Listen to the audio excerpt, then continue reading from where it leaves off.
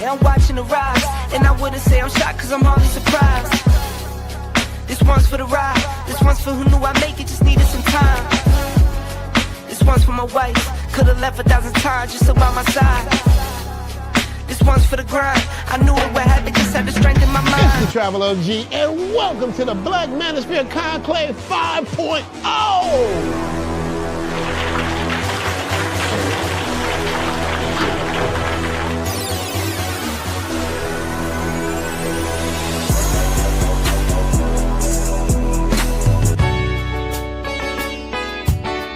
We got started in 2021 in Atlanta, united in the pursuit of excellence in all things. It's been one hell of a ride. Can I tell you what's on my mind? 'Cause I've been thinking about it for quite some time.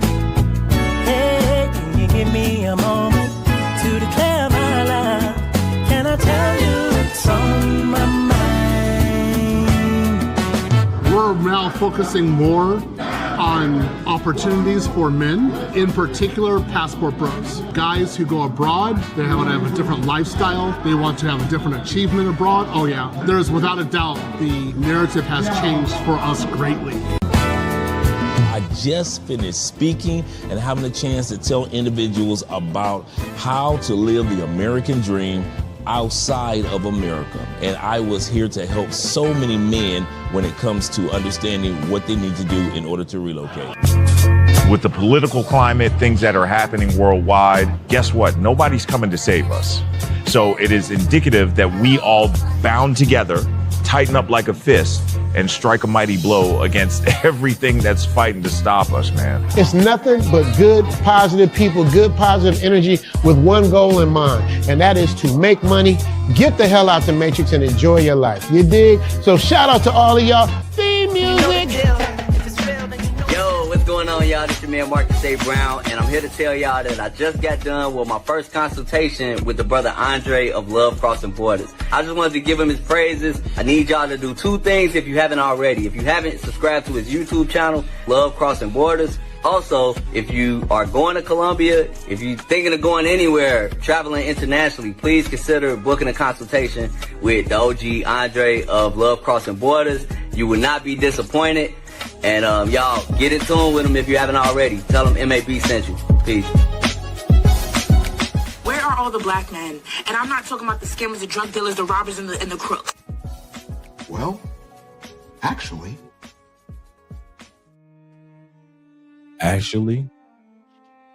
they're here with Andre and Andreas. Love Crossing Borders.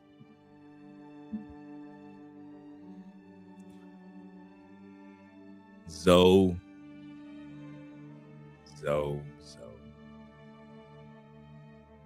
You might have to change your YouTube channel from International Zoe to International Slow. So you got robbed. You've been from country to country, continent to continent. And you portrayed yourself as if, passport bros are lames. And that's why they get caught. That's why they get robbed. And that's why they get scammed. That's how you presented it, even if you didn't mean it. And once again, you might have to change the name of your channel since you've gotten robbed and scammed from International Zoe to International Slow. Zoe, you've been all over the world. Can we ask you a simple question? Just asking. Where the hell is this magical place where you can do stupid shit and nothing was supposed to happen? Where is this magical place? You said it's not Colombia. You told everybody on your channel, hey, Colombia's burned out. It's too dangerous. Let's not go there. It's just too dangerous. We can't go there. You said, wait a minute, don't go to DR anymore. It's not what it used to be. It's dangerous. Parts of Africa you support, other parts you kind of shun from. It's too dangerous. So we're asking, after you've gotten robbed and scammed in Southeast Asia, we're trying to. Where is this magical place where any of us can do stupid things and get away with it? Where is this magical place where all of us can let our guards down and not get got? Because here on Love Crossing Borders, we have been promoting safety, and that there is no such place where you can go and do stupid shit and get away with it. A lot of guys said, I can't come to Colombia anymore. Why? It's dangerous. I can't do stupid things and get away with it. I can't go to Brazil like I used to. Why? Because it doesn't allow me to do stupid shit and get away with it. Can't go to DR anymore. Why? Hey, they don't allow me to do stupid shit and get away with it. So many of you have zoomed to Thailand, right? Zoomed to the Philippines, zoomed to Cambodia. And hey, it's safer. What do you mean? We can do as much stupid shit in Southeast Asia, and hey, there are no repercussions. We feel like Pinocchio on Treasure Island. But did any of us remember, Zoe, that at the end of Pinocchio, all the kids were turned into jackasses? I mean, that's how the movie seemed to me. What's my point, Zoe? What's my point, guys that go to any country, all of us? I'm not just talking to our brother Zoe, I'm talking to all of us. There is no place where we can let our guards down, gentlemen. Not at home in the States, not in Canada, not in Mexico, not in Europe, not in South America, not in many parts of the 54 countries of Africa, and not even in Southeast Asia. We're going to look at tonight and listen to what Zoe had to say in regards to what took place, how he was robbed and scammed. It could happen to any of us. I'll say this again. This is not an isolated incident, even though I'm coming with the jokes tonight. Hey, Zoe, I love you, brother, but you are not obsolete. Anybody that get robbed and drugged and Andre found out about it, you might as well get a big ass bowl of popcorn, because I'm coming with jokes, baby. I'm coming with jokes tonight. But yet and still, any of these things could happen to any of us. There is no country, no continent, no place other than your own home, hopefully, where we can let our guards down as travelers. It doesn't exist. And I've been saying it for the longest. It doesn't exist in South America. It doesn't exist in South Africa. It doesn't exist in South of America. And it does not exist in Southern Europe or in Southeast Asia. No matter where we go, gentlemen, we have to be wise with our behavior, because one slip up, just one, just like back home in the States, could cause us to lose out. That's tonight's topic tonight, that there is no place that will allow us to be stupid for free.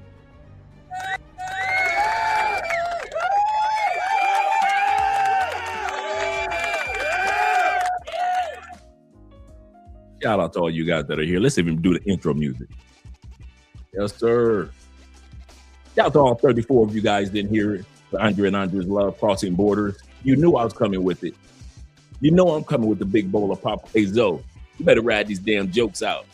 I don't need none of your responses. I don't need no sensitivity like you Ralph Tresvant. I need a man with sensitivity. I don't need you to be singing no Ralph Tresvant sensitivity song. You might as well let me go ahead and eat this big ass bowl of popcorn. Listen to what you gotta say about how you got robbed and scammed, how you got hustled. You walk around with the big ego. See, if I get robbed, dude's gonna be like, "Hey, Ray got robbed, man. It happened." See, I got that "it happens, life happens" attitude. But Zoe, check it out. You so busy walking around like you the ish and your shit don't stink. Now you got a face full of shit. Don't feel good, does it? The Bible says pride comes before a fall. What the cool part about it, Zoe, the Bible also says a good man falls down, a righteous man falls down 7 times and get back up. I believe you're going to get back up, Zoe. I believe you're going to get back up. But that ego of, look at me, you passport bros are doing it wrong, you should do it like me. I'm better than the passport bros. No, bro, I'm not even a passport bro, and I got enough sense not to disrespect what other men are building on. I'm an expat. I'm an immigrant in another country. But at least I got enough sense to put my pride to the side and don't disrespect the other men that are traveling. So, hey, did you not think that these jokes wasn't gonna come from somebody? I know. Richie Mack, Kumbaya, Richie want everybody to be loving to each other. You got Aaron Ferris, my brother, BMT. We want everybody to love and support each other as a brotherhood. Me, I'm coming with the jokes, baby. I'm coming with the jokes. You might as well arm yourself because I'm coming straight out the gates. Jokes are blazing. These jokes gonna be blazing tonight. So you might as well go ahead, go to YouTube, change your YouTube title. YouTube lets you change your YouTube name every 14 days. Go and take that International Zoe out and put International Slow. Because you had to be slow as hell to go for that scam. I've been knowing, dude, I'm not even in that circle, and I don't even go for that damn scam. I don't even walk in that atmosphere. I don't walk in that atmosphere, and I don't get got for that. But like I said, if I do ever get robbed, as many times I done robbed people in my life, and I've been robbed in the States, if I get robbed in Colombia, dudes will be like, "Hey, Dre, you all right?" Yeah. So it is. It's a part of life. Robberies happen. Scamming happens. It is what it is. Have I got gringo price before? Hell yeah. It happened. But that's the difference between my attitude before I get robbed and your attitude before you got robbed. You walk around like your shit don't stink. I saw your little interview a couple weeks ago with the young lady. How do you feel about the men that's coming over here to these other countries? You know, those passport bros. How do you feel about them? You know, the lame guy. The lames that are going to other countries talking about they're coming for women. How do you feel about those? I'm looking like, dude, let it go. We get it. You don't support the passport bro movement. We get it. But damn, half of your episodes are about how much you don't like the passport bros. Damn, I got news for you, Zoe. The passport bros are not your ex-girlfriend. Let it go. Let it go. Let it go. You are too sensitive, Ralph Tresvant. Ralph, you too sensitive. You need to go on back to New Edition with all that damn sensitivity. Take your ass back to New Edition. Hey, Zoe, don't get mad at me. In other words, don't be cruel. Because I would never be that cruel to you. Hey, go on back to New Edition, Zoe. Go on back to New Edition with all that damn sensitivity. The hell you thinking? You think that your ass would go just get, you thought, what you thought? Hold up, let me change the damn music. I'm gonna do the intros in a second. Let me be on. Can I talk for a second, gentlemen? Can I talk? Let me talk for a second. Zoe, International Slow. Damn, tonight you ain't Zoe. Anytime y'all hear me say International Slow, I'm talking about Zoe. International Slow. Did you really think you was gonna post that video of you getting scammed and robbed in Thailand? And what, nobody gonna come with the jokes? as many of my videos your ass been watching.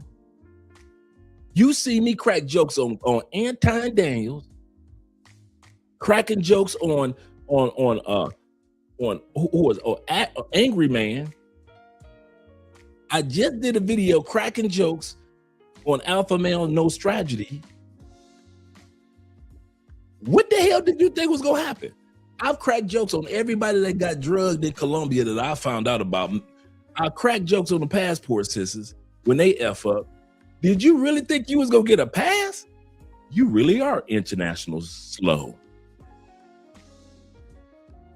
So all you guys in the comment section, get your popcorn ready. Because we coming with some jokes tonight.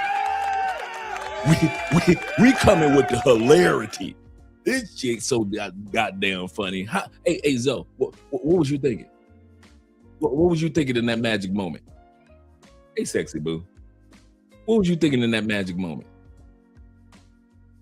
Oh, you wasn't thinking? I ain't think you was thinking either. I ain't think you was thinking either. You was thinking like Will Smith and Jada type shit, huh? Your brain was just in the wrong place at the wrong time, like Will Smith with Jada. Huh? Yeah? Oh, no?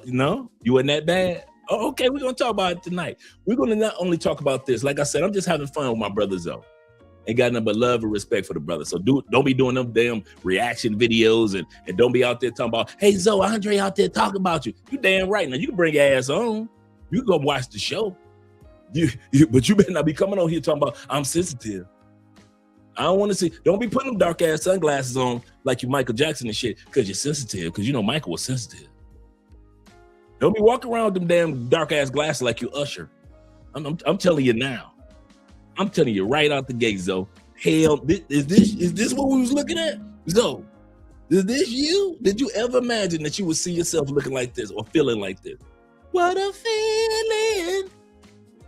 Keep revealing. What a feeling, huh? You never thought you had that feeling. What now?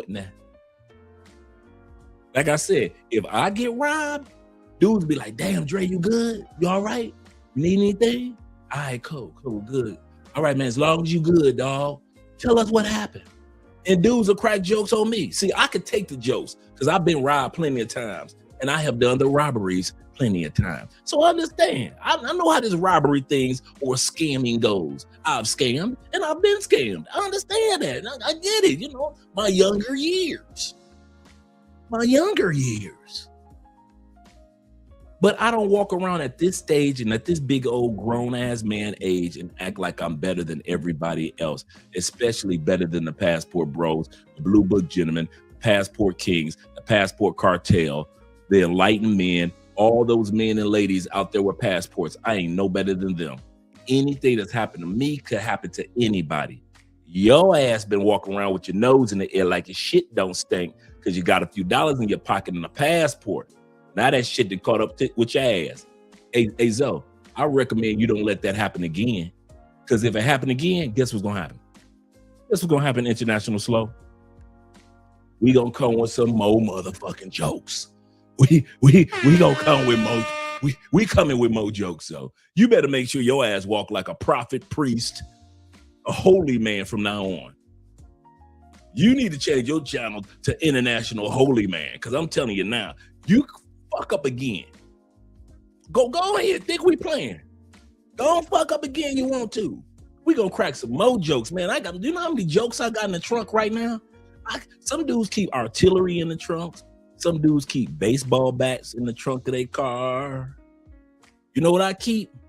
For brothers like you and all the brothers that get robbed in Colombia and all the brothers that get hustled and scammed in DR or Brazil, I keep a box load of jokes waiting for you motherfuckers to fuck up. A box load of jokes. Because if I F up, I'm waiting for y'all to crack the jokes too. And I will not get mad. I kid you not. That's one thing you can guarantee. I can give a joke and I can take a joke. I am not a sensitive dude. You will never see me doing reaction videos and all that. I've had dudes do videos on me and I go in the comment section. You know what I say to them? Do it again. Do another one. That was funny. I have never gone in anybody's comment section talking about, fuck you. I can't stand you. Wait till I see you. I ain't never done none of that. Every time somebody made a hater video on me, I'd be like, hey, dude, Could you make another one? That was pretty good. Hey, next time make it a trilogy. If you're gonna crack jokes on me, make it a trilogy. Don't make just one video, make it a trilogy.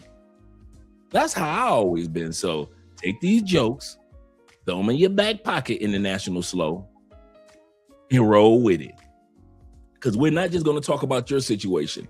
We're gonna hear stories tonight from several people who've gone through the exact same thing and the same scam, the same robbery that our brother went through. So this episode is a warning that there is no perfect place. Thailand, Brazil, some may have crime level higher than others, but there is no place that is super safe for stupid people. See, every country has crime, but there is no country safe for stupid people. If you are a stupid dude with your money, with your passport, and with your time, there is no, you might as well go on back to the States, go on back to Canada, because there is no safe place for stupid people. You cannot come to Colombia, get with 3 Colombianas who you have never met at 3 o'clock in the morning, and if you get robbed, wonder what happened. No, you were stupid. But Andre, they said, no, I said, I live here. I see y'all do stupid stuff time and time again. In DR, if you negotiate the price with the pay for play and it all goes left and you end up paying her and the police, you had to pay the stupid tax. We've all been there before, paying stupid tax in one way or another throughout life. It's all a part of life. That's why I say take these jokes, International Slow. But at the end of the day, brethren, it can happen to any of us, bro.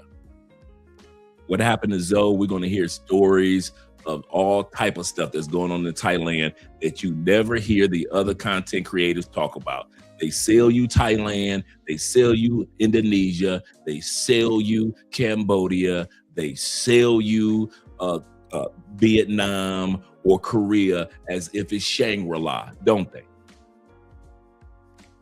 I'm being serious. They sell the Philippine woman like she is flawless, and those mean, evil Colombianas, don't trust them, right? Let's be real. Come on, let's be real. Now, I'm not coming at anybody as a content creator. I'm just saying that the product looks so shiny. That same vase in Colombia is just a regular old vase, right? It's just a regular vase. It's curvy, right? And then you get one in the Philippines, boy, it's got the art designs and everything. Or you get it in Thailand or Bali, they make it seem like it is perfect. No mistakes, no flaws, no crime. It's perfectly safe. Your kids can walk down the street your 3-year-old can walk down the street at 4 a.m. in the morning, right? That's how they sell it. And it could be true. I'm not denying that part. I believe that there are other parts of the world that are far safer than Colombia, far safer than South America in general, far safer than the Caribbean. I am not foolish, way safer than the United States, way safer. So I'm not sitting back acting as if I don't believe that and I don't know that. What I'm saying is this, International Slow. There is no perfect place for stupid people. There is no home for, and that means that goes for all of us. There is no perfect place where we can let our guards down. And our brother, International Slow, like I said, tonight you are not Zoe, okay? You might as well roll with it tonight. Take these jokes, son. Take these jokes. Our brother, International Slow, is a prime example of that there is no perfect place. We all got to be on guard. A person tried to, one of the things, for example, before I go to the comments, I'm about to go to the comment section and give you guys a shout out. We got 78 in the building, so I may not be able to shout out to everybody. Maybe shout out to the Super Chat brothers and all you guys. But shout out to you guys for supporting the channel by way of PayPal, Cash App, Super Chats, and Bitcoin. Shout out to you guys supporting by way of, let me get it right, Bitcoin. There we go. Shout out to you guys supporting by way of Bitcoin to Cash App. I'm about to do the shout outs, but guys, I'm telling you, none of us are flawless. None of us are. That's what Zoe. If you had gotten robbed and if you wasn't acting uppity, most dudes would have just felt for you and say, damn, my brother Zoe got robbed. Damn, that's fucked up. And I hope he all right. Oh, he got scammed? Okay, cool. Let's see what happened. That's how most dudes would have handled it. But since you've been walking around for the past few years like your shit don't stink, and we already know, hey, we're children of habits. After you got robbed, you will still walk around from country to country like your shit don't stink. We already know that. We've been watching you do that for years. Every content creator has their own personality. Me, I'm animated, right? I'm animated, funny, but informative, right? That's me. My wife is the conservative one, laid back, Miss Ladylike, right? Richie Mack and Aaron, the brothers that want to bring everybody together in unity. All of us have different personalities. Shout out to my brother, Beautiful Lies. He's got a balance of everybody, right? But you, International Slow, every episode is dedicated to show the world how stuck up your ass is. How you think that you are better than the Passport Bros, Blue Book Gentlemen, Passport Cartel. Every damn video you do, you walk around like your shit don't stink. And we gonna follow you because you are brother in travel. Doesn't matter what race you would be, black or white, doesn't matter about your race. But since you're a fellow brethren out here traveling, we gonna support you. We gonna continue to support you. But dude, you gotta let go of that I'm the shit attitude. That shit gonna come back to bite you. You know what you remind me of? You remind me of, and I know off camera, you don't know me, I don't know you, but I'm talking about all of us, guys. And I mean, it's all of us. Some of us gonna be remembered like Jordan, and some of us gonna be remembered like Kobe. Motherfuckers cried when Kobe died. They were at least sad and hurt. Wow, Kobe did. No, don't say it ain't true. His daughter too? Oh, damn. We all know when Jordan dies, we're gonna watch some highlights and say goodbye and then watch the next television show. Ain't nobody gonna give a fuck when Jordan died. The media gonna try to push it because they're gonna try to get that narrative out there. You know, it's good content, and everybody trying to, you know, get as many videos, and YouTubers gonna talk about what Jordan was and all of the short. But really, deep down inside, none of us like Jordan as a person. None of us. We've heard too many stories from too many friends that were either waiters, waitresses, cooks, people that are ex-players that knew Jordan as a real person, and everybody said he was a bitchy asshole. And we all believe him because we know we could tell that Jordan comes across as a bitchy asshole. Let's be real. So when Jordan dies, we're gonna be like, oh damn, Jordan. Oh yeah. If it wasn't for Jordan, we'll be watching all that shit. But deep down inside, ain't nobody gonna shed no tears for Jordan or be sad when Jordan died like we was for Kobe. So don't go out like Jordan. And that goes for any of us. That goes for any of us that's out here that's part of any form of media. You never want to put yourself in a position where your ego is so large that when you need people just to pray for you, ain't nobody dropping to their knees for you. You don't want to be in that position. But hey, you're an older man, I'm an older man. I can't tell you shit, right? You know, you can't tell dudes shit. We always say this. You can't tell black men shit, especially black men with some money. You got a few dollars. You can't tell a black man with money shit. You can barely tell a white man with money shit. You definitely can't tell no black man with money shit. So Zoe, I'm just sharing the message, brother. I got my big bowl of popcorn tonight. You gonna take these damn jokes. Don't be acting like, well, man, fuck that nigga Dre. Bruh, the day you say fuck Dre is the day you just repeating some shit I told myself maybe 4 hours ago, okay? You ain't gonna see, you ain't no insult you can give Andre that I ain't ever gave myself already in this lifetime. That's why I got a good attitude about life. Ain't shit y'all can say about Andre that's gonna make Andre feel bad. Why you think I already told y'all my John Wick trilogy? Y'all know my life. Ain't nobody gonna say, hey, I heard about Dre went to jail. Nigga, that any rumor you hear about me, guess who started the rumor? Any rumor that you hear about Andre Spence, government name, guess who started the rumor? You know why? So y'all don't have the power to start rumors. I took away guys' powers to start rumors by starting the rumors my dams. What's my point, Zoe? My point is this. Bruh, you have to get together as far as that ego shit. That shit is not cute. Let's get ready for the shout outs. There's 95 of you guys in here. I can't do all the shout outs. I can't do them all. I wish I could. I do the top 20 shout outs because David Dice was in the building. Numero uno. Salute to you, Dave. Salute to you. Glad that you're here. Shout out to the fam. Yes, sir. And shout out to Kenny Peoples. Hey, Kenny, I'm going to go through that list of content that you sent me the other day. I appreciate that, brother. I really do. I do not take it for granted. Good evening to you. He said, I missed the movie night. Man, we had a good time last night. If you guys aren't doing anything every other Saturday, we had a good time watching some classic movies. Last night we watched Mo Money, and then with Damian Wayans, and then we also watched Chris Tucker and Charlie Sheen in, what was it? Oh, Money Talks. So we had a good time watching the movies last night. So shout out to all you guys that were here last night enjoying the movies. Shout out my brother Nazarene of the Way is in the building. He said to get robbed in Thailand, you have to have done something wrong. Usually Thai people don't care. So the narrative is sold. We're going to talk about that tonight. A lot of times the narrative about Thailand is sold as if, hey, it's Shangri-La. Nothing happens here. It's perfect. It's this how much crime happens in Colombia. This much. But in Thailand, it's this much. Let's take a look.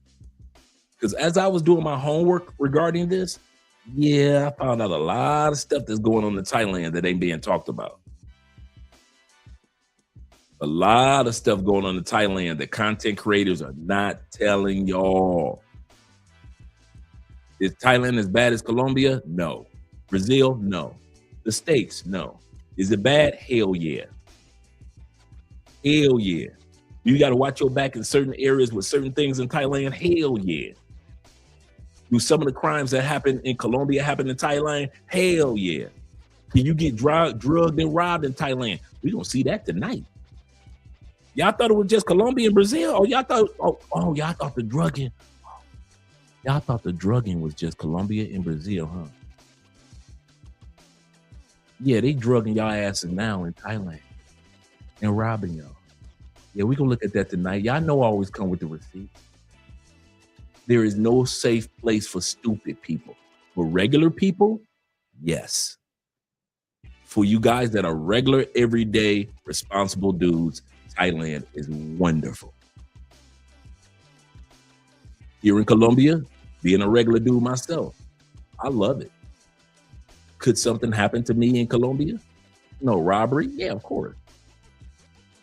But my point is, regular people and stupid people do not walk in the same circle in any of these countries, on any of these continents. That's why regular people and stupid people normally, not all the time, but normally get different results in the same country. There is no safe place for stupid people, ever. You can't name the country. If you got that country, put it in the comments. We would love to see where there is a country that will allow you to come there and do some of the stupid stuff that you do in Colombia, the stupid stuff that you do in Brazil, the stupid stuff that you do in DR, the stupid stuff that you do in the States, and it just slides off. And y'all thought that y'all could go to Thailand and it would allow you to just let your guard down and be stupid. And you ain't got to have your guard up at all times like you do in Colombia. Well, let's look at Thailand. We're going to look at Thailand tonight. We're going to Thailand. We're going to have some fun in Thailand tonight. Shout out to my brother Nick in the building. Glad to see that you're here, Nick. Like I said, we got 92 people in the building, so I ain't going to be able to hit everybody. I ain't going to be able to hit everybody with the shout out. Shout out to my brother Donald Williams of the Williams family. He says, suppose robbery occurred a year ago.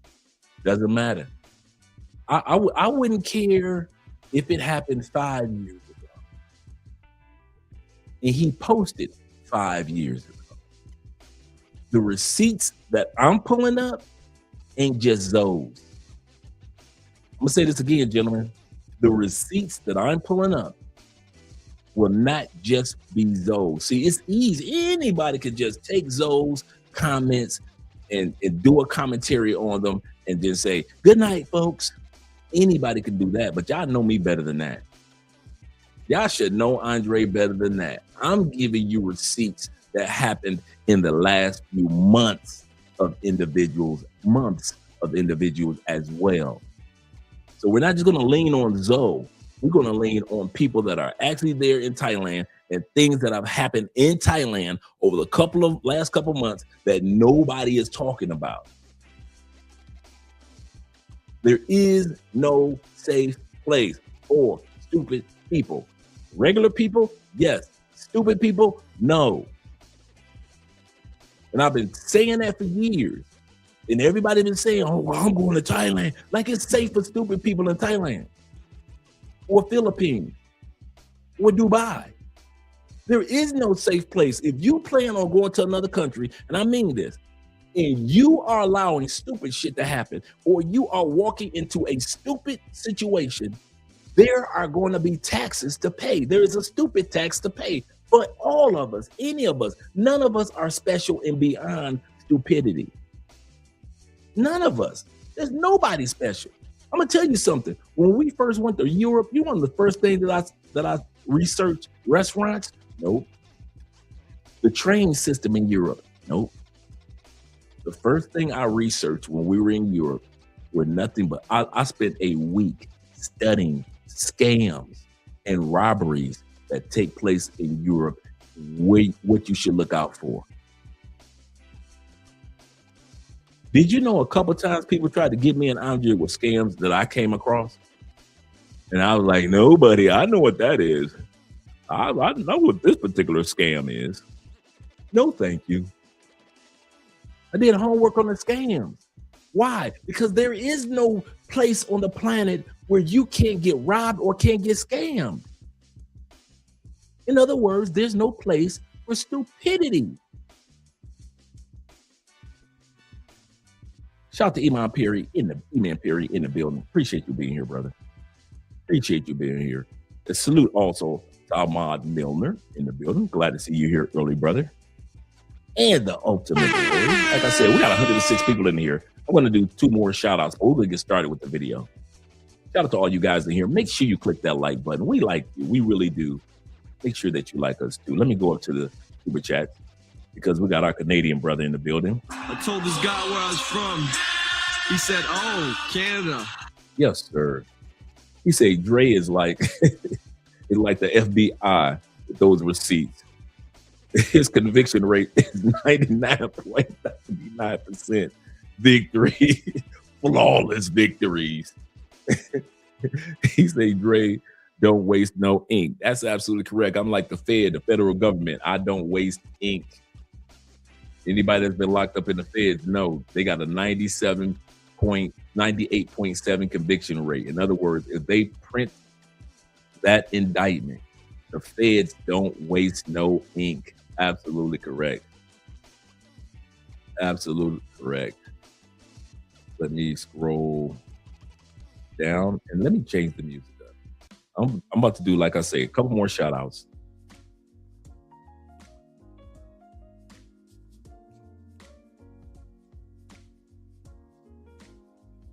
Couple more shout outs. And here we go. Let me go back here. Appreciate you guys being here, by the way. Shout out to Rico in the building. Glad Rick is here, and Jermon representing. My brother Beans is a representation here in the building, as well as my brother Leo Games. Yes, sir. Glad to see that you gentlemen are here. Glad to see that you gentlemen are here. And shout out to my man Garland being in the building.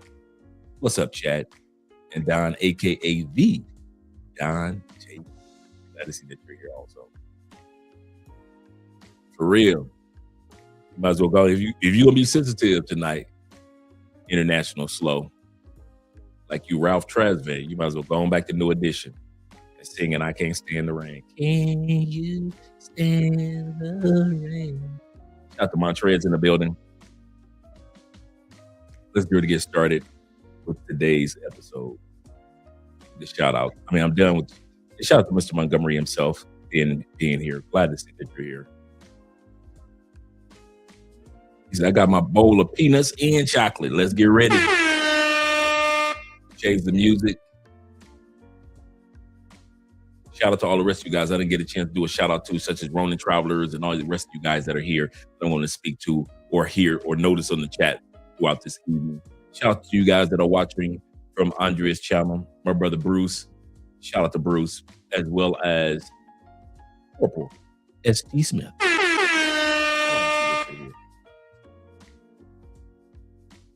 Let me turn this music down just a little bit because we're about to get started.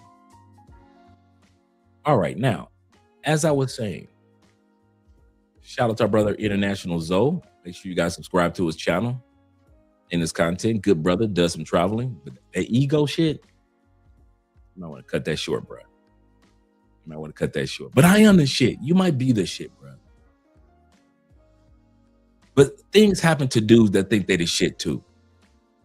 I'm gonna say that again, International Slow. Things can happen in any country to us down-to-earth dudes, and things can happen in any country to you dudes like you, Zoe, that think your shit don't stink. It can happen to any of us. None of us are perfect.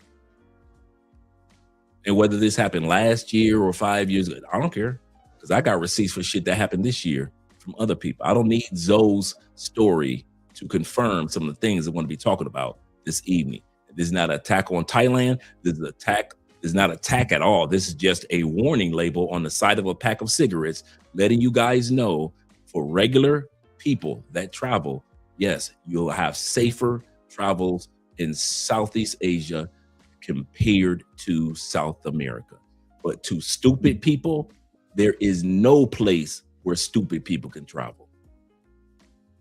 And if you want to be stupid and you thought leaving Colombia and Brazil would be a safe place to go to in Thailand, you got Thailand fucked up, and you about to see that tonight.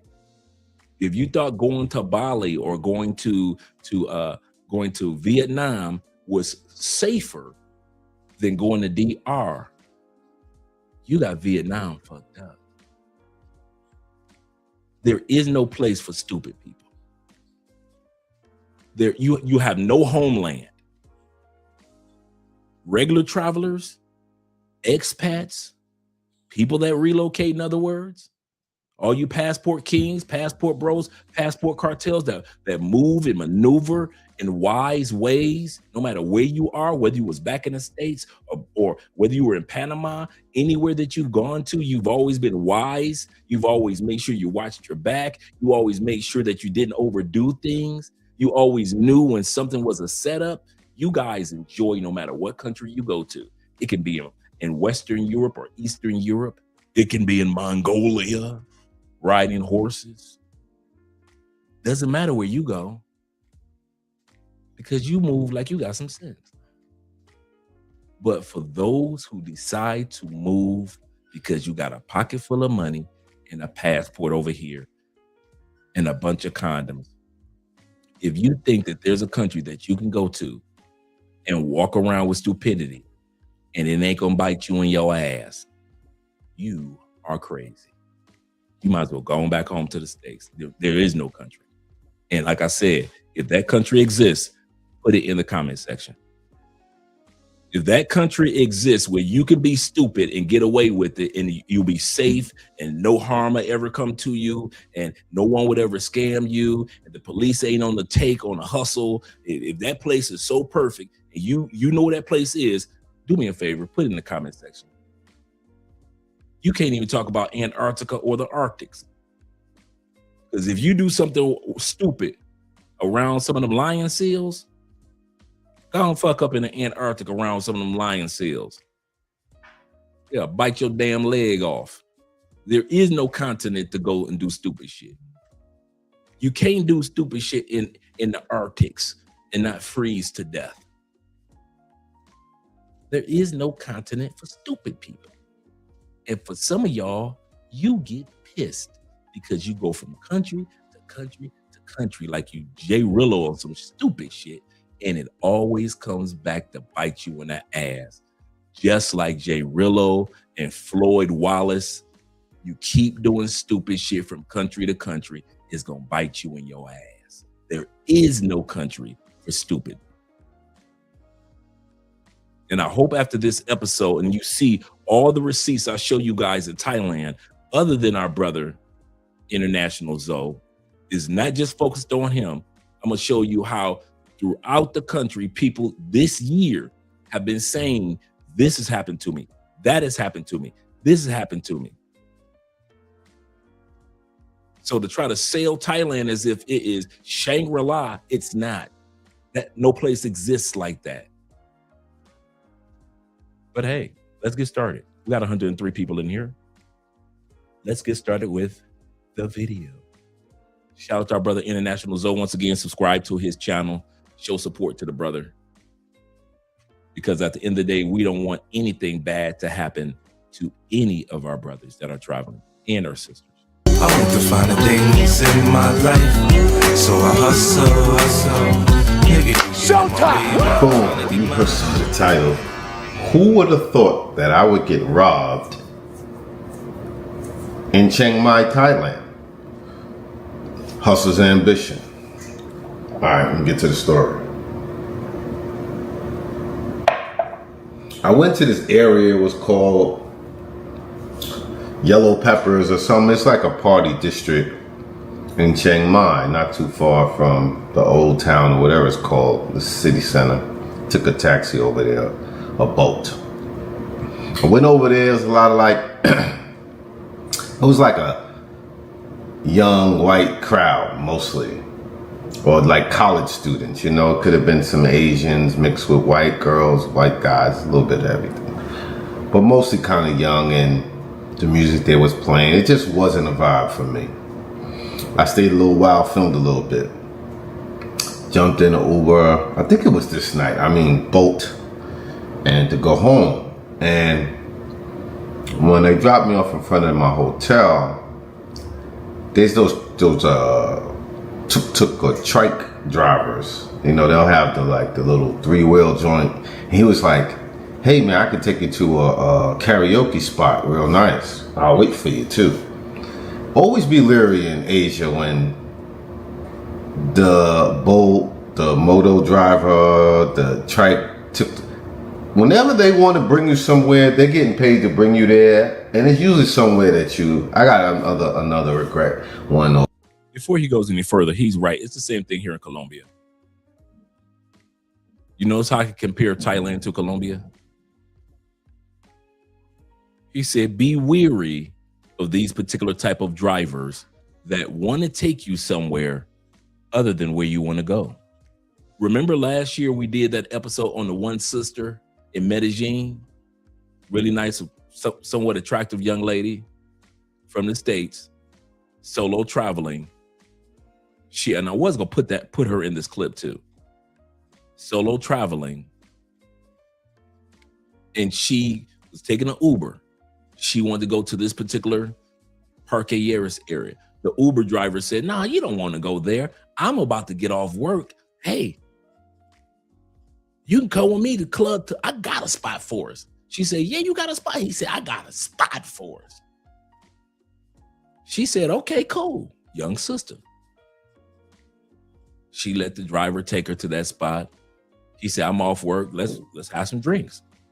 He says, let's have some drinks. The driver says, let's have some drinks. She said, cool. Go in. He getting drinks. She getting drinks. They having a good time. He pulls the old, I got to piss. She been drinking. Go ahead, take your piss. I got you. Understand. You gonna take your piss. The Uber driver disappeared. Club's about to close. Here in Medellin. They sent her a bill. That'll be $1,000, man. What? $1,000. How would you like to pay that, cash or a credit card? What? That'll be $1,000 for her. She looked down as maybe like 4 or 5 drinks at the most. They hadn't popped any bottles or anything. At the end of the day, club closed.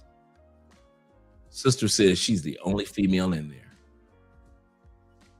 And they're like 8 or 9 big dogs in Colombia. You know, Colombia ain't got too many big dogs. That's extorting her, saying you got to get that money somehow, some way.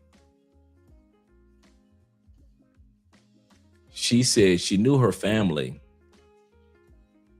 in the States didn't have that type of money immediately. So she called a good friend of hers in China. Remember we did that video last year. The sister had to call to China to have her partner, her homegirl, wire her money to her account to pay that $1,000 to get out of that bar.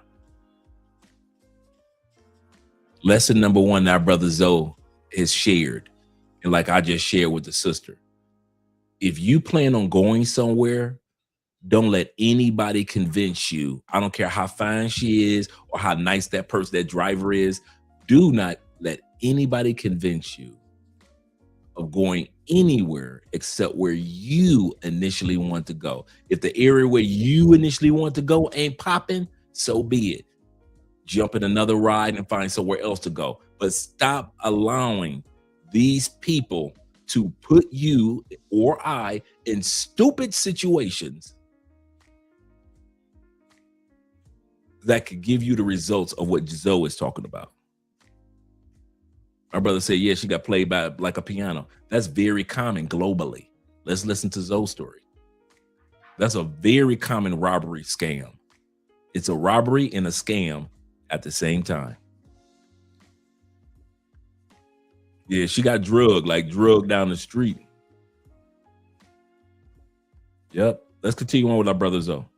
Or Hustle's Ambition, I'm gonna tell you about that too. So you just got to Thailand and you ready to hit the ground running, right? Wrong.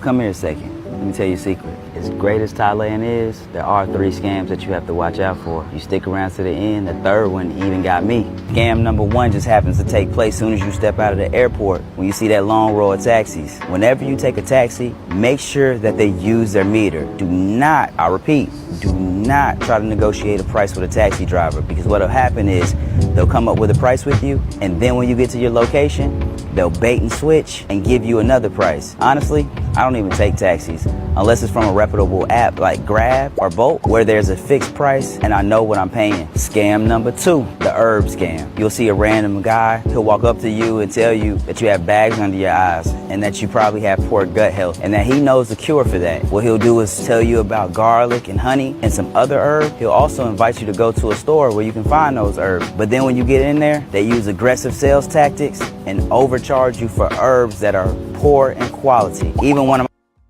Okay, he said that they will have you go to a particular store. Here in Colombia, that scam is done by homeless people that say that they're hungry.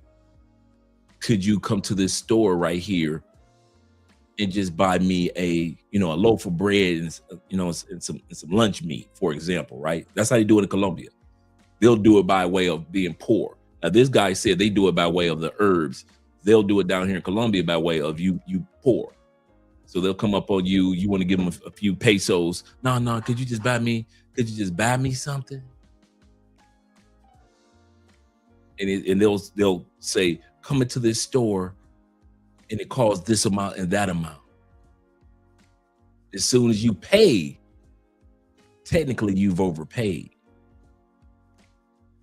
And so as soon as you walk away, they give the food and the lunch meat back to the store manager or the cashier and split the money with the store and the cashier. So the store and the homeless person, and in this case, the herbal dude, are in on the scam. Andrea and I are in Colombia, are in Cuba. This is how common this scam is. We're in Cuba. Black lady walks up on her, older black lady walks up on us. Could you buy me? I only want. Andrea, being Andrea, a nice lady, had no problem with that. Andre, who saw the video of this scam, remember I said I research scams before we go to a country. I already saw the video on this scam in Cuba. I said, no, we're not buying you anything. And we're not giving you anything. Why? Because I already knew about this going to a store and they'll raise the price on you. And then once you're gone, they take the items back and split the money with the store owner. So that's a global one, guys. But guys, here's the kicker. People in Thailand, Philippines, Korea, all you Southeast Asian dudes, you rarely tell this part of Southeast Asia. You act like these scams only happen in Panama, Cuba, DR, South America. No, guys, these type of scams are happening out where you guys are in Southeast Asia. So start telling guys the rest of the story of Southeast Asia. The biggest and easiest way to scam somebody in the Philippines is a person that assumes that they can let their guards down because I'm in Thailand and I can finally let my guard down. Boy, I always had to have my guards up in Brazil because in Rio, boy, it's crazy. It's crazy. It's crazy, right? So you get to Southeast Asia, you're in Korea now, and you think, and this is the connect.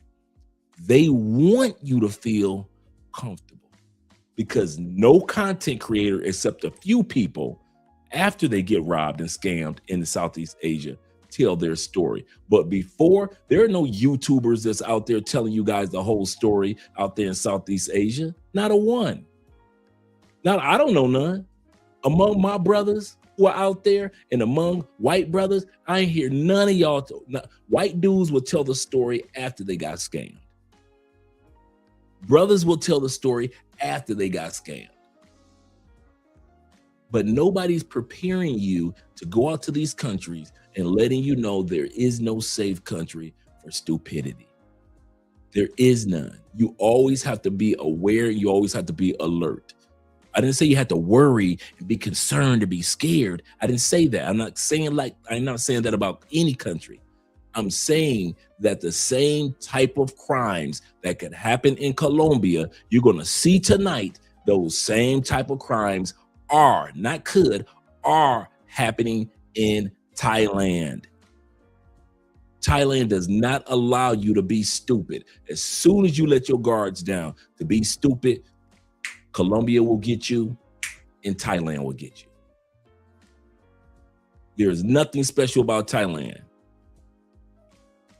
It might not happen as often, but from the videos that I came across, it's ramping up speed because a lot of us go to Thailand and or any parts of Southeast Asia and we let our guards down. And now more and more and more scams and robberies are taking place because we let our guards down. There is no place to let our guards down. Let's continue on. My friends just got scammed out of $400 from them. And finally, scam number 3. Even I failed tactics and overcharge you for herbs that are poor in quality. Even one of my friends just got scammed out of $400 from them. And so his partner got scammed out of $400 regarding some herbs that can get the bags from up under his eyes. Wait a minute. Y'all told us that Thailand, the Shangri-La, is inexpensive. You can buy everything pennies on the dollar. $400. Hey, that is the rent for 2 months in Thailand, right? That's how y'all sold Thailand to us, right? As if it is flawless, there is no mistakes, that all the humans smile and get along, and it's kumbaya in Bali, Indonesia, and other parts of Indonesia. $400. Y'all didn't tell us that. Y'all didn't tell us that. Y'all didn't tell us that part. Why didn't y'all YouTubers? All my brother YouTubers in Thailand, how come y'all didn't tell us that part? See, we tell y'all about the good, the bad, and the ugly of Brazil. We tell y'all everything. The good, the bad, the ugly of DR. We tell y'all everything. The good, the bad, the ugly of Europe. We tell y'all everything. The good, the bad, the ugly of Colombia. We tell y'all everything. How come y'all don't tell us everything about Thailand, about Southeast Asia, about the Philippines? How come y'all make it seem like the Philippines is flawless and no crimes ever happen? And the news don't never talk about crimes in the Philippines because no crimes ever happen. No crimes ever happen in Vietnam. Never. No, never. Not one crime in Cambodia. There is no crime in Cambodia. In Japan, they do not have crime. Not in China. Not in China. Malaysia. Not in Mongolia. They only got horses. No crimes. They just got horses. No crimes. Y'all tell us the good as if there's no bad and there's no ugly. This is not an attack on any of my brothers that do content. But it's about time for y'all to tell us the truth about Southeast Asia, like we tell y'all the truth about South America. Y'all tell us y'all love us, then tell us the truth. Tell us what scams go on out there. Don't tell us after Brother Zoe then told us that he didn't got. Now all of a sudden in the next couple of weeks, all these black content creators gonna be coming out with how they got scammed. You should have told us before. Don't wait till Brother Zoe come out. Y'all sold us as if it's perfect in Malaysia. No, we didn't. You, God damn it, you did. Take responsibility for your actions. That's the one thing that I can't stand, if you don't take responsibility for your actions. I cannot stand, my number one pet peeve is do not insult my intelligence. That I don't have another pet peeve higher than that one. Do not look me in my eyes and tell me a barefaced lie when you know that I know the truth. You guys have sold us that Southeast Asia was flawless. No, we did. We never said that. Yes, you did. Yes, you did. No country is flawless. Not a one. And that's why this young man said his friend lost $400 in Thailand on an herbal scam. $400 in a country where everything is pennies on the dollar.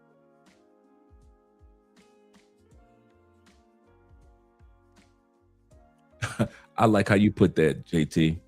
You say Philippines has some nice malls, but the malls have like 500 security guards in each mall for a reason. That's a good way of putting it, brother.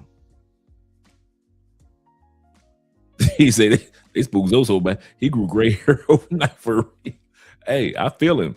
Let's continue on. Finally, scam number 3. Even I fell for this one. The fake monk scam. Usually what you'll have is a guy dressed up as a monk, holding a bowl, going around to tourists, asking them do they have money. Monks do not ask for money. They do not ask for food. Who would have thought someone would dress up like a figure so sacred in this culture just to scam people?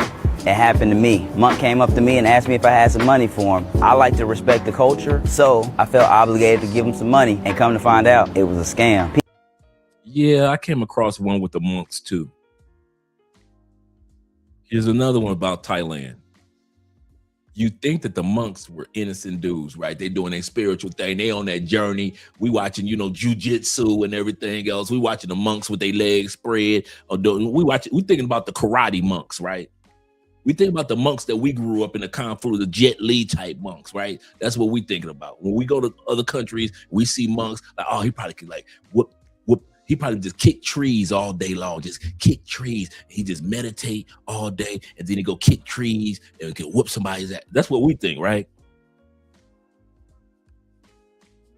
That's what we think about monks. How come I just came across a news headline for this month in Thailand? They raided the police raided a monastery. I think I'm correct with the monks, right? Full of monks. How come they did a drug raid and they did drug testing, immediate drug testing?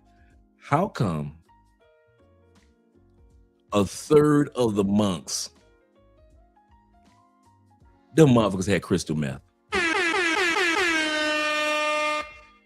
Third of the monks got crystal meth in their system. No wonder they ask and balance on one twig for an hour or two. No wonder they ask and float through the air with the greatest of ease. 1/3 of it was on crystal. I'm like, what the? When I was researching this, man, dude, we gonna do this another episode on this when it comes to the truth of Southeast Asia. Because they had a whole video. I mean, the police walking around and the monks looking around like, what happened? Mom, you know what happened? 1/3 of you motherfuckers in there, high as a kite. But your favorite YouTubers ain't gonna tell you that part. Oh, they ain't gonna tell you that. They'll tell you all the dope fiends are in Philadelphia.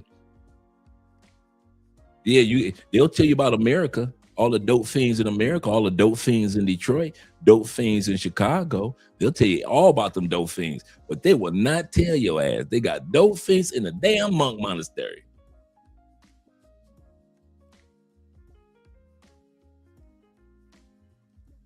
I came across one video. I don't know if I showed it or not. I'm sure if I kept it tonight. You had African pastor, an African pastor in Thailand flipping bricks of cocaine. You are a pastor and you flipping bricks? See, they ain't gonna see your favorite YouTubers. They gonna tell you that they flipping bricks in Thailand. Hell no, they gonna tell you that. They gonna make it seem like it's like Disney World, the most wonderful world in the land. Man, these dudes be selling Thailand as if Michael Jackson can move there and there's gonna be no trouble. You can move to Thailand, you can move to Philippines, ain't no trouble, ain't no crime in this country. It is crime free, Michael Jackson. This is the true Never Never land. That's how y'all sell dudes. And do not lie that y'all don't. Y'all sell Southeast Asia as if don't no shit ever go on. Like Michael Jackson can move there tomorrow with 18 white babies, white kids, and claim them all. These are my children. The only black boy he will have is Emmanuel Lewis as a grown man. Let's continue on. I told you I'm bringing the jokes to Thailand. Ain't just Zoe that need to take these jokes. Thailand, Philippines, all Southeast Asia. And all you content creators, y'all better be ready to take some jokes. I'm coming with the popcorn in hand, watching all the damn crimes and criminals that be taking place over there. Like, God dang, I thought Colombia was crazy. People, when you come to Thailand, be vigilant. Watch out for these scams. But other than that, if you like this video, make sure you do a like, comment, and follow me. We got scammed whilst we were in Chiang Mai in Thailand. Basically robbed. I think in the end it was like £1,500 total. But then they also took all my cash. We saw these local Thai girls and we went over to them and basically just said, oh, where would you go on a night out? They took us to a bar, and inside the bar they had like a private karaoke room. They then offered us drinks. Like, yeah, do that. Same thing that Zoe was talking about. Same thing, same scam. Same scam that happens here in Colombia. They were like, oh, can we have a drink? I was like, yeah, of course you can have a drink. There was loads of girls in the room as well. It wasn't a strip club, by the way. Yeah, just to put that out there, guys. They charged us originally for like £100. Then they got food, wanted a bottle of whiskey. But But we never ordered this. We didn't order this. They just like kept bringing in food. So then they came in the room again to charge us, and they charged us an extra 12,000 baht, which is like £300. I paid it and I was like, right, that's it now. We'll like kind of finish the night. I ordered a Grab, which is like an Uber equivalent, like a taxi. I noticed one of the girls left the room, and then as soon as we got up to leave, 8 men came into the room, locked the door, and then demanded that we pay 64,000 baht, £1,500. Yeah. £1,500. Like $1,200. I mean, $1,700, $1,500. Well, £1,500 would be like $1,700, $1,800 USD. Now they just paid $300. He said we just paid about $250, $300. The chicks leave the room. Here come Bruno and them. Here come Jet Li, Jackie Chan, Ip Man, Bruce Lee. All of them trained to whoop your ass. Who would you take an ass whooping from? Surveys would like to know. Inquiry minds would like to know. If you had to take an ass whooping from a motherfucker to get that money, would you take an ass whooping from Jet Li? I think not. Bruce Lee. Jackie Chan. If you ain't had no choice, I'm gonna take this ass whooping. I'm about to fight my way out. But it was Bruce Lee standing right there. Or Ip Man. Jackie Chan. Who would you say, man, fuck it, man? I'm gonna go ahead and fight Bruce, man. Fuck it. I'm gonna fight. My brother said, I'm gonna go and fight Jet Li. Fuck, I'm gonna get it out the way. I'm gonna go and get it out the way. You in Thailand, you got Jet Li, Jackie Chan, and Ip Man standing right in front of your ass, demanding $1,700. He said, that popcorn is spicy tonight. That popcorn is spicy tonight, Dre. See what I'm saying? Michael Jackson walk in. That's how they act like Thailand is a place where Michael Jackson could come with 18 white babies. Because you know he ain't touching no black kids. You ain't never seen Michael Jackson with somebody younger than Emmanuel Lewis. He ain't got no photo footage of Michael Jackson ever touching a black baby. That one you can guarantee right there. Shout out to Michael and the white kids. I'm just asking. Okay, you got Jet Li. These dudes are sitting there.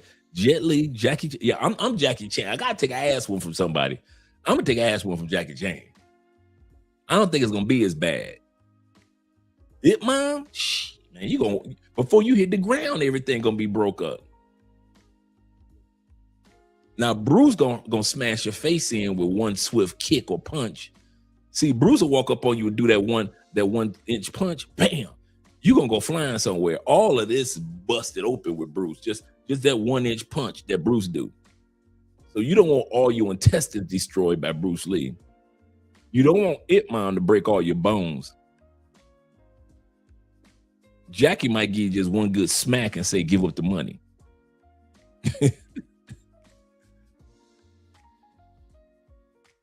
He said, I'll take my chances, right? He said, I'll take my chances.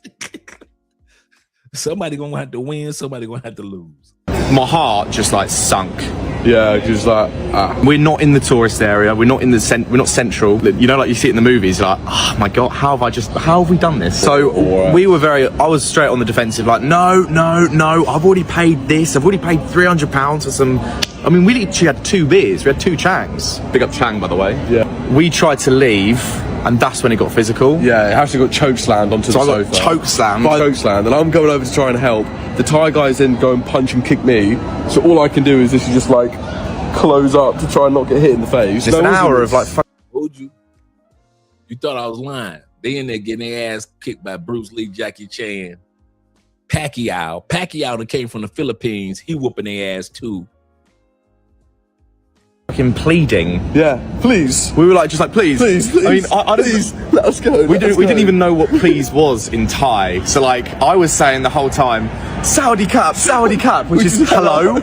So these guys are just thinking like, mate, these tourists. I said, I've already paid you 12,000 baht. Like, that's enough. Like, we've just had 2 beers. Like, but it got to a point where it's like, they weren't budging. They took all of our cash. They were also threatening us as well. So there was another guy, wasn't there? And he just puts on like Google Translate. We'll call the police, and we'll get the Chiang Mai mafia to beat you up. Yeah, very silly decision. But I will say we were totally taken advantage of. They filmed us saying yes to when they asked to order like the shots. They filmed me with like nodding yes. But like, so we didn't pay the 64,000 baht because they took our cash. Literally pled with them, you know, Saudi cap. Hello. And they gave us a discount. I mean, it's just absolute theatrics. Yeah, it got them down to 35,000. 30,000, yeah, which is £900. I wanted to create more dad law, and I feel like we got it. We've had the highs and the lows, so it's been like an all-round fantastic trip. I cannot believe that I've lived in Thailand for the past 4 years and I had absolutely no idea that this scam existed. But apparently it's a real thing and it's very serious. And if any of you out there know anything about it, drop me a comment or a DM or something, because I need to know if this is true or not. So apparently, if you go to some of the local markets here, the sellers have a system where they'll give you a different coloured bag based on how you negotiate with them. So a red bag means you're an aggressive negotiator, a green bag means you're a pushover, and a yellow bag means you're somewhere in the middle. And this means that when a seller gives you one of those bags, all the other vendors in the market know exactly what kind of customer you are before you've even started talking. That means they know when they're wasting their time, when they're not wasting their time, and exactly how to approach you to get as much money off you as possible. Now that they don't do that one in Colombia. You go to the open market in Colombia, they ain't giving you no special bag so people can know how to scam you. YouTubers, YouTubers, all you Thai YouTubers, how come y'all ain't tell us about this? How come y'all make it seem like going to Thailand in the open market and getting your fruit and all that stuff? Y'all ain't tell us about this part. Y'all telling us every damn thing that we don't want to know, but the stuff that we need to know, I ain't seen none of you Thailand YouTubers. None of you Southeast Asian YouTubers telling us about this. So when I go shopping in the open market, depending on how I negotiate for my fruits, vegetables, and herbs, that's the color bag they're going to give me. So all the other people that's selling products will know, hey, Andre's a shrewd negotiator. Don't sell to him. Oh, this guy over here, he's a sucker. He's got a yellow bag. You could sell to him all day long.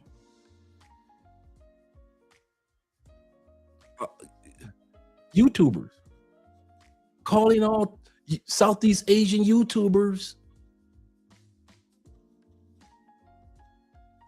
I'm talking about the males and the females. Y'all ain't told us none of it. Y'all said that it is perfect for us and Michael Jackson to come to Thailand. That's what y'all told us. Thailand ain't got no bugs, no flies, no nothing. It's perfect weather all the way around. They ain't got no moose, no lions, no bears. They ain't got no wolf walking down the street. There's not a rhino in the back alley. None of that. Y'all sold it as if it is perfect.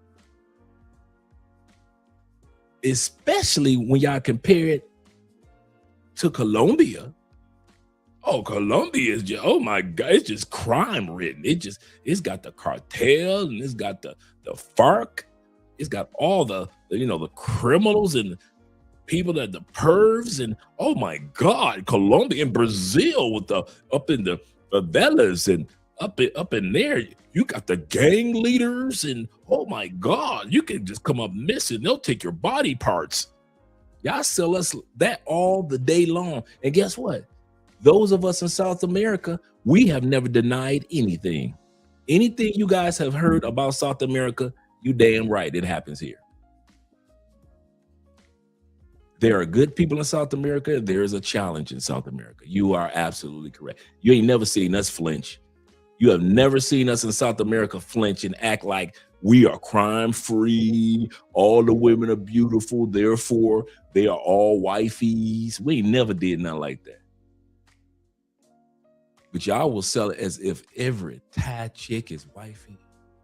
She cooks, she's clean, and she never gets mean. Y'all sell Southeast Asia, boy. Y'all do not know how y'all put that spit shine on Southeast Asia. We ain't gonna just clean your car. We gonna do a spit shine. Instead of telling us the truth and let us make the decision on our own. It's amazing how you guys have been selling us, but we ain't scared over here in Southeast Asia. I mean, South America, but you content creators in Southeast Asia, y'all seem to be scared. How come y'all so scared to tell the truth? How come y'all so scared to tell the truth of what's going on in Southeast Asia? Because do not tell us that we've been telling y'all ain't told us shit. Don't lie. Say it with your chest like you were saying it before when y'all was selling Southeast Asia as if it's the land of all opportunity and it could never go wrong. Because as long as you compare it to Colombia, hey, it's better than Colombia. Hey, Philippines is good. It's better than Colombia. Korea is great compared to Brazil. Man, you might as well come to Malaysia because it's better than Panama. It's better than Mexico. You want to do islands? You ain't got to do the Caribbean islands. You got thousands of islands here in the Philippines. It's perfect. Ain't no crime in the Philippines. They just climb up coconut trees. And that's all they do. They just climb up coconut trees and they share mangoes with each other in love.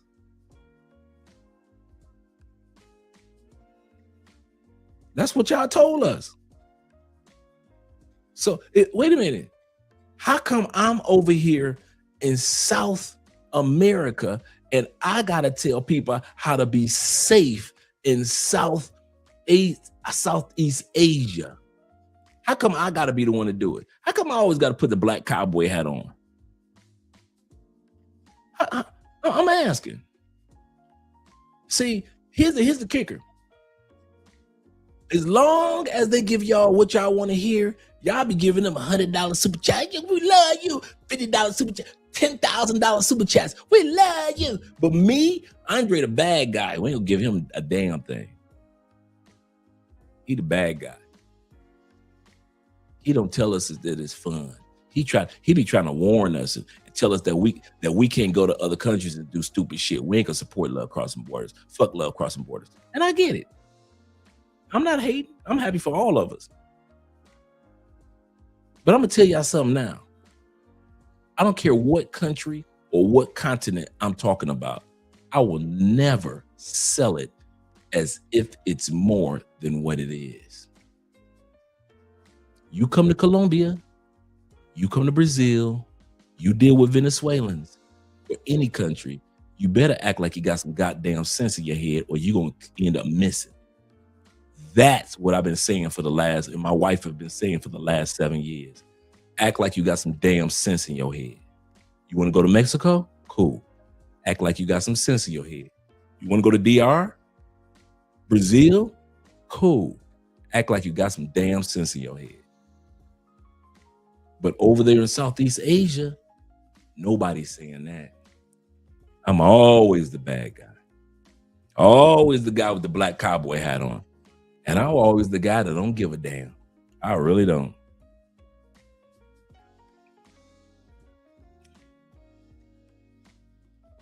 Yep. Shout out to Sign into the building. Shout out to all 121 of you guys. Do me a favor. Make sure you click the like button and support. And shout out to all you guys over there on Andrea's channel as well as Love Crossing Borders. Appreciate you guys. Let's go back to the video. Like this guy was just saying, he said, there's a scam in Thailand. I'm going to run it back. There's a scam in Thailand that whenever you go to a vendor and you negotiate something, whether it be a product, whether it be a pair of shoes, whether it be fruit, they will give you a particular bag that's a certain color based off of what type of negotiator you are. So if you're a shrewd negotiator that nobody can scam, they might give you a red bag based off of what he said to put your shoes and everything in. So when you're walking around through all the other vendors, let's say you bought some shoes at one vendor in Thailand, right? They give you a red bag. As soon as you walk in that store to buy that other store to buy a shirt or some jeans, right? Those salespeople in that store automatically know, oh shit, we can't come to him with them crazy ass prices because he's a shrewd negotiator. Now, let's say you buy a pair of shoes and they give you the yellow bag or a white bag, and then you go off, all the way to the other side of that mall and you're buying a pair of jeans, right? As soon as they see that white bag, they know they can hustle your ass. And a lot of y'all in Thailand and other parts of Southeast Asia, you don't even know that's a part of the scam. Now, if it was happening in Colombia, we would tell y'all, wouldn't we? Come on, let's be real. If you guys were getting scammed in Colombia, there's enough content creators on Instagram and YouTube that will tell you, hey, fellas, listen, if you go buy some shoes in Cali, make sure you bring your own bag because they do this, that. We would have told y'all by now. But y'all get scammed like this in Southeast Asia, and ain't one of your favorite YouTubers said a goddamn thing about it. Y'all had to come to Love Crossing Borders all the way in South America to hear about this. Like I said, I always got to wear the black cowboy hat. I'm always the bad guy. It's okay. It's okay. It's okay. Shout out to Kings in the building. He said ninjas like being lied to. And the truth hurts, big bro. I've come to that reality. I just can't do it. I'll say this again. I've come to the reality that lying to male travelers make a lot more money than telling the truth. What's the difference? I can't do it. What's the use of me going to church on Sunday morning, every Sunday morning with my wife, praying to the Lord, praising to the Lord, praying on my knees for you guys and praying throughout the week for myself as well. And then get on camera and I'm just telling y'all all type of lies. Is he really a Christian? Or is he just like one of them fake pastors that's going for the money? So yeah, I can lie to you, brothers. I kid y'all not. Let's be honest. Let's pull the curtains back. When it comes to content, I can lie to you dudes and make it seem like it's just a wonderful place to be here in Colombia as well. And you got to get here and it's so perfect and ain't no mistakes. No, I would rather tell you, make sure when you come to any country, act like you got some damn sense in your head. I would rather say that because your mama is not going to be calling me because like I said, whenever you guys leave and come to Colombia, what do I always say? Make sure you give one of your loved ones or a good friend my phone number, my WhatsApp number, don't I am not going to have your mama calling me because I gave you some fucked up advice trying to sell South America as if it's perfect when I know it ain't. So yeah, I ain't balling. I ain't the one that's getting the ball and I'm not the guy that's getting the big bucks off of YouTube. But at least me and my wife can go to sleep with a good conscience, knowing that we were telling men and women the truth about travel. And I mean the whole truth, not just part truth about traveling to other countries. My brother Chris says this. Shout out to Chris with the $10 love. He said, unconfirmed. He said, Roman is, I was told, it is illegal to bad talk Thailand while in it. And I can understand that. And like I said, I can understand that. He said, I've noticed some don't release content unless they leave. I do that too with other countries. So I'm with you on that one too. He said, if they are foreigners, Thais are serious about saving face. I agree with that. And I can concur with that. But there is also a strategic way of saying things. Okay.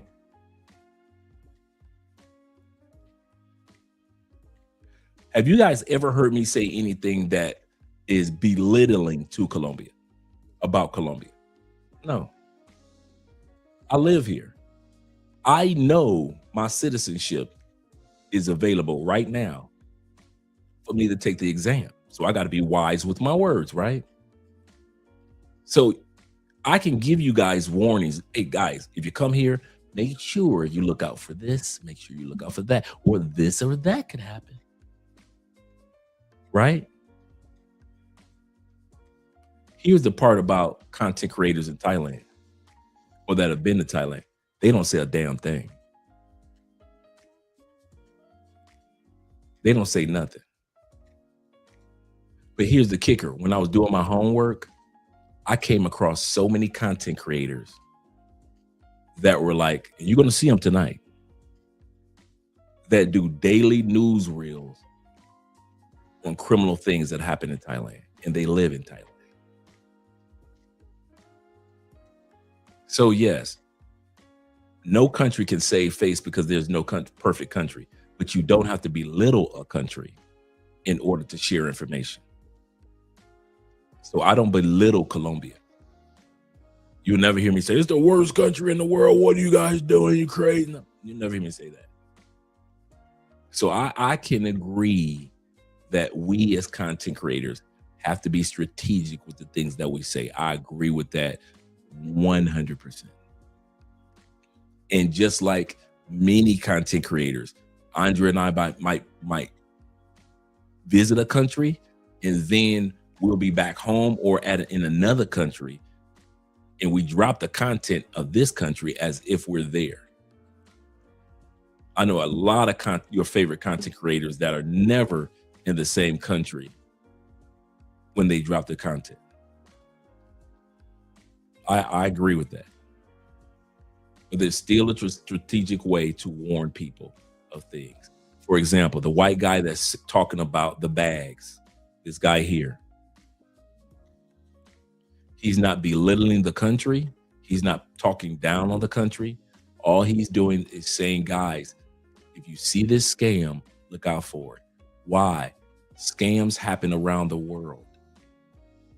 And that's what I'm saying about the Southeast Asian content creators. They act as if no scams happen, no robberies, no crimes happen in Southeast Asia. No, we don't, Dre. The hell y'all don't. Y'all act like nothing goes wrong in Southeast Asia. That's the part that gets me. But then we'll make content about what happens to us in South America and laugh. And we have no problem with that. Once again, whatever you see content creators make about South America, you ain't never seen us pretend like it don't happen. But you cannot act like Southeast Asia is just so perfect and then guys and women come and let their guards down and get robbed, get scammed. And in some cases, not all, but in some cases, we're going to see this tonight, get drugged.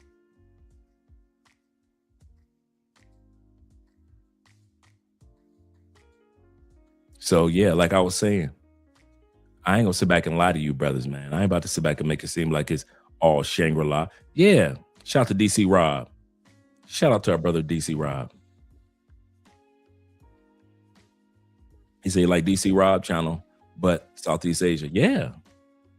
Yep. There's a couple of white dudes out there that's like that I came across. International Quiet Storm says this.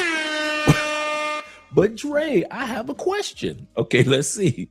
With the $10 love. He says, if a foreigner criticized that country, and that's the part, you can share truth and you don't have to criticize the country. I don't criticize Colombia, even though I share with you, and many content creators share with you truths about Colombia. You'll never hear me criticize Colombia. There are content creators that have, but not me. I can tell you guys the truth without tearing down the country or the continent. He said, even if the foreigner criticizes that country, even if he left the country, it could affect the foreigner if they tried to come back to the country in the future. Just curious. Or could it come back? I wouldn't know. I've put out 7 years of me and Andrea. We've put out 7 years of content, mainly about Colombia. They know exactly who we are long before. Remember, there were only 3 content creators in Colombia at that time period when I came. Ace Live, I Am Marwa, Jabril Passport Heavy came through, but he wasn't here like living. And then us here in Cali. There was nobody else. It was like this one young white boy. He came for like 6 months, really good channel, but he moved back to Oregon. So it was 4. So 4 YouTube content creators. Nobody was here. When I say nobody, if you weren't local Colombian doing content, no foreigners were here doing content. Because Colombia wasn't looked up as a place where you would do content.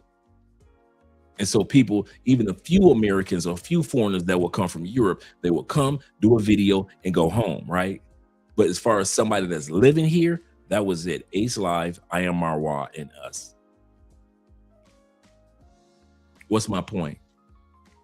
I've done enough content, and Andre and I have done enough content about this country and continent that if they did not want, or if we said something that was disrespectful to the country, they could have been made sure that I didn't make it back as many times as I've gone back and forth outside the country. They could have been made sure that I didn't get my visas. And they could definitely have made sure by now that I wouldn't be eligible for citizenship. As much as Andre talked. Right? So the back and forth, as much as y'all know, I'm you know me, I go straight for it. Like I said, you can share information and don't have to be disrespectful to the country or continent. And I think that's the balance that I've learned.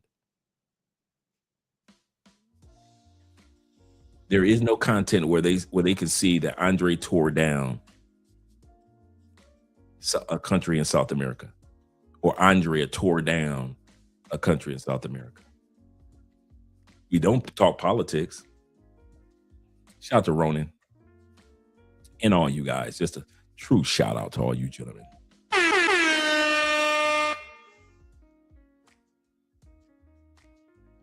Let's go back. We're going to listen to what this brother had to say once again. And he was telling about the scam with the bags. I never heard of this type of scam. All round, fantastic trip.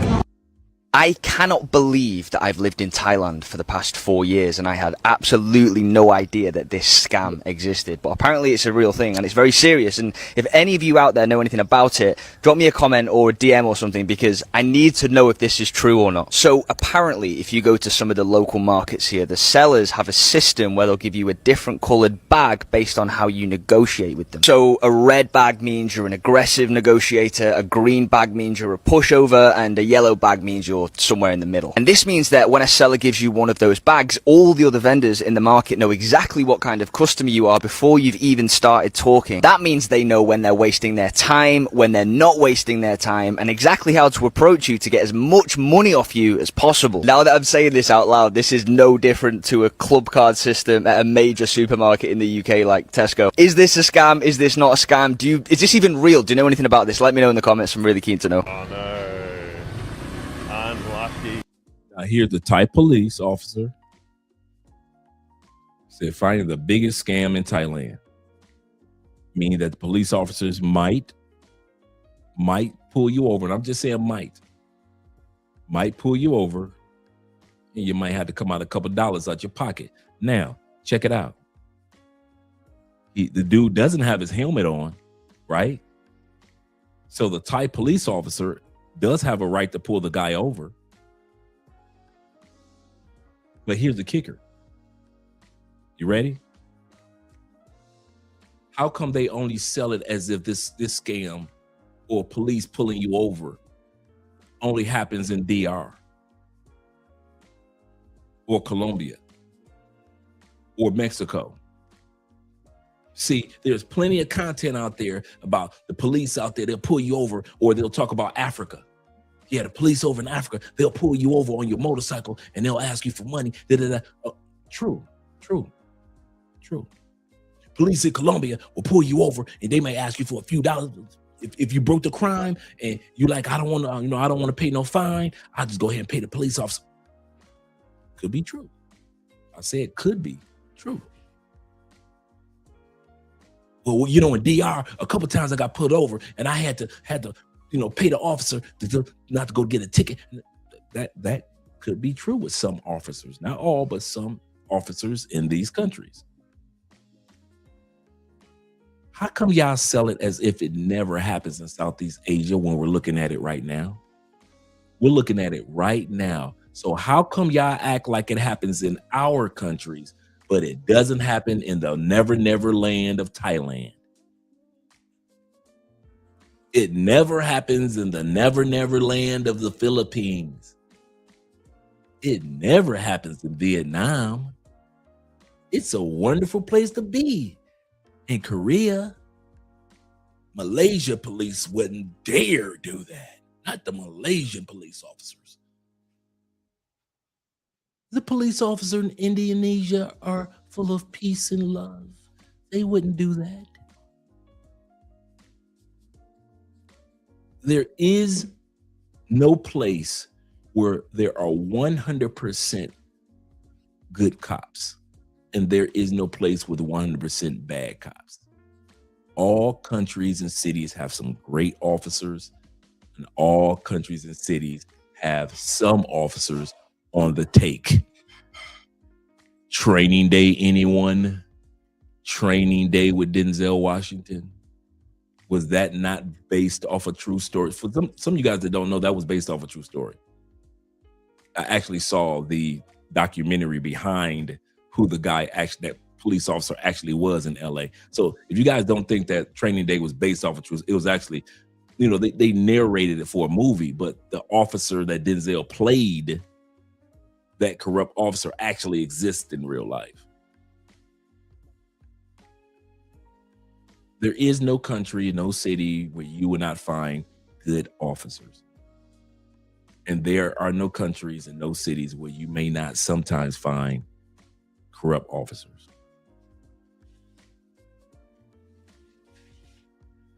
My brother says this, I could tell you stories about the 77th precinct that I saw with my own eyes. Yep, it happens everywhere.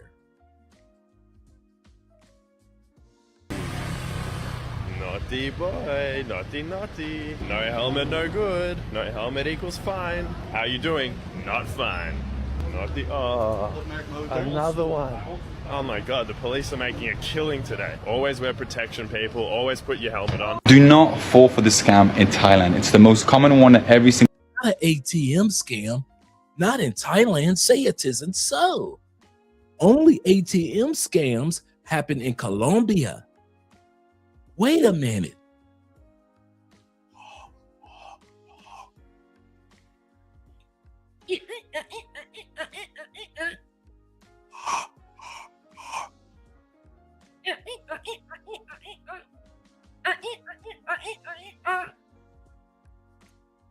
Am I seeing what I'm seeing? ATM scams in Thailand? This can't be true. You guys sold us like it's Shangri-La. It's Never Never Land. How could these things be happening in Thailand? This man is a liar. He should be locked away. I've seen men such as him that have been living in Thailand 4, 5, 6 years, putting out content daily, talking about things like this. And they've never been stopped or arrested for putting out their content. Could this be true?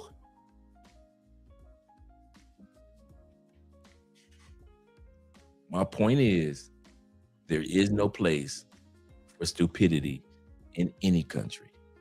We got to be wise even when using the ATMs in these foreign countries. No matter where we go, because they got the same type of ATMs that overprice you in Colombia, Brazil, as well as in Europe.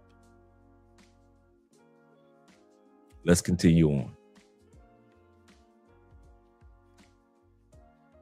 single tourist has to go through. Thank you. Those ATM machines, okay, are official banks, official ATMs, and they'll always charge you 250 bahts, which is roughly 6 to 7 euros, $7, $8, $9. Every single time you have to withdraw money, you pay that. And on top of that, you pay 5 to 6% on top of the money you're taking out because of currency conversion. So my advice, guys, is when you come to Thailand, always take out cash from your country and then change it. It's just cheap, it's better. And this is an official bank, okay? This is an official ATM. I don't know if any other country does that in the world, because I've traveled a lot and I've never seen that anywhere else in the world, where every single bank will charge you a very high amount. Usually it's like little scams, like little ATM scams. But here, it's literally every single ATM. So do not fall for this scam in Thailand. This one. So I'm like, cool. I was bored. I had nothing to do. I was like, maybe I could film in there. You know, they sing the songs that.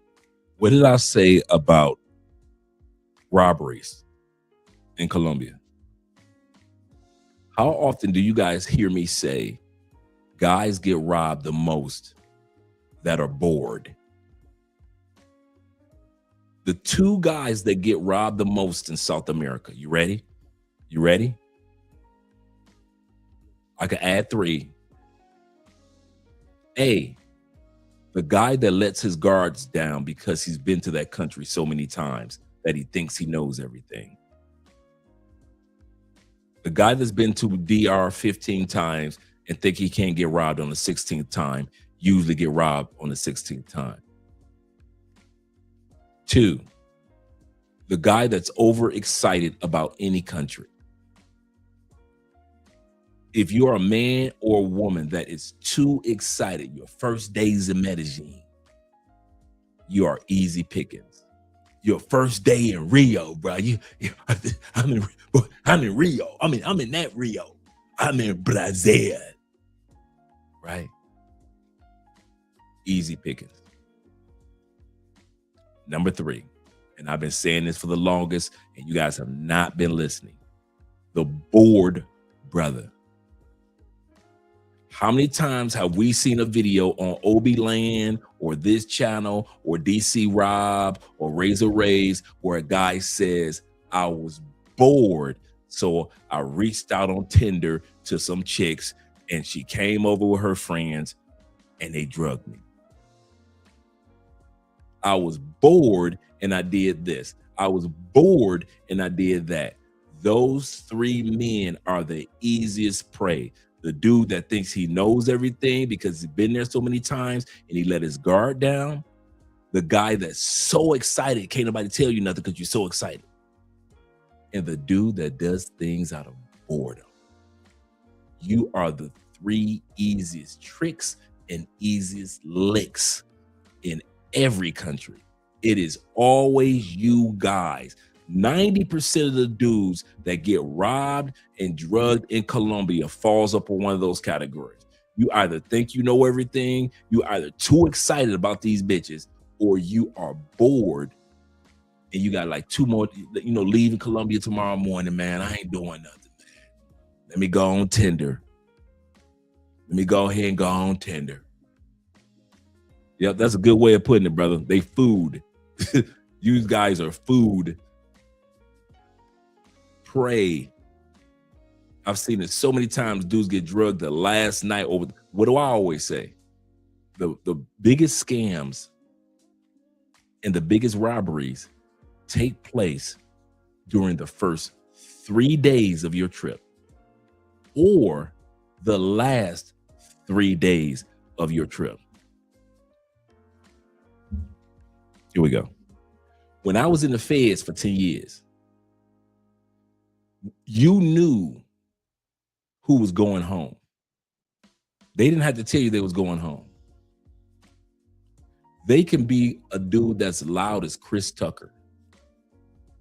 In those last 2 weeks, they get quiet as a church mouse. They hang out. They don't go to the gym no more. They don't go to the TV room no more. They ain't on the basketball court. They spent 7 years in jail with the rest of us. And they all of a sudden, you didn't know they was getting out, but you know that they getting out because all of a sudden they ain't at the basketball court no more. You be like, this dude about to get out. Because they don't want the trouble. They know to sit their butt back down somewhere. You dudes need to learn that same concept when you're about to leave a foreign country. Your last 2-3 days, I don't care what your boy's saying. I don't care how many times they've been to DR. I don't care none of their story. Your story might not be your boy's story or your boy's experience or your favorite content creator who get all the hoes. It might be something different for them compared to you. Some of us within the last 2 days, you need to sit your ass down because boredom will get you robbed. And I've seen just as many dudes get, thank you, babe. Thank you very much, sexy boo. I love you. I've seen dudes get robbed that are bored just as much as I see dudes get robbed that are excited, just as much as I've seen dudes get robbed that think they know every damn thing. Some of you dudes been going to DR for 5 years. Bam, she got you, year 6. And from my analysis of watching you guys get robbed in Colombia, I can at least say Colombia, all these years, it usually happens within the first 3 days that you're in Colombia or the last 3 days that you're in Colombia. So when you first come in, bruh, you got to slow your roll with that excitement. In the last 3 days before you leave, don't let that boredom get your ass end up in a morgue somewhere in South America because you was bored. And so you decide to go on Tinder. I'm trying to get y'all to hook up. Yep. Them last 2 weeks, man. I told y'all my story yesterday. I went in the hole. I told the officer, I said, man, I need 3 days in the hole. Because I wanted to get my mind right before I left. You know, I'm in the feds for 10 years, so I gotta have some quiet time. So I went to a CO. I say, hey, CO, man, I need to talk to you. I need to go to the hole. Anybody messing with you, Dre? No. I'm getting out, and I need some quiet time, like some me and God time. I don't want no conversations, no nothing. I'm getting out next week. I just put me in the hole for like 2 or 3 days. Put me in the hole over the weekend. And so they put me in the hole. And I had my quiet time. And then I got out maybe like 4 or 5 days later. But everybody knew Dre was getting out anyway. But my point is, I feel where you're coming from. Stay in your cell. Guys get quiet. They stay in their cells when they get ready to go home. They don't want no trouble. And some of you guys don't realize, you get ready to go home, not from jail, but from another country, you might want to sit your ass down the last day before. Because I'm telling you, a lot of you guys got, like my man Zoe, out of boredom.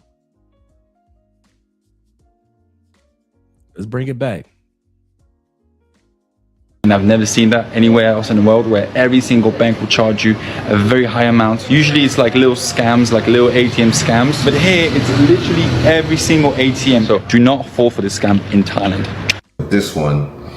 So I'm like, cool. I was bored. I had nothing to do. I was like, maybe I could film in there. You know, they sing the songs, that they put the songs on the screen and sing, right? But when I went in there was like, oh, you could have a room. Now the room was pretty big, and it was like, you could pick like 2 girls. They could entertain you. They'll sing for you. This is not no kinky stuff. They just sing karaoke for you. So, and it was like, this, you could buy this and that's it. Then you pay for the girl, like, you know, the girls to sing. So, and there was gave me one, I picked 2 girls and they gave me a 3rd girl. So, they started bringing the mixers for this. It was like a cognac or something or whatever. They brought in Coca-Cola, some type of cola, and water. Okay, so this is a PSA announcement for the guys, but ladies, stick around if you like to, because I'm sure you have a brother, a cousin, a nephew, or somebody this might apply to. So there's a scam going on in Thailand, and you need to know about this, okay, before you visit. So in Phuket and... So this sister is about to break down the scam that Zoe was just describing. Pattaya in Bangkok, you get there, you're ready to start your vacation, you want to have fun, go out and party, you might be walking down Soi 6 or Walking Street, you see a pretty girl and she's like, hey, come have drinks with me and my friends, this club over here is happening, this is where it's at, and they speak perfect English, and you're like, hey, why not, I'm on vacation, right, let's roll. So you get in the club, you order a beer, the girl might say, hey, can you buy me a drink? Oh, sure, it's Thailand, drinks aren't that expensive, okay, so you buy her a drink. You're having a good time, music's booming, everybody's having a good time, and drinks start arriving at the table. Drinks that you didn't order. And you're like, well, okay, I'm just gonna go with it because we're having a good time. So you sit down, you're drinking, you're having a good time, you had a couple of beers, and then the bill comes. And it's 40,000 baht. And for those of you that don't know, that's about 1,200 USD. Damn.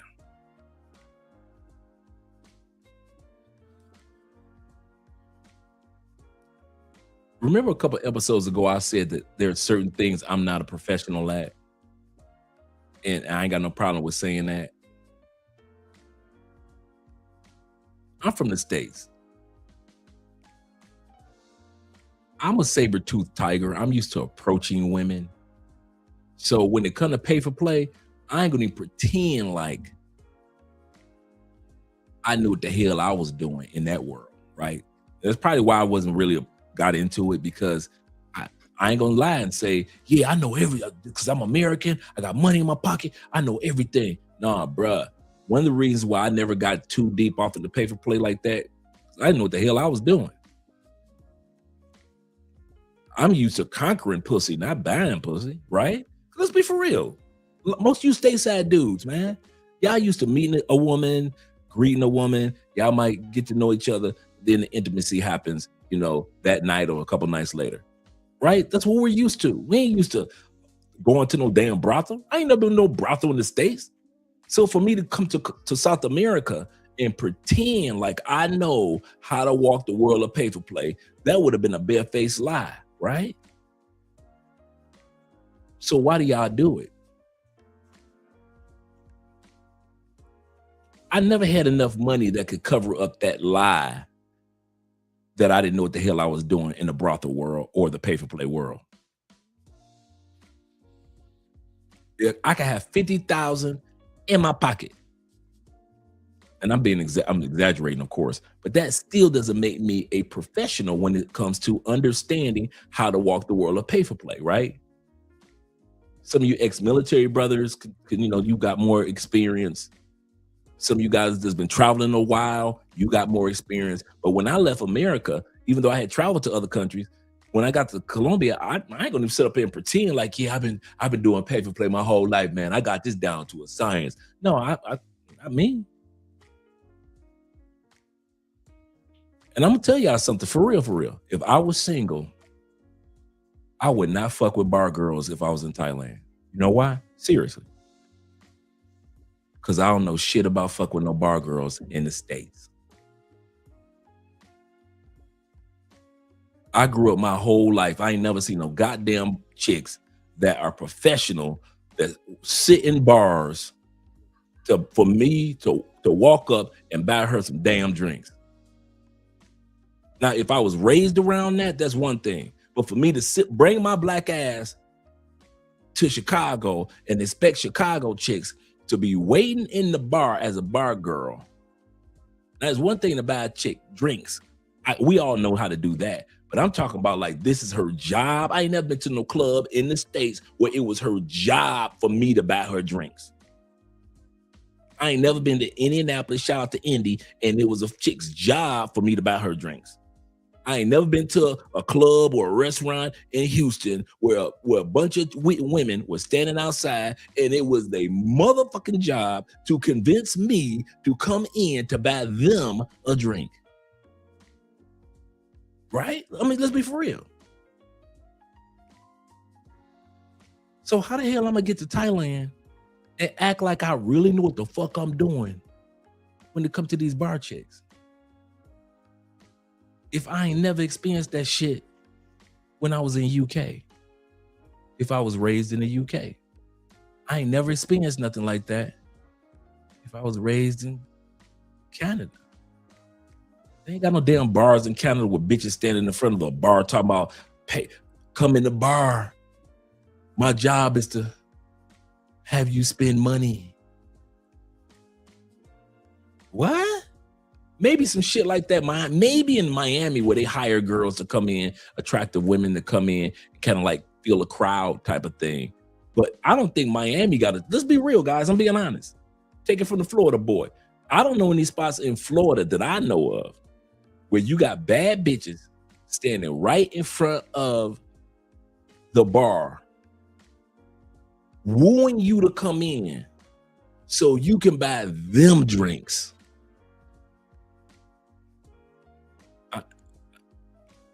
I ain't never seen no shit like that. Number two, if you ain't my woman, don't touch me. I ain't one of them dudes that like to be touched on like that by strange women. I don't give a fuck who you are.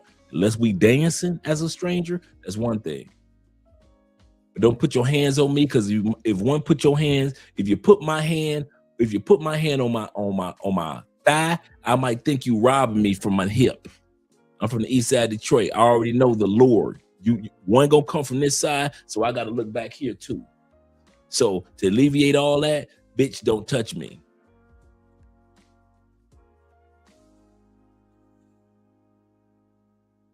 Don't touch me. I don't play that. So therefore, 9 times out of 10, let's be honest, you might not want to see Dre walking down no damn walking street full of bars. You might not see me there on that side. If there's a bunch of bars where bitches pulling and tugging, I ain't built for that.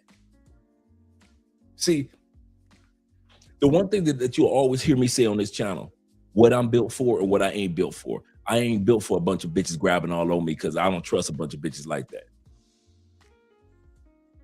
I ain't wired like that. Some of you dudes, y'all, the hoes was all on me, dog.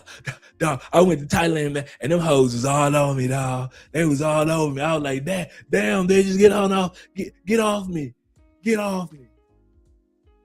off me. Some of y'all can handle that, right? I ain't wired. If you ain't my woman, don't touch me like that. Don't bump into me like that. I don't do crowds like that. Only time a chick can touch me is on the dance floor. We dancing a song. Thank you very much. I let her go about her business. I go about my business. I've always been like that. You know, I had my wild teen years, you know. But other than that, no, bro, I don't play like that.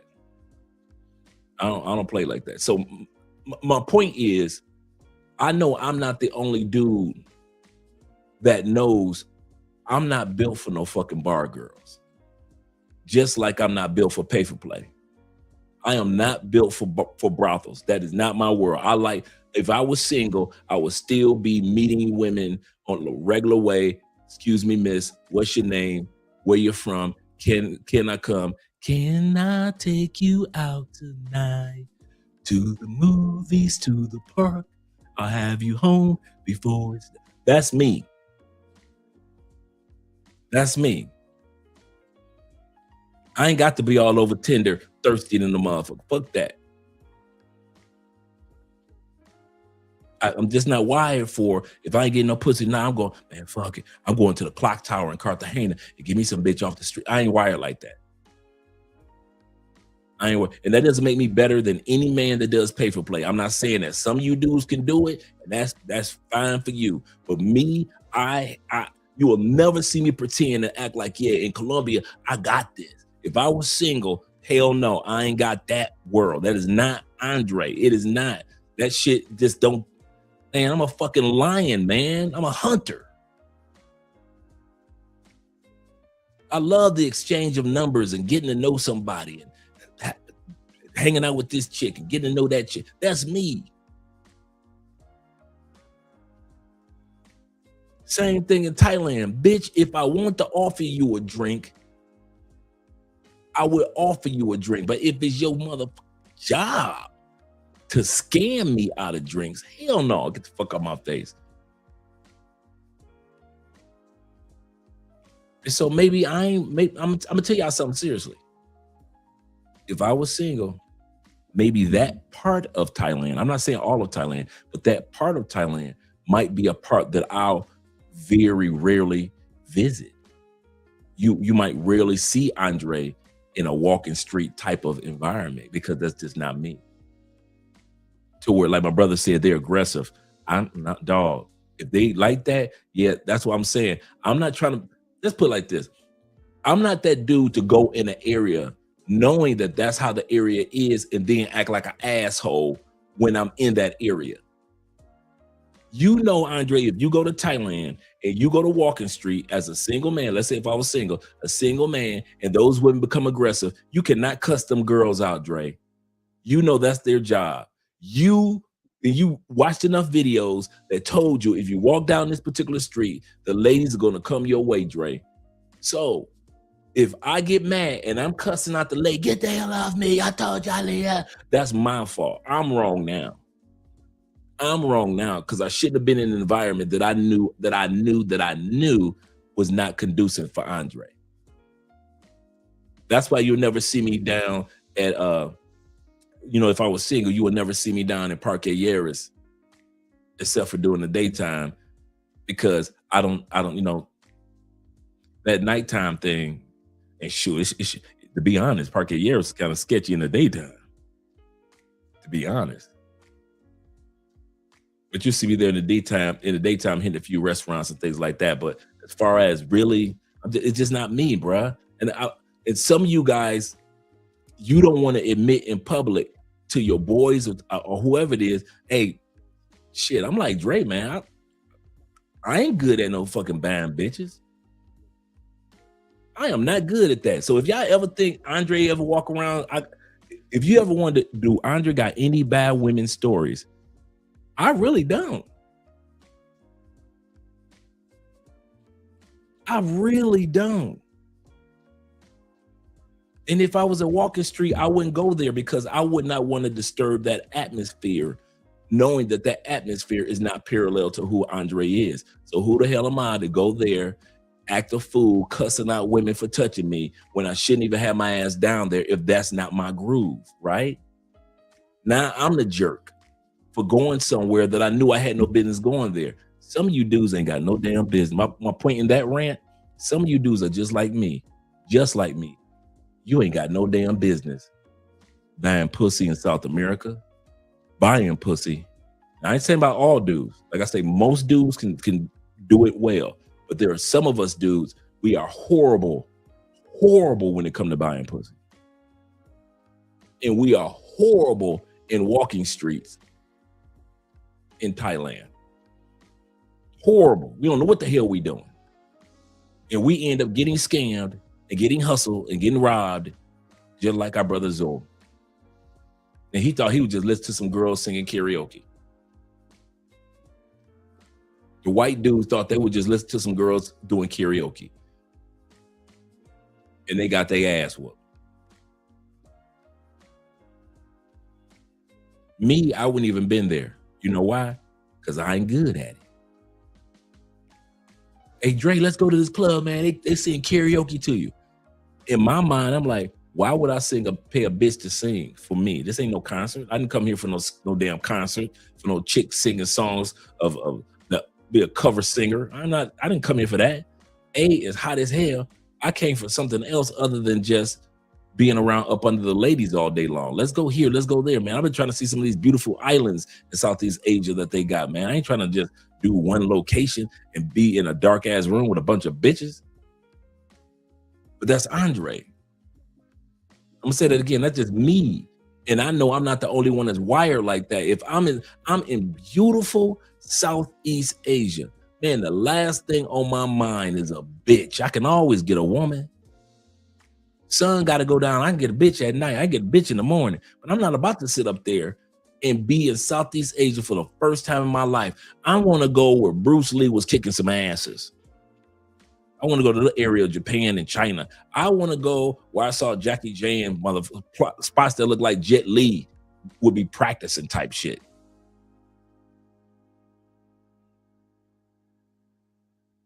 I'm trying to see some landmarks, some monuments, some shit I ain't gonna never see again. I'm gonna see an Asian bitch again in my life. I ain't gonna see these mountains like this ever again in my life. I might get 2-3 more trips in Southeast Asia again. I am not gonna waste it on seeing the same type of bitches I can see when I get back to the States. There's Asian bitches in the States. I am not about to waste my whole trip. Now, nothing wrong with getting the ladies, but I'll be honest with y'all. I'm just not wired like that. I'm not female centered like that, if you will. I'm not female centered like that. I do not have any stories where I went to one country and I just ran through bitches, man. No, I was doing all that shit in the States. Any country I've gone to, I messed around with 1 chick, 2 chicks, a couple chicks, but I was never doing that thirsty shit of, yeah, I fucked 25 chicks in DR. I never did that stupid shit. Hell no, I'm about to waste my life energy on fucking 25 bitches over a week. Fuck out of here. Got so much I'm trying to see in DR. So much I'm trying to experience. So I'm gonna say this again. I'm not putting down anybody that does that. I'm just saying that Andre is not wired for it. And so since I know I'm not wired for pay for play, that's not my world. The other world in Southeast Asia, bitches grabbing all on me and dragging me in the clubs to buy a drink for them and they get paid for that shit. I am not built for that shit, dog. Some of y'all think it's cute and it's cool, and that's cool for y'all. But for me, oh, bro, that scam. And I'm being honest. That's why certain scams will never happen to Andre. If I was single, you'll never see me in a pay for play scam. Why? I don't do pay for play. You'll never see me with secondhand. You'll never see me with cancer from cigarettes. Why? I don't smoke cigarettes. Right? You see where I'm going with that? You'll never see me get scammed in the Philippines by no bar bitch. Why? I don't. Fuck no. I'm not going to get drugged into a bar for a bitch talking about buy me a drink. No. And y'all know how funny style I am. If I was single in Thailand, y'all know my ass be looking for the female that owned the bar. The female that's going to, she's 24 and she's in college. Y'all know me. The female that's in charge of the fundraisers in the community. Who's the pastor's wife's sister? Y'all know me. I'm looking for the nerdy chicks, man. In any country I go to, give me the ladies like Andrea. Give me the nerdy chick. I'm looking for glasses, bruh. Thick ass glasses. I'm looking for the chick in Thailand that's going on her way from or to work, library, bookstores. That's me. Give me a sexy woman in a nice business attire. That's me. So for me to deal with bar girls is for me to be out of my element. I'm being honest. And now if I go out of my element, now I can get scammed. And I understand it. Because I'm trying to be somebody I'm not if I go with the bar girls. So let's say, once again, if I was single, I would never get scammed by bar girls because I'm really not wired for that environment, that world anyway. Some of you guys are, and it's fun and it's great. You can do it and it's no problem. Me, as soon as I see myself in that environment, I'm like, what? This like a tiger going to the grocery store to buy some steaks. This shit look odd to me. You mean I can't hunt? You mean I got all of these saber-toothed fangs for no reason? Just pussy run up on me, huh? Just regular old free pussy. This bitches want me to buy them a drink and pay for some pussy. Huh? That shit is an insult when you got saber teeth. That's an insult. Now, we all gonna pay in one way or another. Don't get me wrong, I understand that. But guys, I kid you not. I'm just not wired like that, bruh. Like I said, I know I ain't the only one. I'm probably just the only one that's willing to say it on camera. And I have nothing against you pay for play brothers. I kid you not. You can do something that I can't do. I have nothing against you guys that have fun with the bar girls. I have nothing against that. Why? Because you can do something I am not wired to do if I was single. If I was single, solo travel, or traveling with my boys, I would not be going to no bar full of bitches. I'm not wired for that shit. I will let y'all go and I'll meet y'all back at the hotel. I'm over here looking for nerdy bitches. I'm looking for every nerdy bitch that got a job. That's me, nerd chicks. Give me the nerd chicks. Give me the homebodies. Give me the nerd chicks. Give me the homebody chicks that you ain't gonna never see at the club. Give me them. If I'm in Thailand, if I'm in the Philippines, give me a chick that's in a rural area. Give me one of them chicks that ain't never did shit about, don't know nothing about. Give me that. Give me the one that knows how to talk politics and poetry. Give me that one. But if you think Andre is the type of guy, if I was single, I could get off of a plane and I could walk down a walking street full of bitches and it's their job for me to buy them a drink, I'm not wired like that. Just like if you think Andre is the type of dude that would get off a plane and go to Sasua, get the fuck out of here. I am not wired for a Sasua. Ever. Well, not all of Sasua like that. You're absolutely correct, but the reputation thereof. I don't want any woman to ever think that they can walk up on me talking about, so you want to buy some pussy? Want to buy some pussy? I ain't wired like that. I ain't wired like that. Traveling lenses. Shout out to you, brother, in the building. He says this. All these dudes can get no girls in the States, no game, no line, just money to get a girl who they got more money, who they have more money than. That's a good point too. Maybe some guys, they stack their money up real good, and that's they've been so busy stacking money they don't know how to have charisma and converse. And I'll say something else. Somebody said this to me the other day. He said, Dre, you got to realize you look good for your age. You got confidence. You got sense of humor. You're intelligent. Bruh, you 6'3". You can pull off what a lot of dudes your age can't pull off, Dre. And so I understand that with a grain of salt. I'm not stupid. I'm not saying everybody you should do like me. I'm not talking do like me type of things. Don't get me wrong. Even though most guys that leave the United States or Europe, you're taller than the average guy in most countries that we go to. You're taller than most people in DR. You're tall. If you're 5'9" in the States, you are taller than the average Filipino, the average Colombian, the average Brazilian. Just at 5'9", 5'10", you tall. So you do not have to be 6'3" to be considered a catch in these other countries. But I do take with a grain of salt when you guys say, hey, Dre, you got to realize you're a little different, dude. So I understand that. But even in that aspect, man, give me the homebody chick. Give me the old soul. I'm in Thailand. Give me an old soul chick. She young, but she an old soul. Like the one I married. That's how I am, man. So I'm with you on that one, brother. Let me make sure I didn't miss any super chats. Appreciate you guys for the support. Appreciate you. And we're about to get back to the video with our brother Zoe.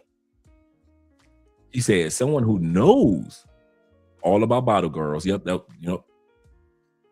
as a promoter, shout out to Kings and Dreams, James.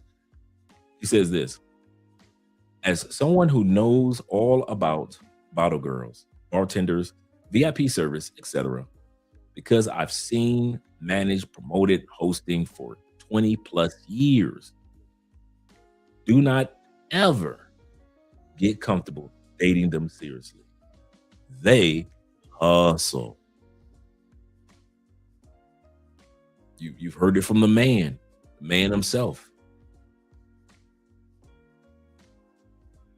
King say, yeah, lying. Yeah, man. I'm just wired like that, man.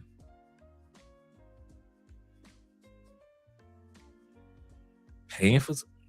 No, that ain't me. David says this. Nah, Dre, I gotta disagree with you on this one. on that. We quality brothers are better than those individuals who do pay for play. Those dudes can handle a regular interaction with women. They want a guarantee. That's a good way of putting it. When you do pay for play, it's guaranteed that you're going to get the coochie. You guys have heard me say this before. I'm with Dave on this one. You guys have heard me say this before. I equate the rejection just as much as I calculate the acceptance. I'm solo, just landed in Medellin. Before I get off the plane to meet any female that I may come across on my trip, let's say I'm on my trip, I say I'm going to approach 10 women, right? On my trip. I'm just hypothetically, I'm a single guy, right? I've equated 5 to 6 no's. It could be that she's busy, or she doesn't have time, or she got a man, or she's LGBTQ, whatever it is. I already equate, if I approach 10 women, I am going to get at least 6 excuses for whatever it is. She's happily married, whatever it is. So I already know I don't need all 10 anyway to say yes. The first 10 women I may come across, all I need is 4. 4. I'm gonna smash 3. And then I'm gonna do that number again. Why? I'm built for rejection as much as I'm built for acceptance. Some dudes are built only for acceptance, and that's why they can use pay for play the way that they do, because pay for play guarantees almost 100% accepted because it's a financial transaction. Now, all relationships are transactional in one way or another. She blesses you, you bless her, whether it be with time, money, energy, attention, whatever it is, right? So all relationships, in one minute or major, are transactional in one way or another. But yours is a guaranteed transaction because we're using money, time, energy, attention with each other, and you're paying for it. You don't have to equate in your equation, put into your equation, rejection. You don't have to be built for it. You don't have to be comfortable with the rejection. Rejection is not a part of the pay-for-play world. You go into the brothel, or the strip club, or on the street, you meet the woman, y'all negotiate the price, bada bing, bada boom. There is no rejection for the most part. Every once in a while, but for the most part, we know that there is no rejection.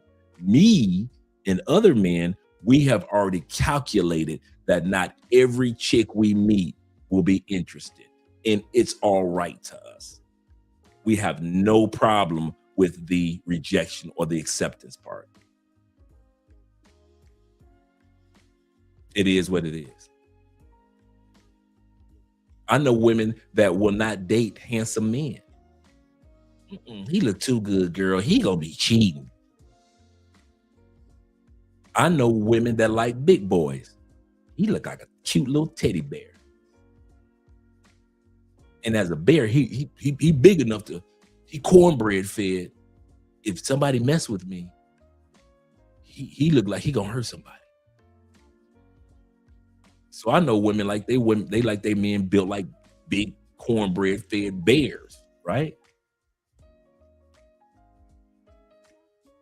So it doesn't matter too much in regards to, for men, the looks part. So don't think I'm saying that you got to be a pretty boy. What I'm saying is, us regular dudes, we are us regular everyday dudes that don't do pay for play, and we don't do bottle girls. If it was me getting off the plane in Thailand, I know that I'm expecting some acceptance, but I'm expecting some rejection. It is what it is, and I don't trip on it. Because there are too many of us that do pay for play, not for the fun of it, but because you're not built for rejection. You can't handle rejection. And so you use pay for play as a shield. Now, some dudes use, and I think most men use it, if I'm not mistaken, correct me if I'm wrong, Most men use pay for play, just having fun, just enjoying yourself. Hey, I'm not here for a long time, just for a good time, right? So you're just having fun. So most men are just having fun. But there are those who might even live in that country and are still doing pay for play because they cannot handle the rejection that regular everyday women might give them. Let's go back to the video with our brother Zoe. And this sister is talking about the same scam that's taking place, and she's in Thailand, that happened to Zoe. You try to argue, you're like, I didn't order all of this. I don't know where this bill came from. And by then you got 2 big security guards standing next to you. And they're like, oh no, you're paying this bill. And you're like, oh no, I'm not. And they're like, yeah, you are. And they don't take your card. They walk you to the ATM and make you take the money out. And a lot of people have reported that they have been really roughed up if they didn't pay the bill. So you might threaten to call the authorities, and they're like, hey, but we got you on camera because when she asked you, could you buy her a drink? And you said yes. They have that on film. So they're going to use that against you. So some people reported they just had to pay it. Other people said they negotiated it down, whatever the case. This is a scam that you need to be quite aware of. If somebody's overly friendly and saying, oh, yeah, let's go have fun, just know it might be a scam. Now, don't get me wrong, this is not me bashing Thailand. I've lived there for a year. I love it. I think it's an amazing place. I've never felt unsafe in Thailand. But there are scams that happen, so you just have to be aware of that. And these scams are going on in any tourist city, so it's not specific to just Thailand, right? It can happen anywhere. If you want to check the safety of a city or country before you travel there, go to Real Travel AI, go to the safety checker. It'll tell you how safe the country is, scams to look out for, and a lot of other helpful information. Okay, she said go to Real Travel AI. So, PSA for today. Guys, if you're visiting Thailand, do not ask locals for directions if you get lost. Mama built. Shout out to the body. Little mama got a body. This is literally how I got scammed while I was in Phuket. Long story short, my phone died and I found myself lost in the streets of Phuket, not knowing how to get back to my hotel. So I asked this random girl on the street, I was like, my phone died and I need to get back to my hotel. Do you mind giving me some directions? She was like, sure, I can walk you there. I'm going towards that direction anyway. Okay. He could have chose anybody on the street. Is this really a scam? Anybody walking down the street, he could have chose. He just so happened to choose the baddie. He just so happened to choose the baddie. He could have asked anybody in the restaurant, anybody that's walking down the street, old woman, but he just so happened to stop the 304. Right. Right. He just so happened. Man, come on, man. This ain't no scam. You set yourself up. This is a scam. I stopped for directions. Let's see what else happens. Little did I know, as soon as we got there, she asked me for 5,000 bahts. She was like, it's either you pay me 5,000 bahts or you let me stay the night.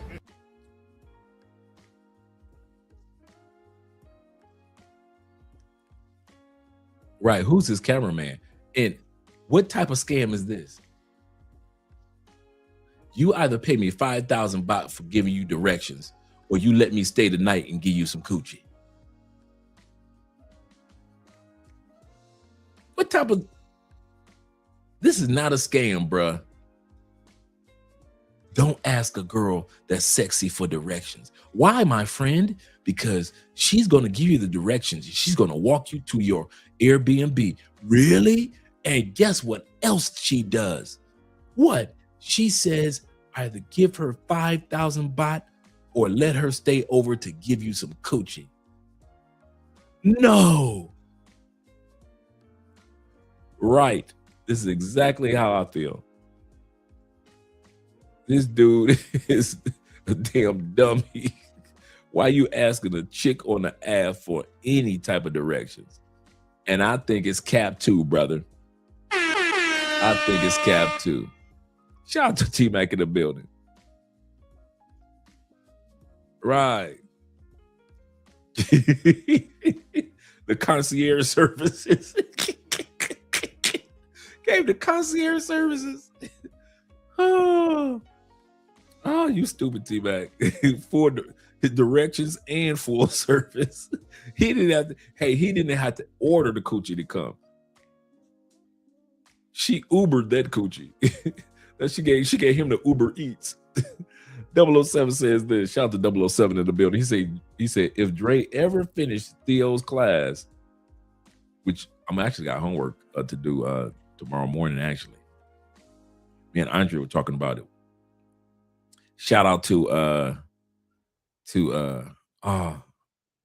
Machismo TV, got his certification, cloud architect with Theo's class. Shout out to my boy Machismo TV. Just got his over the past couple of weeks. Yes, sir. The man put in the work, and now he's officially certified cloud architect. Now it's time for him to focus on getting the big bucks, like I've seen other Theo's graduates get. Yes, sir. So shout out to him. Shout out to Machismo TV. He said, before you got married, how did you meet women before you married? On the exact same in Colombia, the exact same way I was telling you guys, because I was in Medellin for like a year, right? Off and on for a year. Approaching with trash Spanish. Approaching with trash Spanish. Kid you not. And then back then, when I was here earlier, you could go to Colombia and Cupid and meet quality. And you Tinder really wasn't a thing. When I came to Colombia, I want to say this. A lot of guys don't remember this. When I came to Colombia, dating apps were taboo. See, to you guys now, it's it is what it is. It's the norm. When I came, even in the States, it was normal to meet a chick to smash on dating apps. But nobody talked about that they met their girlfriend or their wife on an app in the States. So it was still taboo to meet somebody serious. You just was having fun on Plenty of Fish and Black Planet and all those apps, right, from back in the day. Same thing with Colombia. Colombia had the apps, but it was more like you really wasn't looking for anything serious for the most part. Some people were, but not for the most part. So when I came to Colombia, at that time period, dating apps were extremely safe because nobody took dating apps serious, but they didn't take it serious like you guys do to find pay for play, because pay for play women didn't think of it at that time period as a tool for business. If you guys are following me. So you didn't find pay for play on Tinder in 2016, 17. It just was not something that they thought of marketing yet. Right? So you could go to an app, or you could go to meet somebody walking down the. I remember I told you guys. I met this one young lady, man. We went on a date. It was fun. Her and her friend, she's very beautiful, tall, right? So she's walking my way with her friend in Medellin. I'm walking the opposite way. We catch each other's eyes. You know, that split second of, you're attractive. You're attractive too. And we're so busy looking at each other at the same time. Man, how come I trip and bust my ass on the concrete? I'm getting up, I glance. She done bust her ass on coming off the curb into the street looking at me. And so we both stood up, started laughing. Her friend was right there. Y'all all right? Right? And so my Spanish was trash. And so, I used my translator. And that's when it was cool back then to use a translator too. And we went on the day. It was cool, just having fun, right? But back then, it was a lot safer. Let's put it like this. It was a lot safer. It wasn't that many people coming down here like that, man. You had adventurers coming to South America. You had travel adventurers. It wasn't as much as people were coming down here who about to party. It's Colombia. That narrative of South America outside of Brazil didn't exist yet. You know, because everybody was going to Brazil because Charles Tyler and Al Grease and Taylor Made Dreams and all that. Then Taylor Made Dreams went from Brazil to back home to Atlanta, and then he went to DR. So you had those guys, those matriarchs of the movement, kind of hyping Brazil. So nobody was really coming to Colombia like that until Ace Live, Jabril, Passport Heavy, those YouTubers. Then I Am Marwar was in Bogota as a teacher, and then he ended up coming to Medellin, and so he was doing street interviews. Until those guys start putting Medellin on the map. Prior to that, nobody was really coming down here like that. So it was easier to just meet women everywhere, and they were still in that awe of, oh my God, an American or a foreigner. So people wanted to get to know you type of thing. Now, you know, you go to Medellin, you kind of like, oh, another foreigner. Even with Cali, it's kind of like, another foreigner, right? It's no big deal, but it was easier. It was easier back then to meet women just face to face, just no big problem. Now, you know, I hear you guys go through, you know, your challenges in Medellin when it comes to meeting quality women, which I can understand.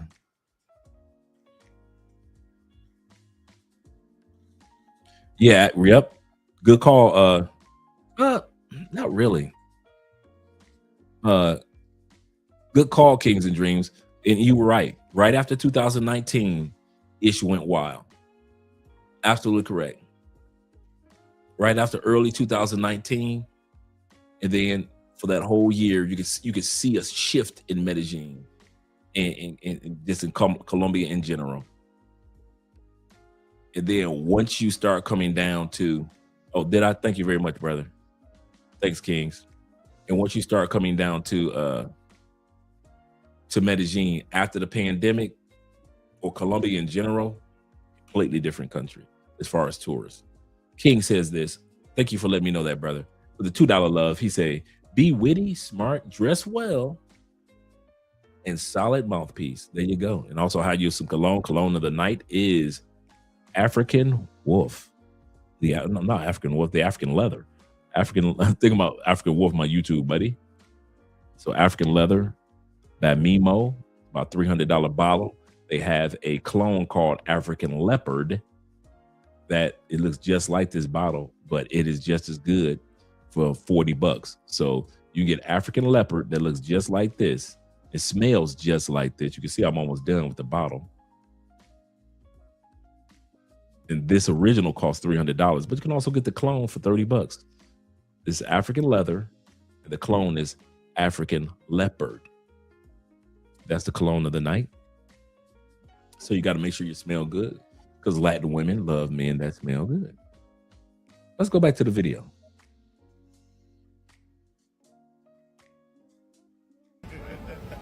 So this is a common scam in Thailand. My phone died and I found myself. PSA for today. Guys, if you're visiting Thailand, do not ask locals for directions if you get lost. This is literally how I got scammed while I was in Phuket. Long story short, my phone died and I found myself lost in the streets of Phuket, not knowing how to get back to my hotel. So I asked this random girl on the street, I was like, my phone died and I need to get back to my hotel. Do you mind giving me some directions? She was like, sure, I can walk you there. I'm going towards that direction anyway. He looked into the camera. So he knows the cameraman, because he looked directly into the camera. Little did I know, as soon as we got there, she asked me for 5,000 bahts. She was like, it's either you pay me 5,000 bahts or you let me stay the night. So this is a common scam in Thailand, so be careful if you're traveling there. Be careful, fake hot scam. If you come to Thailand and you go to the night party or to the party road in Thailand, it can be anywhere. Just be careful if you wear the diamond or gold necklace when you walk out. If someone come to hug you, they might try to steal your gold. So while you're walking, She can't be right. This got to be cap. This can't be true. Wait a minute. All you dudes in Southeast Asia told us this only happens in Colombia. Only in Colombia they hug you. And then while they hug you, they're stealing your gold chain. Wait a minute. What? This can't be true. Not in the wonderful, wonderful land of Thailand. This can't be true. And she's saying this like PCA, public service announcement, PSA, as if it is not uncommon, as if it's not a one-off. Look out for the hug scam. Now, we've seen it happen plenty of times in Colombia, right? How come y'all ain't let us know about this, brothers? How come y'all, either she lying or y'all lying that's in Thailand? All you content creators, either this woman right here who lives in Thailand, who is a citizen, talking about her country, like y'all always say, well, hey, the reason why they don't talk about it is because they don't want no trouble with it, because you can't talk about the country. Okay, cool. If that was so true, all these people that we've been watching so far have either been living in Thailand today, or this woman is from Thailand. And she's telling you about this scam that's happening in her country. Ain't no officers arresting her. So we can't sit back and say, well, the reason that the content creators don't tell it because they don't want no trouble. Well, we've just finished watching a bunch of foreign content creators, and now we're watching a local content creator talk about things that happen in Thailand. So all the YouTubers that ain't telling y'all the whole story, hey, they ain't got no damn excuse. This scam happens in Colombia. You see how I said that? This scam happens in the country I live in, Colombia. I'm not worried about police kicking in the door because I said it. She's not worried about the police arresting her in Thailand because she said it. But you let you content creators, y'all ain't gonna say nothing. Y'all just let a dude get robbed of his gold. But y'all love the brother so much in Thailand. Fuck out of here. Funny.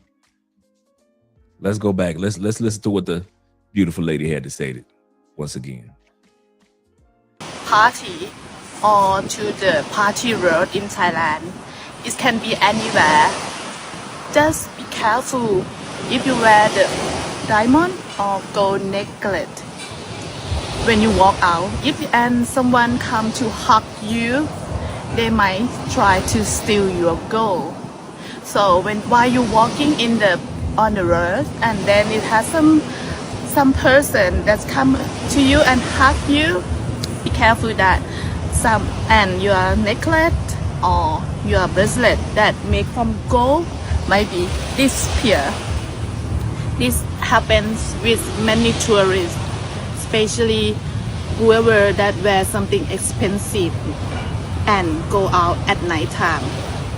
So if you come to Thailand, just be careful of that when you go out at night, or expensive stuff, just leave it at the hotel. Don't wear it, or don't let someone hug you.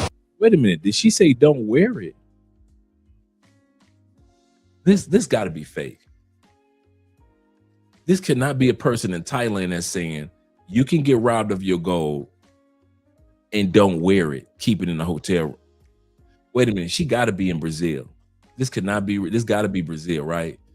This Panama, right? She talking about Panama. This could happen to you in Panama. She talking about Colombia and Cartagena with the Venezuelans. That's where she at. She Venezuelan. I get it now. She Venezuelan mixed with a little Thai, and she's in Cartagena on a beach.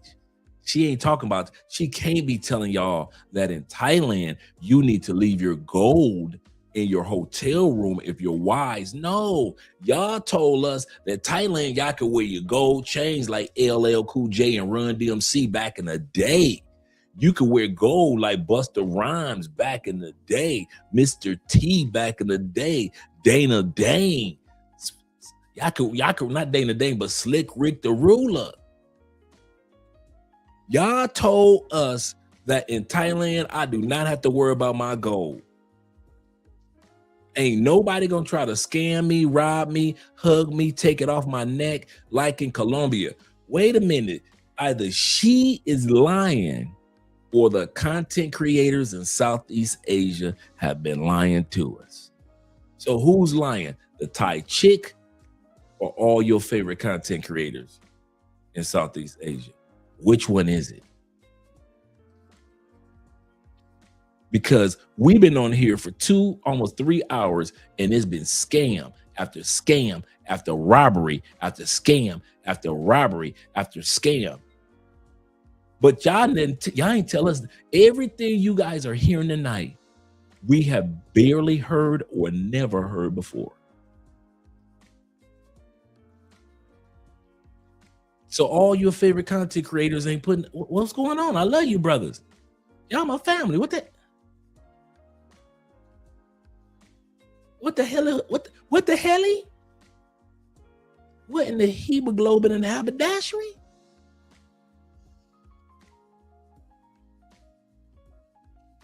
He said, you don't have to worry about your gold because they have a gold store on every corner.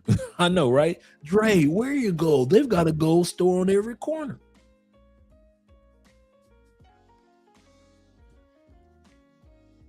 She's crazy. She's not telling the truth. They don't take your gold like in Colombia, dude. Okay. Okay. Always check your belongings when you go out at night. Hope this video is useful for you. I see you again next video. Bye bye. Bye bye.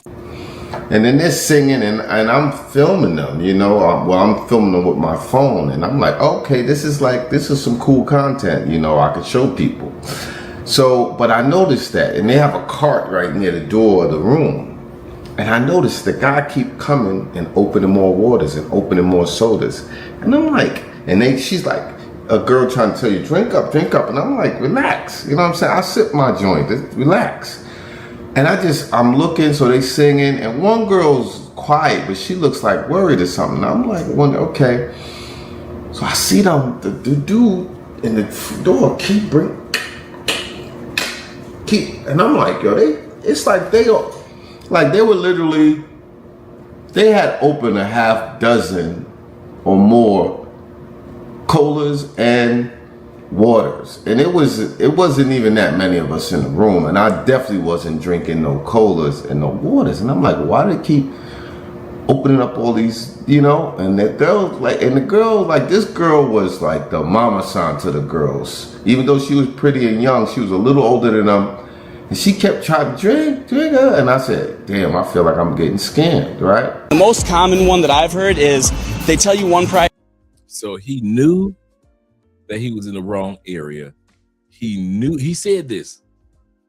International Slow said this. International Slow said that he knew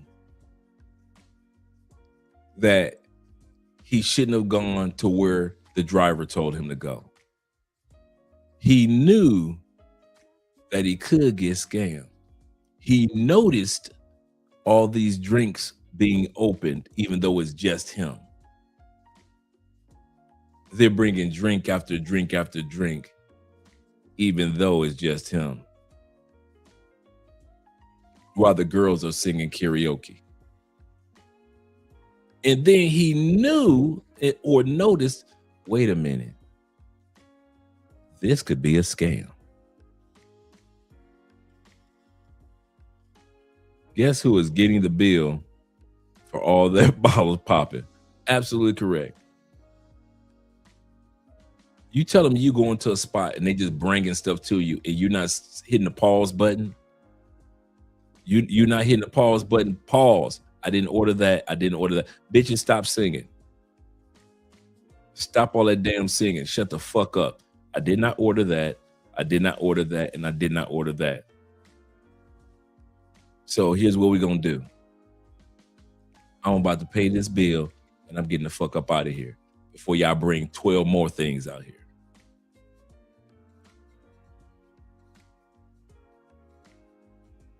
Y'all in other countries doing private rooms. You can barely do private rooms in the strip clubs in the States. And now y'all got your ass doing some private shit in another.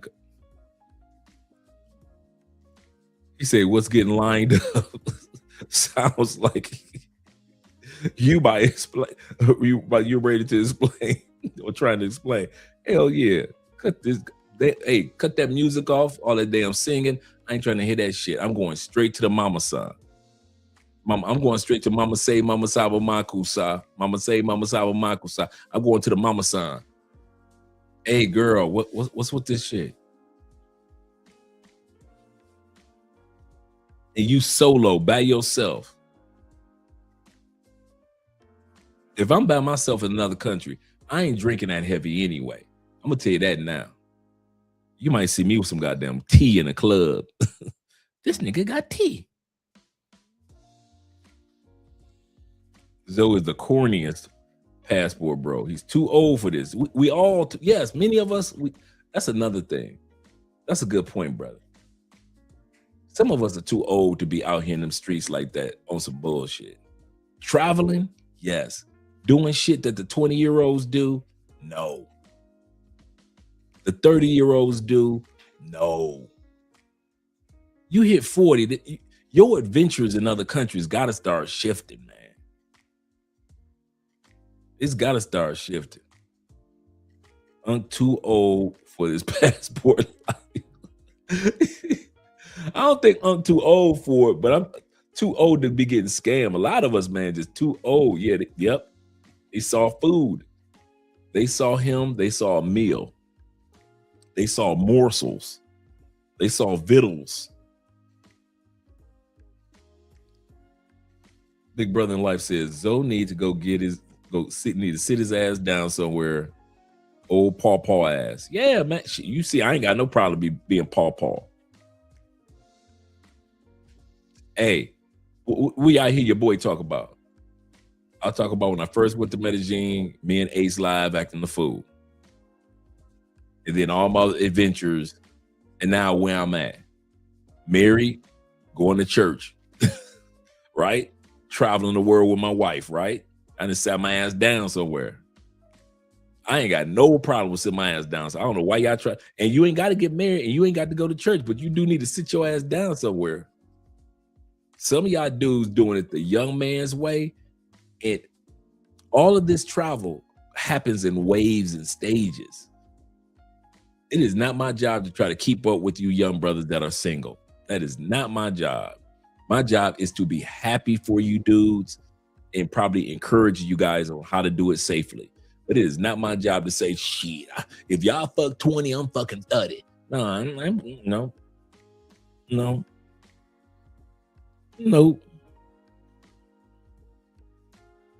Y'all fuck 30, give me 3. I'm good. You see what I'm saying?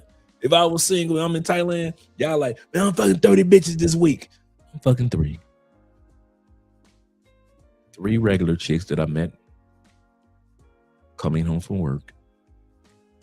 3 women with jobs. They can't hang out with me every night. They've got work to do in the morning. 1 is in upper management. That's me. Y'all can have them 30 regular bitches. Hey, I am not about to sit up here talk about I'm coming to Thailand and I'm gonna run through all the bitches. Nope. I already know Andre at this stage in life. If I was single, I'd be like, yeah, give me the 3 right there. Give me 3. The one that's a school teacher, she's got homework to do. The one that's the principal. This one here, she's an accountant. That's me. Yeah. My evolution is completely different than y'all shit. Y'all keep y'all shit the same way y'all did when y'all were young and spry. I ain't no young and spry motherfucker. I'm gonna pretend like I'm young and spry. I'm younger than the average dude, as far as behavior and energy, than the average dude that'll be 59 in a couple months. But that does not mean I need to be running around like I'm 29, splurging like I'm 29, fucking bitches like I'm 39. I could, but What point? Okay, here we go. You notice how guys respect Kobe compared to LeBron? Because everybody knows LeBron is using his years to pack his stats. LeBron is number 2 in this, the greatest number. Yeah, nigga, you pack your stats. You see how dudes be talking about, hey, Drake just passed Michael Jackson on streaming with the. Yeah, Drake came along with online global streaming.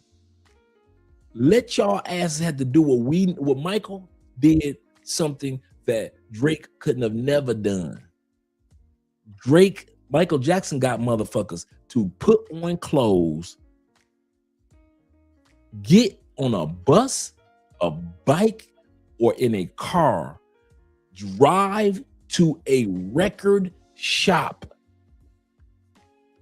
drive, walk, take a bus, walk your dog to an actual record shop, pick the album up with your hands, stand in line to pay for your shit, and walk or drive or ride your bike back home.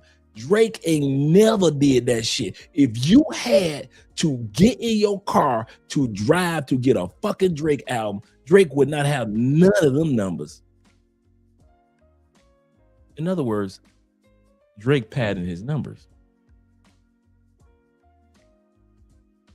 Y'all not waiting in no motherfucking line for no Drake album. So all y'all gotta do is just stream that shit.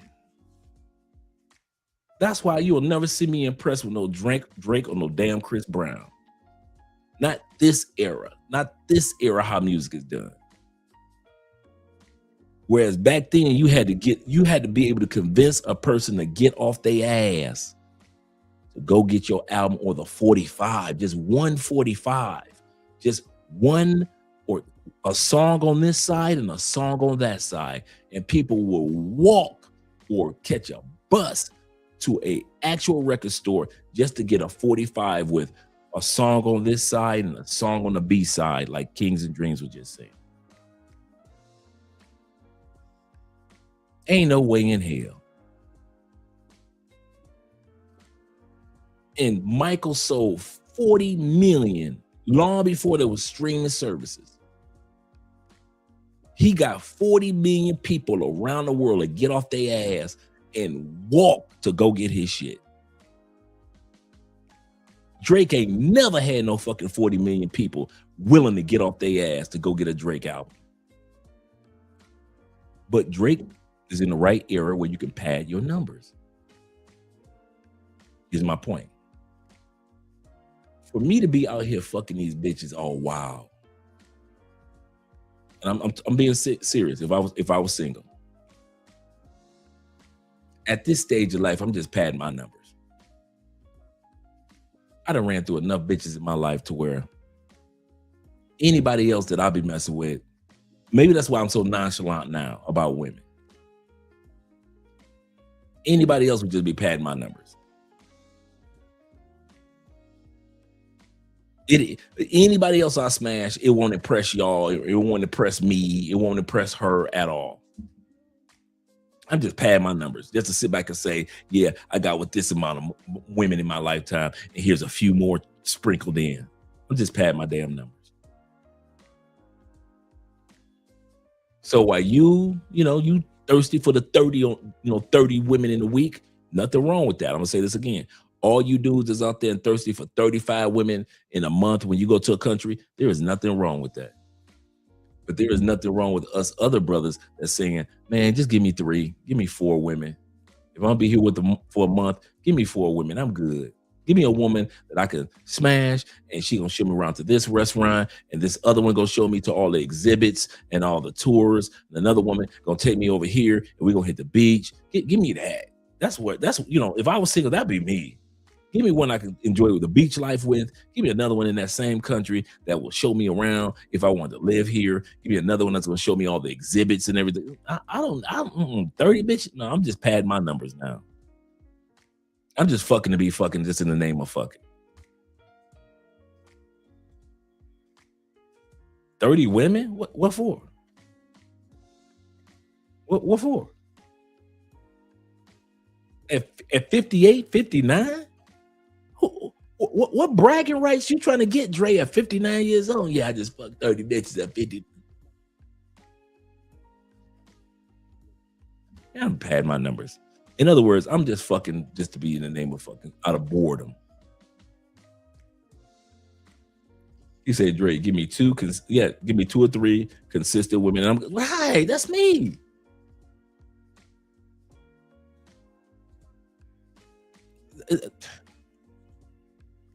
I need 2 or 3 a night, nigga. Been there, done that. 100 times over. Times 100 times over. Believe me. I need to get them threesomes in. Like I said, man. Been there, done that. So he said, I'm 41 saying that. Yeah, man. My job now at this stage is to be happy for you brothers. And I mean that from the bottom of my heart. My job is to be happy for you brothers that are single, out there, enjoying your life, having fun. I am happy for you dudes. And I really mean that from the bottom of my heart. My job is not to be married, but I'm envious of you dudes.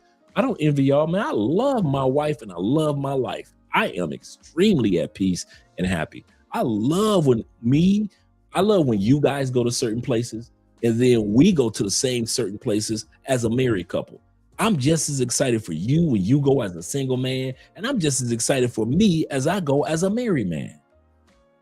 There is no malice, no jealousy, or anything in my spirit. Like, man, damn, if I was still out there, man, if I was in Thailand, boy, them ladies be in trouble. I don't think like that ever. Ever. And I'm never gonna think like that. Man, if I was in Thailand, boy, them hoes in trouble, boy. If I was no, I'm happy for you dudes, man. In other words, I've learned to sit my ass down somewhere. I've learned to sit my ass down somewhere. It took many a moon, but I finally did it. He said, I'm 29. He said, I don't have the patience for 30 to 50 women. Yeah, a month. Yeah, it's dudes out there that's like that. Y'all do it, bro. Do it. Me? Paw on the front porch now. I'm sitting on the front porch in the rocking chair with my coffee and my tea and my wife. I look like one of them old ass Midwestern paintings now with farmland in the background, crops in the fields. I got crops in the fields in the background. I'm in the painting with crops in the fields, sitting on the front porch with my shoes off. I got a suit on with my shoes off. See what I'm saying? Just sitting there rocking back and forth. Mrs. Spence, you think you loud enough? Okay. Come on, okay. He said, you can't be sipping in your 50s. I know, right? That's a good way of putting it. Patria says, that is way too old for a man to continue for that. And that's why dude's saying that Zoe need to sit his butt down somewhere. Salute to Jay LA himself in the building. Yes, sir. Charles says this. He said, I'm 49 at the gym. I'm a gym rat. He said, I'm always tired and sore. That's another thing. People don't realize when you go into the gym all the time, you either tired or sore. You ain't got no time to be out there talking about some 50 chicks. King said, I'm sitting down now. He said, I was heavy before. He said, these ninjas knew the deal. Yes, sir. Shout out to you, Kings. Let's go back to the video. Shout out to Brother Zoe. It's like the mama son to the girls. Even though she was pretty and young, she was a little older than. So I see the dude. I could show people. So, but I noticed that, and they have a cart right near the door of the room. And I noticed the guy keep coming and opening more waters and opening more sodas. Now, before Zoe goes back, let's just lay a foundation. He was, and he's in Thailand. He's the tuk-tuk or the little rides or the taxi rides. The guy takes him to a spot. He said, "Hey, I know a spot. You gonna like this spot." So he said, "Okay, I'm bored. I ain't doing nothing." He took him to this particular spot. It's a spot where women sing karaoke to you. So you don't sing the karaoke. He said, but the ladies in there sing karaoke. He said, so it's like 2 or 3 ladies. They take you in the private room. The ladies come in, sing karaoke to you. He said, but he's noticing as these ladies are singing, the people keep bringing in more and more drinks, waters, sodas, just bringing in drinks that he never asked for. And so this is what he's describing right now. And I'm like, she's like, a girl trying to tell you, drink up. And I'm like, relax. You know what I'm saying? I sip my joint, just relax. And I'm looking, so they singing, and one girl's quiet, but she looks like worried or something. I'm like, okay. So I see them, the dude in the door and I'm like, yo, it's like they were literally, they had opened a half dozen or more colas and waters, and it wasn't even that many of us in the room, and I definitely wasn't drinking no colas and no waters. And I'm like, why do they keep opening up all these, and this girl was like the mama san to the girls, even though she was pretty and young. She was a little older than them, and she kept trying to drink, and I said, damn, I feel like I'm getting scammed, right? The most common one that I've heard is they tell you one price at the door or something like that. Oh, drinks are this much. There's a small door fee. And then they give you the tab, and the tab is much higher. If you try to dispute it, they block the door. They don't let you leave until you pay the tab. And you will read constant stories of people talking about getting drugged. So they go to these bars, they meet some English-speaking women, maybe they're Filipina, maybe they're Thai or whatever. Yeah. They go there, next thing they know, it's 2 days later, they wake up, they don't have their wallet, they don't have their keys, they don't have their passports, all of their stuff was stolen. Poisoned in Paradise. Best friends Holly Bowles and Bianca Jones, both 19, have been identified as the 2 girls from Melbourne that are right now in Thai hospitals on life support. Wait a minute, this can't be right. Wait a minute, let me bring this back. Bring that back. Bring that back. This can't be true. Price at the door or something like that. Oh, drinks are this much. There's a small door fee. And then they give you the tab, and the tab is much higher. If you try to dispute it, they block the door. They don't let you leave until you pay the tab. And you will read constant stories of people talking about getting drugged. So they go to these bars, they meet some English-speaking women, maybe they're Filipina, maybe they're Thai or whatever. Yeah. They go there, next thing they know, it's 2 days later, they wake up, they don't have their... Wait a minute.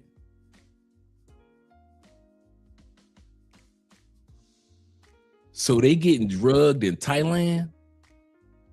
Next thing they know is 2 days. No, this got to be Colombian video. My fault, guys. This got to be Colombia because they don't drug people in Thailand. No, no. That's got to be. Oh, that's Japan. That can't be Thailand. That can't be Asia at all. Let's say it was Japan. That can't be true. That's got to be Colombia, because only in Colombia you get drugged and you wake up 2 days later. That can't be real. That can't be real. Not in Asia, no. The way that these content creators sell it, that not in Mongolia, Malaysia, Japan, Vietnam, none of that. No, you can't. No, that's Colombia. That's Brazil. In other words, so you got to be on your P's and Q's no matter where you go. There is no safe place for stupidity. There is no safe place for stupid people.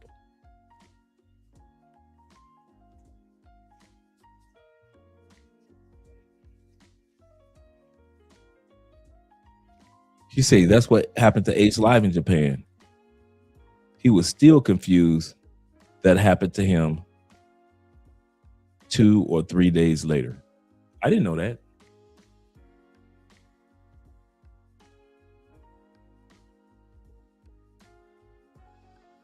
But if you sell it, not talking about Ace, but the way that they sell Asia, none of this ever happens in Asia. That's an anomaly, Dre. That only happened one time. That only happened one time. It happens in Colombia all the time. Okay, if it happened that one time, okay, cool. Let's continue on. It happened that one time. Just that one time somebody got drugged. And okay, that was that one time. Their wallets, they don't have their keys, they don't have their passports, all of their stuff was stolen. Poisoned in paradise. Wait a minute, 2 times? I thought y'all said this happened just that one time. Best friends Holly Bowles and Bianca Jones, both 19, have been identified as the 2 girls from Melbourne that are right now in Thai hospital. What? They in Thailand hospitals? Drugged? Wait a minute, hold up. Hold up. Y'all say it's an anomaly that only happened one time, Dre. That ain't the norm. Colombia, that's the norm. Okay, if that's the norm, then how the hell did I find another video right behind that first video saying that you could get drugged over there in Asia and robbed over there in Asia?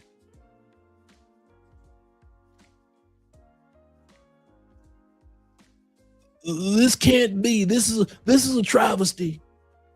Andre is lying on Southeast Asia. Now, I guess all the Southeast Asian content creators gonna come after your boy saying, Andre, he's a liar.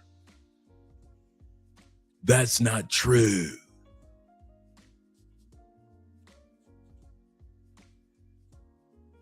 But you know who ain't in the comment sections tonight? Y'all ready? Your favorite content creators from Southeast Asia. Shout out to Ronan being here. All your favorite content creators that be watching us all week long, that'll be in the comment section. They ain't here tonight. They ain't here tonight to answer none of your questions.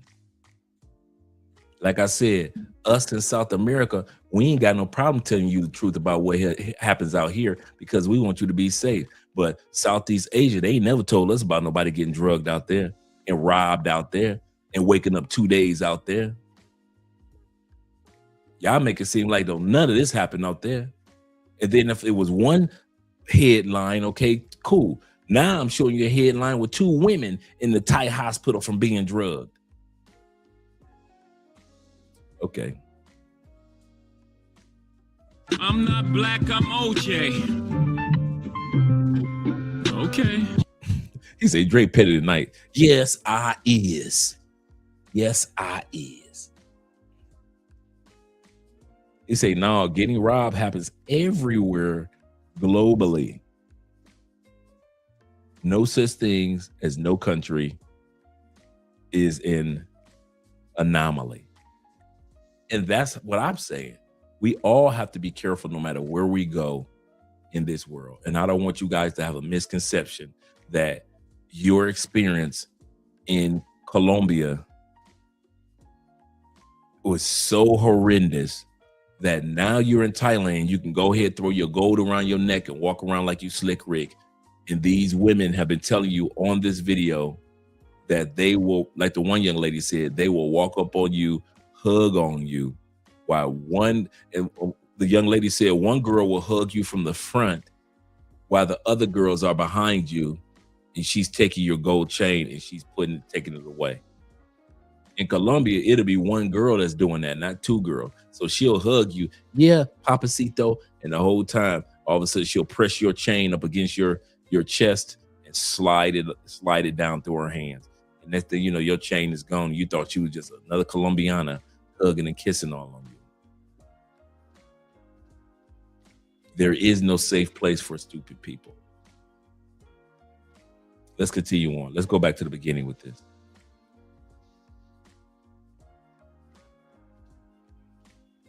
Island in paradise. Best friends Holly Bowles and Bianca Jones, both 19, have been identified as the two girls from Melbourne that are right now in Thai hospitals on life support, suspected of drinking alcohol laced with methanol. The pair were enjoying a trip together.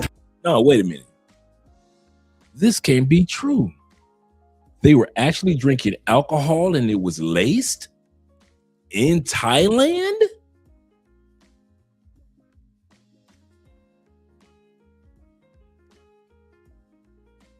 What?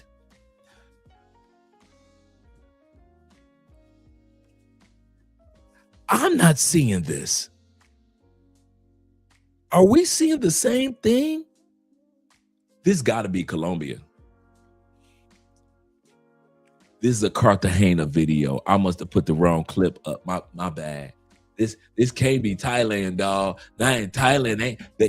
The first dude said that they rob you and drug you and you wake up 2 days later. So I said, okay, this can't be right. And now we got the ladies saying their drinks got laced with drug. What?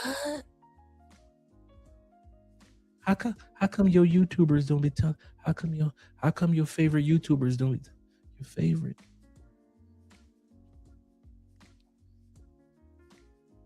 Favorite YouTubers in Southeast Asia not here tonight. Shout out to my brother Ronan, though. He represented. They got y'all ass thinking that y'all could go to Southeast Asia and ain't nobody out to get you. Go on, take your ass out there you want to and acting like you done escaped love crossing petty petty crossing borders, petty love crossing borders. Yeah, petty crossing borders. Yup, tonight, yup. Because your favorite content creators sold it as if Thailand, Philippines, Korea, all that, Japan, all that, though no shit ever happens. It's a Shangri-La. It is perfect. This is how they sell it. Congratulations. You escaped South America. You made it. You're in Thailand. It is better. You ain't never got the word no more. Put your gold on. You can carry as much money as you want to in your pocket. The police won't scam you. The women won't hustle you. You ain't never got to worry about the clubs because those clubs will never do you wrong in the Southeast Asia area. It is wonderful. You escaped. You escaped Brazil. You escaped Colombia. Thank you, Jesus. You are in Thailand. Nobody's going to scam you on prices, not in Thailand. That's what they told you. I'm just repeating your favorite YouTubers. I don't know why y'all trying to act like I'm inventing something. I am literally verbatim repeating your favorite content creators.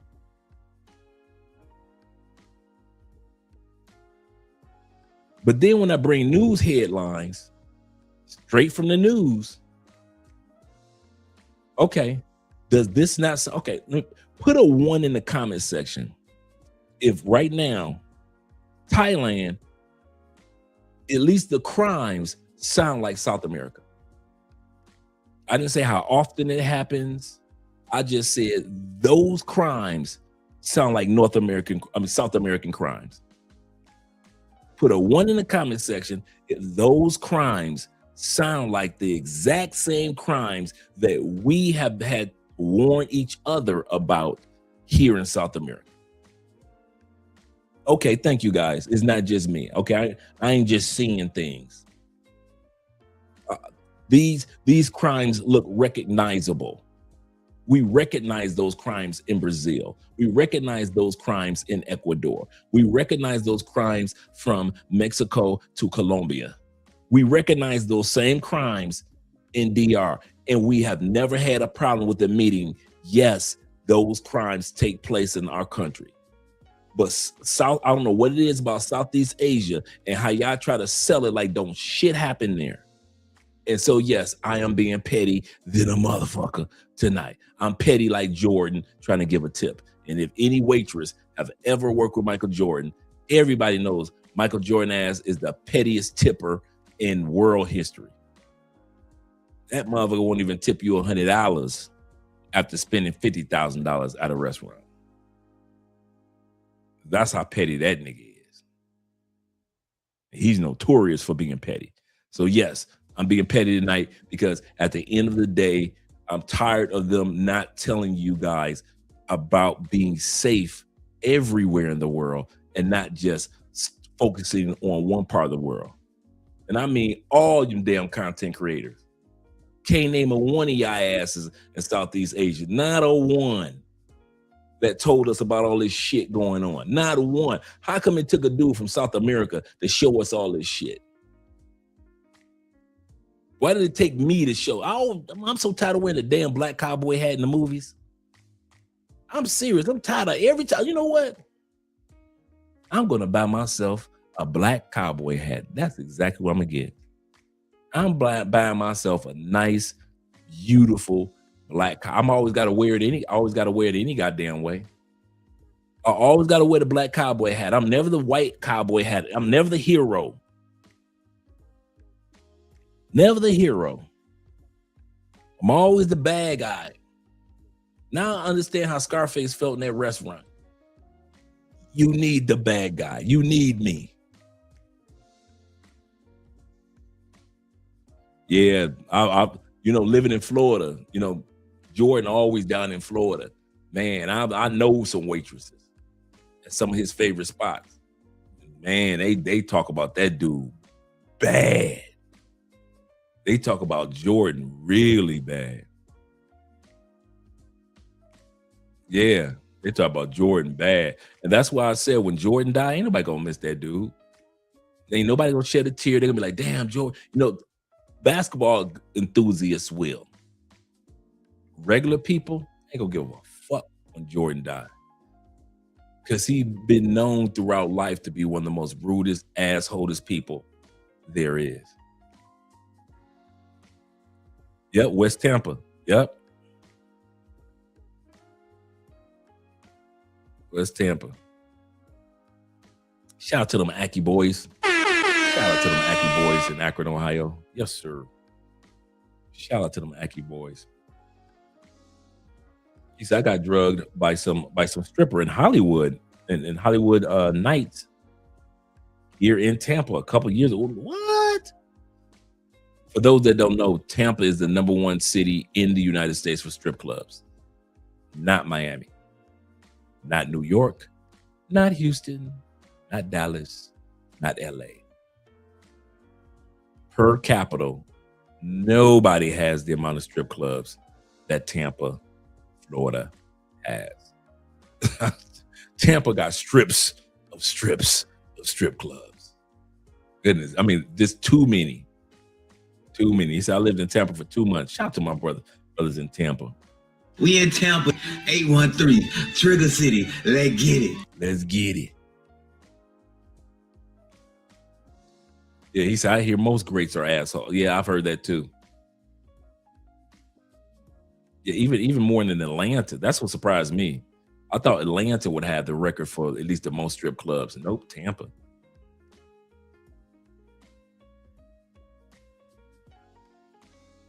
He said, yes, sir, Tampa. They get active in them clubs. Yep. He said, you can buy anything in them clubs. And that's true. That's true. He said, I don't want to speak out of term. He said, but MJ will be missed. However, I'm just turned 40. So I don't want to overstay. Yeah, MJ is an ass. He'll be, like I said, he'll be missed for his accolades as far as sports, but as far as the person, nobody, when MJ dies, nobody's going to be looking like they did when Kobe.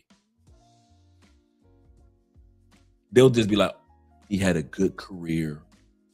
He did some great things. Thank you, Michael Jordan, for all that you did for sports and basketball. He'll get those type of accolades. But ain't no motherfucker gonna be sitting around like, damn, that nigga might die, man. Even if he, God forbid, even if he died in an accident, nobody's gonna be sitting around like, damn, Jordan dead. That's fucked up. Nobody's thinking like that like they did with Kobe. The last person that we was all in shock with that died before Kobe like that was Prince. The one before that was Michael Jackson. And then prior to that, it was, Biggie. Prior to that, it was Tupac. That's the last time we all. No, I gotta put the young man Nipsey Hussle off in there too. Like that surprise, right? But when Jordan died, ain't nobody gonna give a fuck. There's gonna be a bunch of sports people that care. There's gonna be a bunch of sports people. But regular everyday people, Jordan sit during the game, during his period and after his period, Jordan has built up too much of a track record of being an asshole in real life to where nobody in real life gives a fuck. Nobody in real life gives a fuck, man. Fuck Jordan.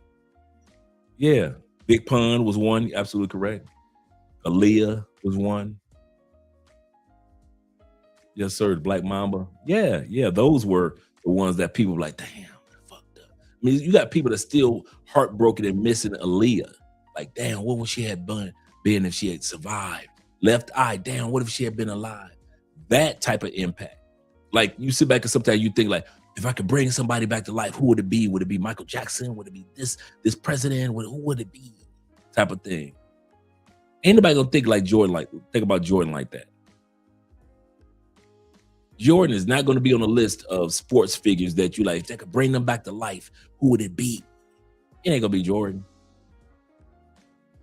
Motherfucker say, I wish I could bring Kobe back to life before I bring Jordan ass back to life. That dude is just asshole extraordinaire.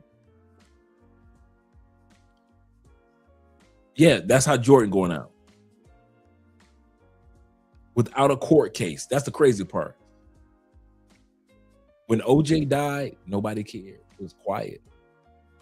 One of the greatest sports figures of all time. They showed a few of his accolades in sport. He's the first man to run for 2,000 yards. He was great with the Buffalo Bills and San Francisco 49ers. They showed that.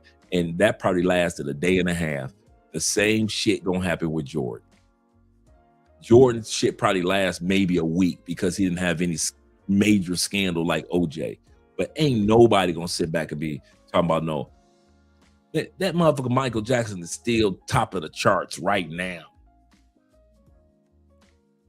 How the hell all your songs you've been gone all these years and all your shit back at number one? Michael Jackson got songs on the chart that didn't even make it to the chart when he was alive. Do you know Michael Jackson in the first 3 months of 2025. I knew this in 2025. Do you know this man sold over 1 million copies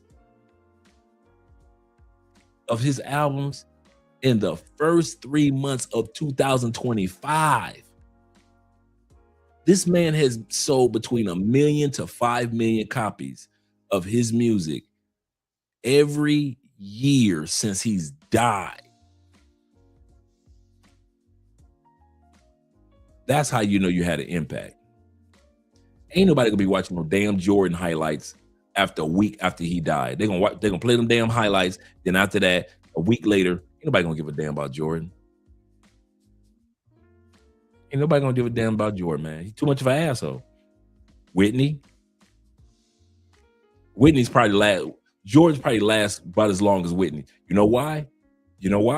Whitney didn't get the accolades she should have. Because in real life, Whitney was an asshole.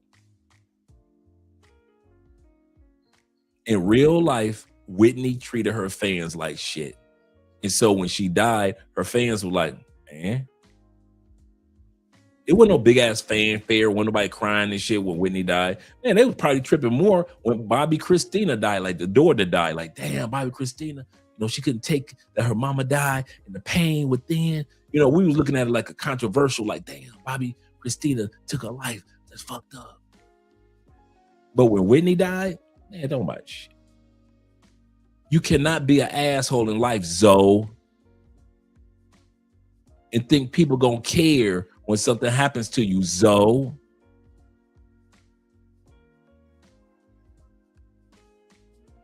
Yep, R.I.P. to OJ, man. I was always an OJ fan, man. Kale's gonna be missed. No matter what the record shows, when Kels passed, shit, you think the black community pretend like we turned on Kels. We ain't never turned on R. Kelly. We just pretended for a couple months for white people, like, oh my God, R. Kelly did some stupid shit. Kels, you need a pack of cigarettes, man. You need me to send some money in there to you, bro. Black people ain't turning on R. Kelly. And we ain't gonna turn on R. Kelly. We do not give a damn. Shit, man. Black people, they are not gonna turn on R. Kelly. He said, what? He said, wait, Bruce Lee died? That's fucked up. Jordan died? Oh, yeah. I know, right? That's how it's gonna be, man. Yeah. Rick James, nobody died, asshole. Michael, when he died, stop the world. Stop the world. Yep, over 80 million, over 100, over 800 million so far. Yep. He said, did you know how many women are sending Kels money in packages? I don't know, but I know. I bet you he got some. You better believe some women sending money to Kels. You better believe Kels books are not empty. Shout out to my Uncle Jeffrey. Shout out to Ghostface. Let's get back to the video, gentlemen.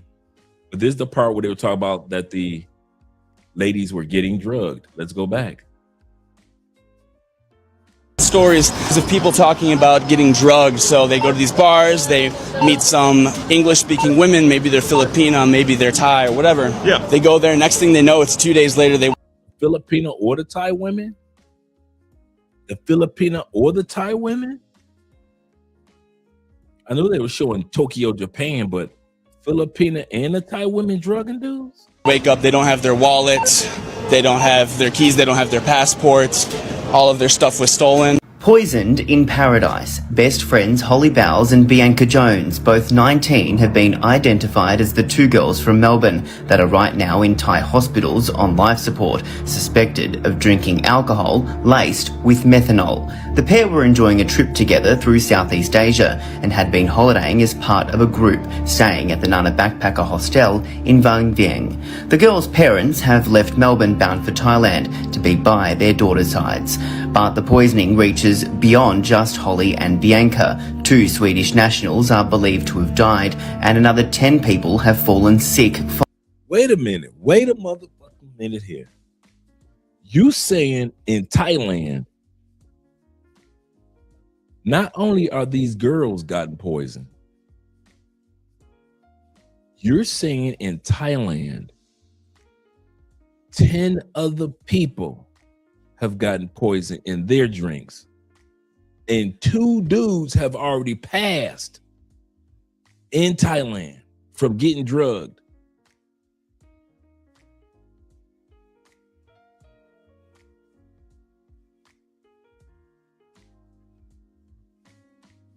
Not in Shangri-La, Thailand.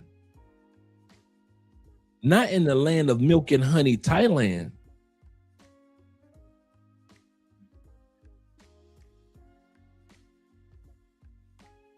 Alcohol laced with meth is diabolical. I don't know, but hey, doesn't matter if they got drugged by men or women. According to the land of smiles, they don't get drugged. Hey, I thought this was Colombia too. If I would have read this, listened to this headline without them saying any country, I would have thought it was Colombia or Brazil or Ecuador or something, Mexico.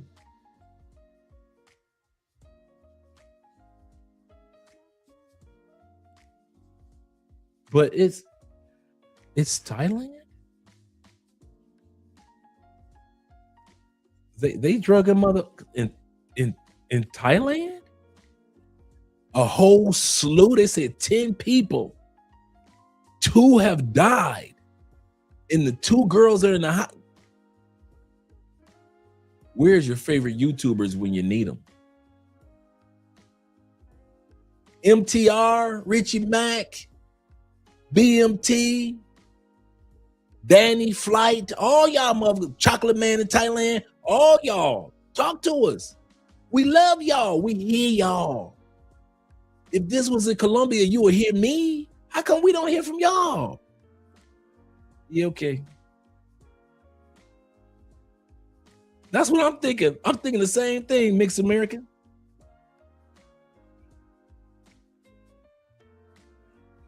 Y'all ain't telling us about none of that shit, but hey, when it's time to do a Colombian headline, y'all do a Colombian headline with the swiftness.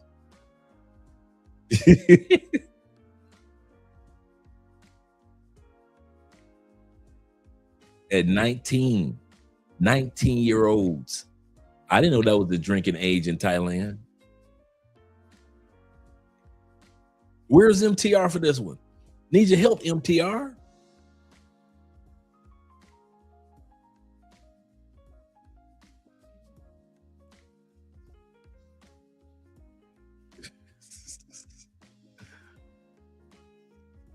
I know, right?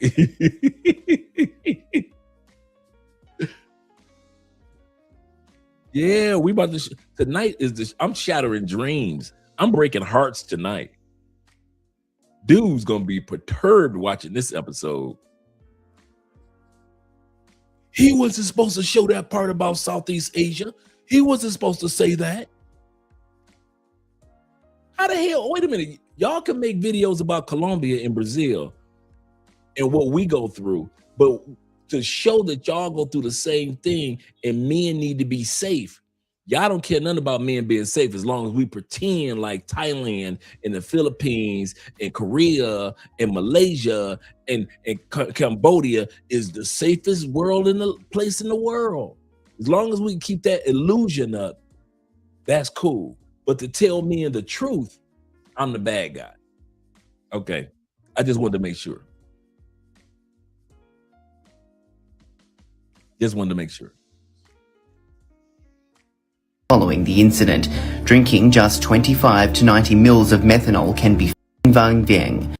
Holly Bowles and Bianca Jones, both 19, have been identified as the two girls from Melbourne that are right now in Thai hospitals on life support, suspected of drinking alcohol laced with methanol. The pair were enjoying a trip together through Southeast Asia and had been holidaying as part of a group staying at the Nana Backpacker Hostel in Vang Vieng. The girls' parents have left Melbourne bound for Thailand to be by their daughter's sides.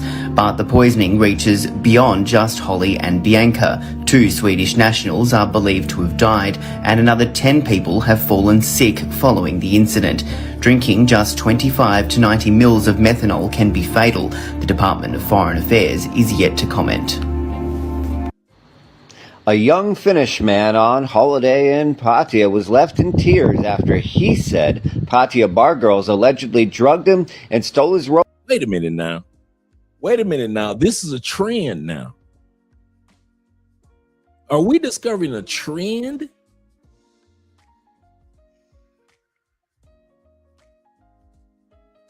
If I showed y'all one clip, that's an anomaly. It happens.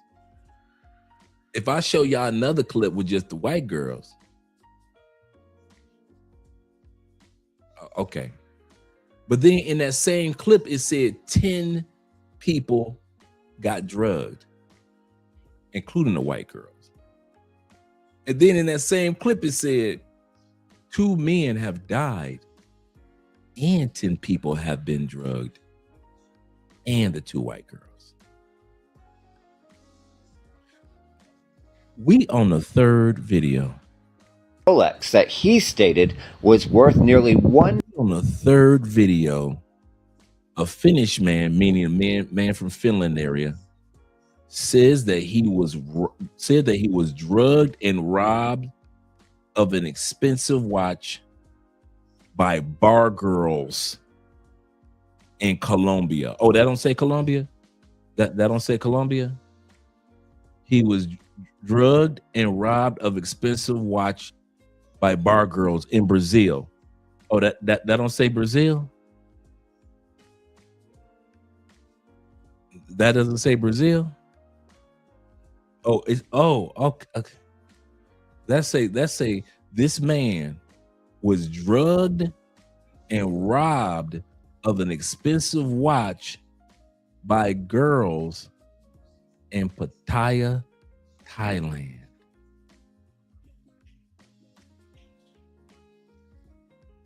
Here's the funny part. For me to talk about it, I'm being petty. For me to talk about it, I'm being petty. A lot of dudes came here and thought I was going to talk about only International Slow.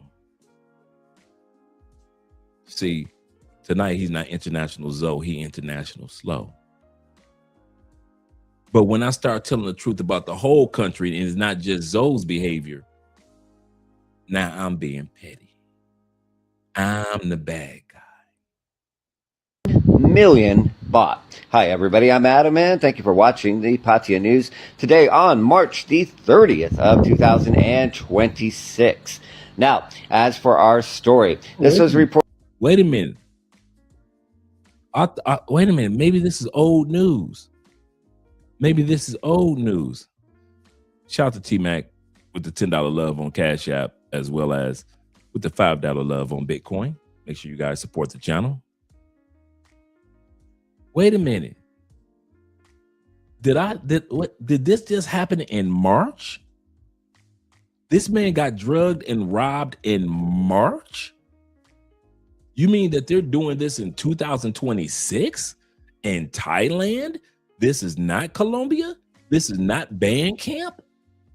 This didn't happen in band camp? It's not Brazil? It's not band camp? It was worth nearly 1 million baht. 1 million baht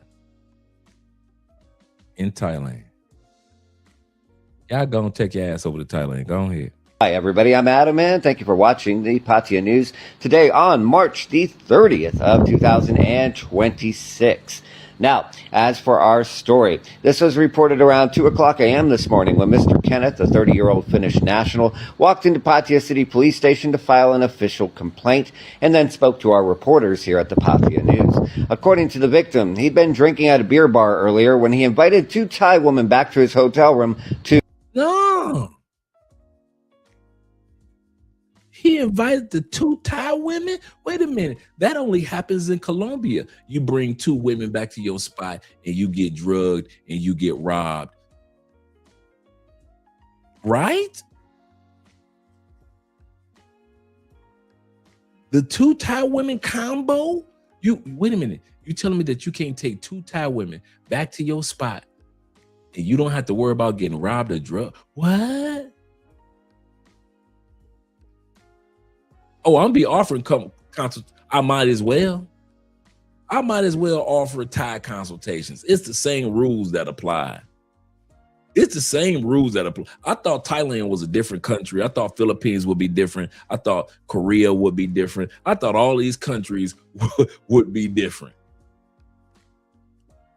It's the same thing. I might as well do the consultation for Thailand now. It's the same rules that apply. No different. Watch your ass. Watch your ass. Move like you got some damn sense in your head. I might as well go ahead and do the custom. Shit.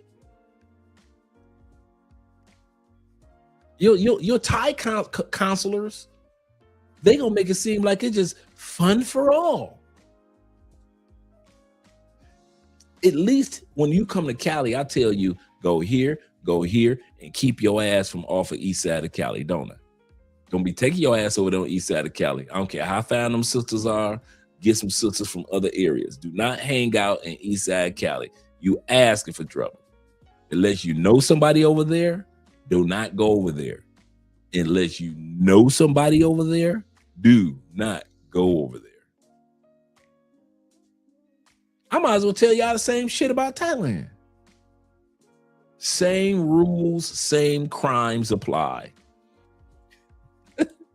He say, Petty Dre, your opinion is biased tonight. He say, stick to warning us about the continent of South America. Leave Asia alone.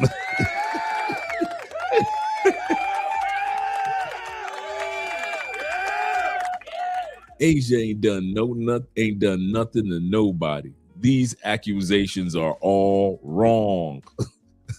These accusations. He said, do not hang out on the east side of any city. Correct. Oh man, K-Dub in the building. He says, what's the beef between you and Zoe? No, I ain't got no beef with Zoe. I ain't got no beef with Zoe. He just, actually, I don't have a beef with anybody. I'm just exposing that no country is perfect and we all have to be careful. Even if you're Zoe, even if you're Richie Mac, even if you're BMT, even if you love crossing borders, even if you're Ace Live or Check in Effect, no matter where you go to, any of you guys, any of you content creators, Ronin Travelers has to be wise with his steps in the Philippines. I've got to be wise here in Colombia. Some of you guys that are in Mexico, my brother Charles in Mexico, he has to be wise with his moves, no matter where we go. But the guys in Southeast Asia, they have a tendency of selling this narrative of that is so perfect. And there is no such thing as a perfect place. And they refuse to let go of that perfect place moniker because it brings in so much money. And I'm telling y'all, I get it. Bruh.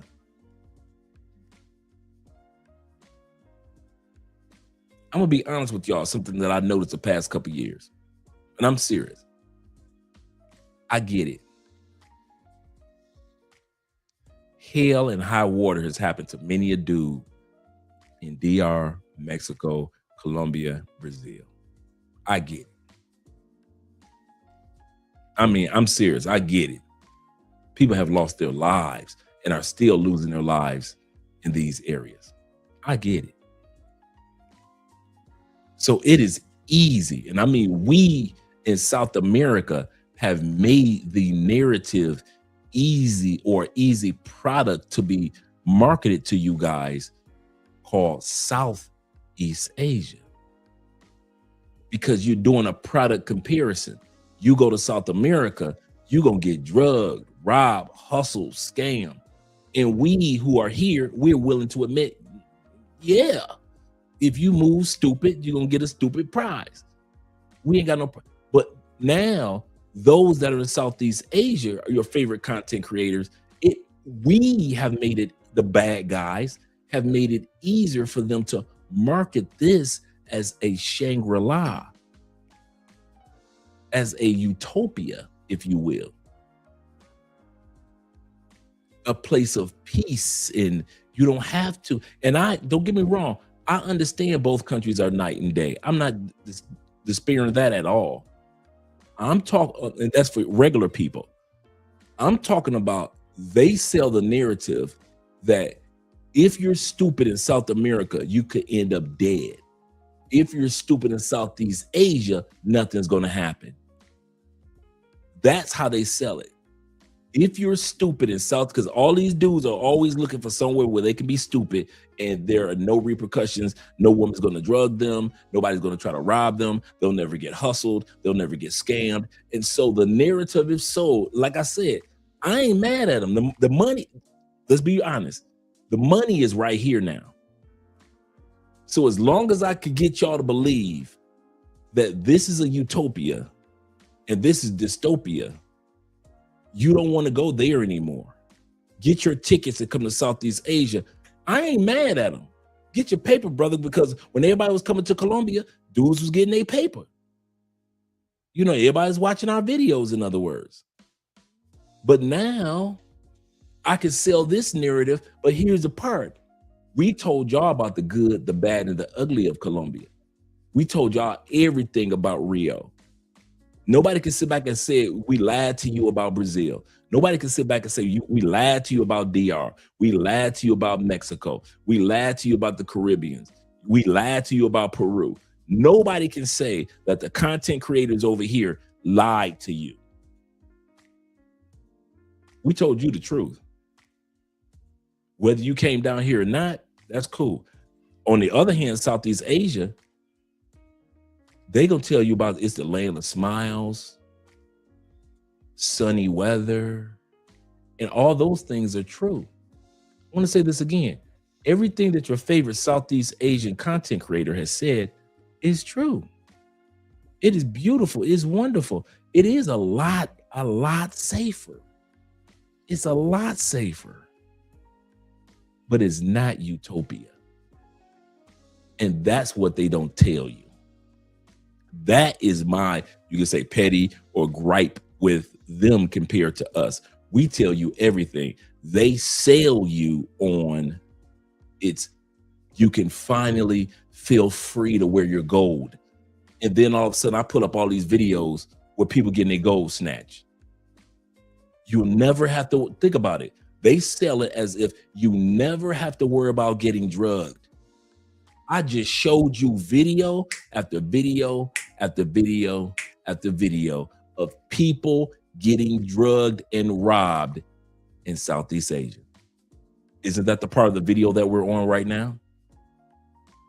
They told you in Colombia or Brazil, you can get scammed at the clubs and robbed. International Zoe is telling right now in Southeast Asia, I have been robbed and scammed in a club. And I showed you the video of the white dudes that got. And then the sister came on and told y'all, hey, I'm just letting y'all know I can get scammed and robbed in clubs by the club owners and the security. That's the difference. It should not take a dude from South America to tell you the truth about Southeast Asia. And like I said, I got so many jokes. They can make videos about me. All your favorite Southeast Asian YouTubers can come together and make a fuck you video, fuck you Andre video, right? Which is I don't trip on that. These cameras go off. Real life happens in real life, right? So y'all ain't never, I don't have no beef with anybody. I'm not upset with anybody. They still my brothers. But if they don't tell you the truth, fuck it. I will.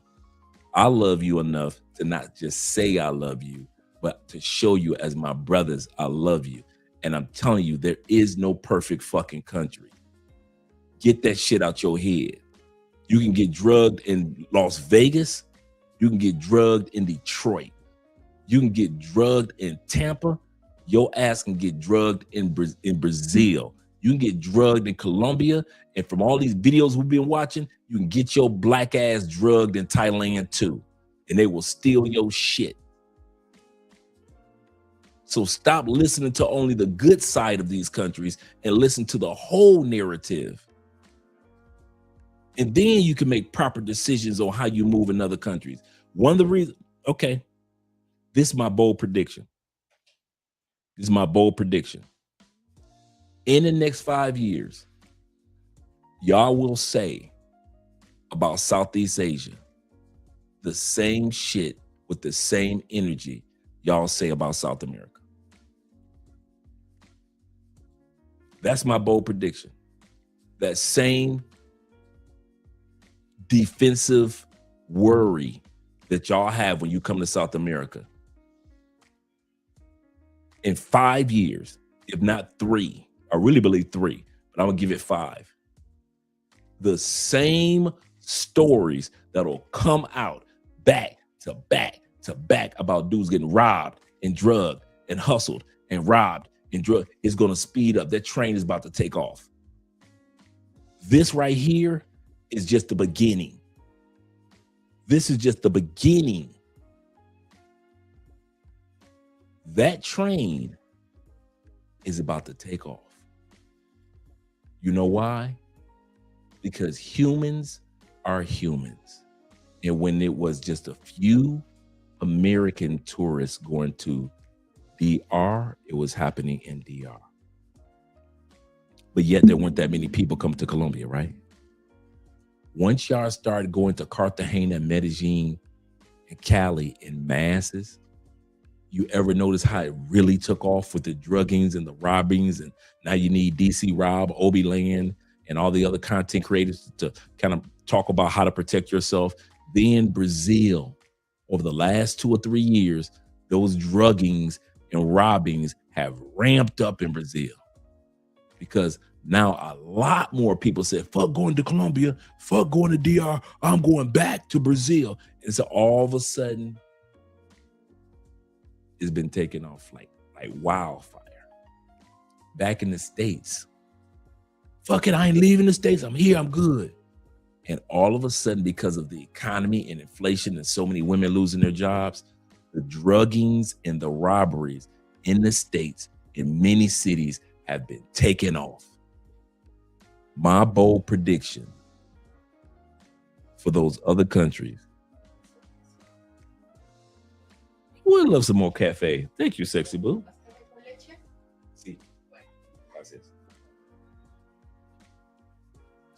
And my bold prediction, and this is not a good prediction. This is not something that makes me feel. The more tourists you get with any one of these locations, the more crimes built up. That's what my point is.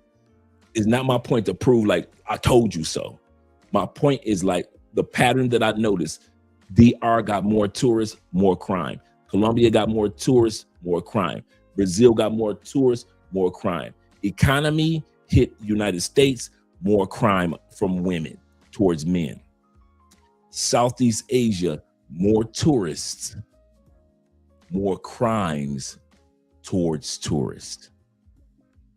That 5 years, you will be talking about Thailand, Indonesia, the Philippines, Japan, and you'll be talking about Vietnam and Korea, Malaysia, and even other countries out there the exact same way. Thank you, baby. Thank you, babe.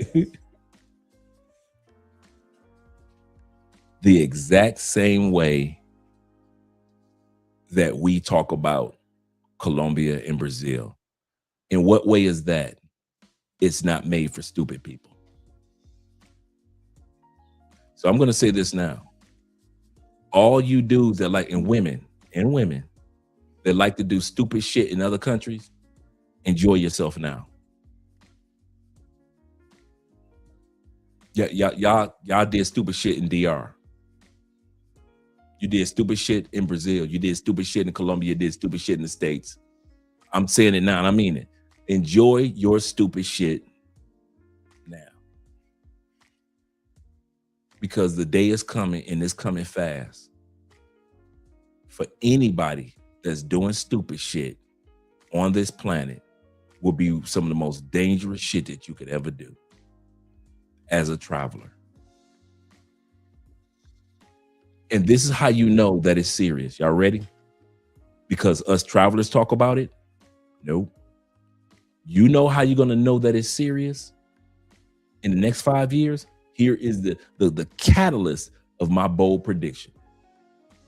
You know the sisters in the States love to talk about how passport bros or black men that travel get drugged and robbed.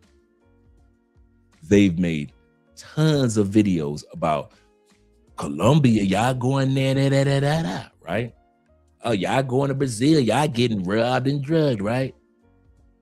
You gonna know how real that shit is when sisters in the States start making back to back to back Thailand, back to back to back Philippines, and all of Southeast Asia videos talking about how y'all done zoomed y'all asses to Thailand. Now y'all ass out there got diseases and kids and the same rhetoric. That's how you know how prevalent it is when the news makes it back to the ear of the sisters back in the States. Right now, all they say is y'all marrying them Thai women and y'all bringing them back. That's all they saying right now, right? Y'all marrying them women in the Philippines and y'all bringing them back here, blah, blah, blah. Just guessing and shit. They not sure. Them women ain't educated. They just saying guess shit in the States. In the next 5 years, that guess shit gonna come to an end. It's gonna be sisters that's gonna be sending stories back of you motherfuckers getting robbed and drugged in Southeast Asia. And the sisters in the States gonna do the same videos that they did about DR, that they did about Brazil, that they did about Colombia. That's how you know when shit hit the fan. That so many of y'all gonna get robbed, so many of y'all gonna get drugged, so many of y'all gonna get scammed in Southeast Asia, not the regular everyday people. Now, mind you, most of us who travel, well, this narrative has nothing to do with us. This whole episode has nothing to do with us. Most of you guys that travel to any country, you do not get caught up in dumb shit. So I'm not talking to you guys. 90% of you guys, this video tonight has nothing to do with you. And I think that's maybe one of the reasons why most content creators in Southeast Asia don't talk about these topics, because most of you guys don't get off into stupid shit. But and most guys that go to South America don't get off into stupid shit. You come, you visit, you have fun, and you good. But for the few that think you can move with foolishness in Southeast Asia, I'm here to tell you, do it now.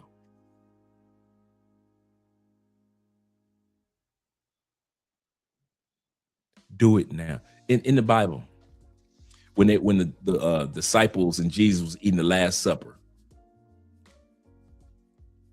Jesus said to Judas, that which you are seeking to do it quickly. Do it now. He knew Judas was about to get up, run to the Sanhedrin and the Pharisees and come back with the police to arrest Jesus. Jesus already knew it. And so he told Judas, hey, stop eating. Ain't no use you pretending like you one of my disciples. What you about to do, go do it. Do it now.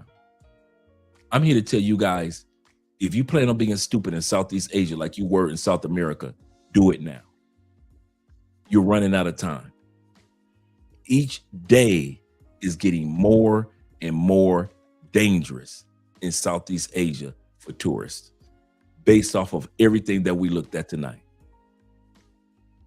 It's not as dangerous as South America. No, I promise you, with the more tourists that they get, and it is notice Phuket and all that, Thailand is the #1 tourist areas on the planet. And as long as global inflation takes place and times keep getting tight for everybody around the world, drugging and robbing men around the world is going to become a norm for stupid people. So if you plan on being stupid, like you were in the Philippines, like you were in Brazil, like you were in Colombia, do it now. Get it out your system, or get it out of the way, whatever you want to call it. Do it now, because I'm telling you, the time is gonna come. You're gonna fuck around and try to have if you want to get your threesome in, get it in now. Get your threesome in now. If you want to sleep with 3 women and you get your foursome in now, get all that shit now, because the time gonna come. Y'all gonna fuck around and do a threesome in the Philippines. Your ass ain't gonna make it out that apartment. The day is gonna come. You try to do a threesome in Thailand, your ass is gonna be just like in Colombia. They're gonna be showing all them videos of women walking with you into your apartment, and all of a sudden they walking out your apartment with your shit. And there's gonna be videos after videos after videos. And DC Rob can do Thailand videos, and he can do Colombia videos and Brazil videos at the same damn time. Because the day is coming that it ain't gonna be no different. Why? Because of regular people? Nope, regular people don't go through this shit. Because of all the stupid people that think if I go to another country, it's safe for me to be stupid, and there is no such country that is safe for stupid people. Ever. There's never been a country where you could be stupid and it's safe to be stupid. I asked you guys earlier, put the country in the comment section where you could be safe to be stupid. There is no country. There's no such thing as a country where you could be safe to be stupid. The 90% of you guys that go to Thailand and feel like you're gonna have fun, enjoy yourself, Colombia have regular everyday brothers that come here. We have fun. DR have a great time. Colombia has 7.3 million tourists last year. This year, they're scheduled to have over 8 to 9 million tourists in Colombia. 9 million people ain't got no problem with Colombia. Most people that come to Colombia and Brazil are having great times. So I'm not talking about us. I'm talking directly to you stupid people that want to find a safe place to do your stupid shit like Zoe did, and there are no repercussions. That place doesn't exist.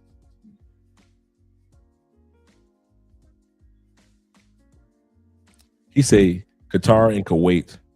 He said, but even those places have limits on stupidity. That is so true. Yeah, get your threesomes out of the way. Go ahead. Get your threesome. He said, yeah, out of right. Wise man. Wise man would. Go to the brothel and get your threesome out of the way. Yes, sir. Leo says this. Shout out to Leo with the $10 love. He said, Dre, I have been getting my ears tickled by Thailand content creators. He said, appreciate exposing the real and warning travelers to be on guard. That's it. I'm not saying don't go to Thailand. You hating on Thailand. I'm not saying that. He said, did not know it was like that there. Thanks. Bruh, when I was doing the homework, I thought I was just doing homework about Zoe. Shout out to Zoe for this. I'm being honest. Shout out to International Zoe for being transparent, because he didn't have to tell his story. Let's be honest with you. Shout out to you, Zoe, man, because your story caused me to do research, and this research has caused all of us to kind of see this from a different perspective, to where we did not know a lot. I didn't know guys were getting drugged in Thailand. I did not know that dudes had their watches missing. I didn't know they were snatching gold. All these crimes I know because it's, here in Colombia they do them. But I didn't know that shit was happening in Southeast Asia. Shout out to Zoe. Let's continue on with the video. I'm going to shut up for a while and let the video roll. This man lost a watch worth $1 million. $1 million after getting robbed and drugged in Thailand. Trip together through Southeast Asia and had been holidaying as part of a group staying at the Nana Backpacker Hostel in Vang Vieng. The girls' parents have left Melbourne bound for Thailand to be by their daughter's sides. But the poisoning reaches beyond just Holly and Bianca. 2 Swedish nationals are believed to have died, and another 10 people have fallen sick following the incident. Drinking just 25 to 90 mils of methanol can be fatal. The Department of Foreign Affairs is yet to comment.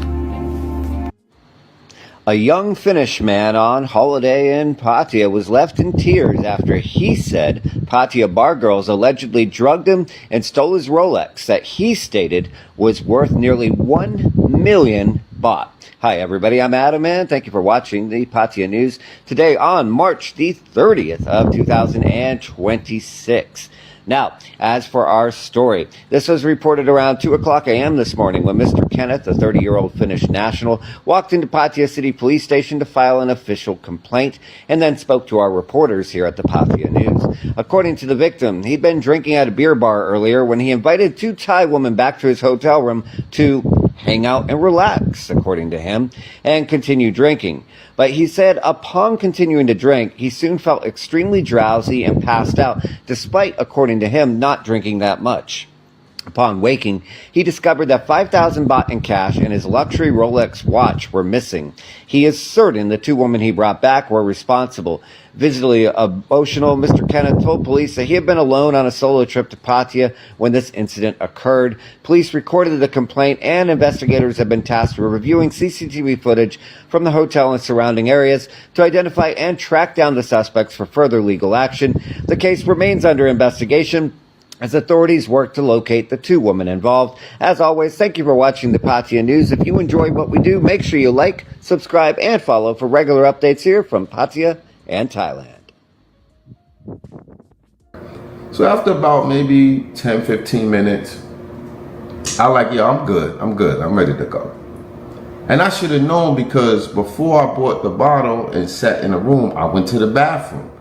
But the girl like followed me to the bathroom, like if I was gonna leave. And I'm like, so I go out of the room into the main floor. Like you come in, there's a bar, there's some tables, and then there are rooms. And I see two white guys and shit, and then they're like, we're gonna give you your bill, but you gotta go back inside the room. I was like, why do I have to go inside the room to get my bill? And they was like, you gotta go inside the room. Da, da, da. And I'm like, I'm not going back inside the room. I was like, damn, I'm in some shit. You know, I'm in some shit. I didn't know how much shit I was in, but I'm in some shit. Yeah, he could sense the energy of the room change. He could sense the energy of the room change. Shit. So they keep telling me, and the girl's like, go inside the room. And I'm like, what? I'm like, I'm not going inside the room, period. And the white guys are like looking like, what's going on? So they bring me the bill, right? Now, the bill is $900. So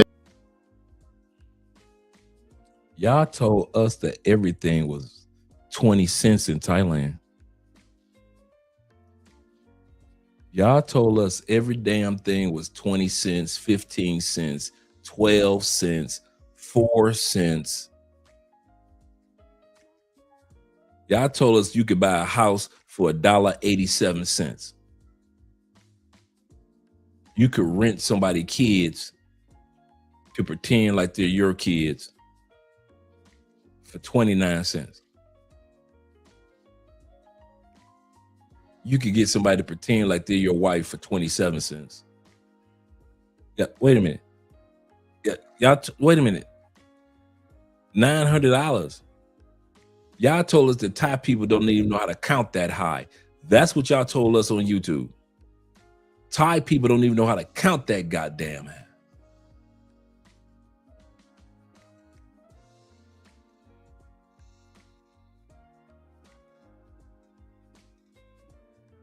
Ronan says this. Shout out to Ronan. Ronan says, which I kind of figured, but I didn't know.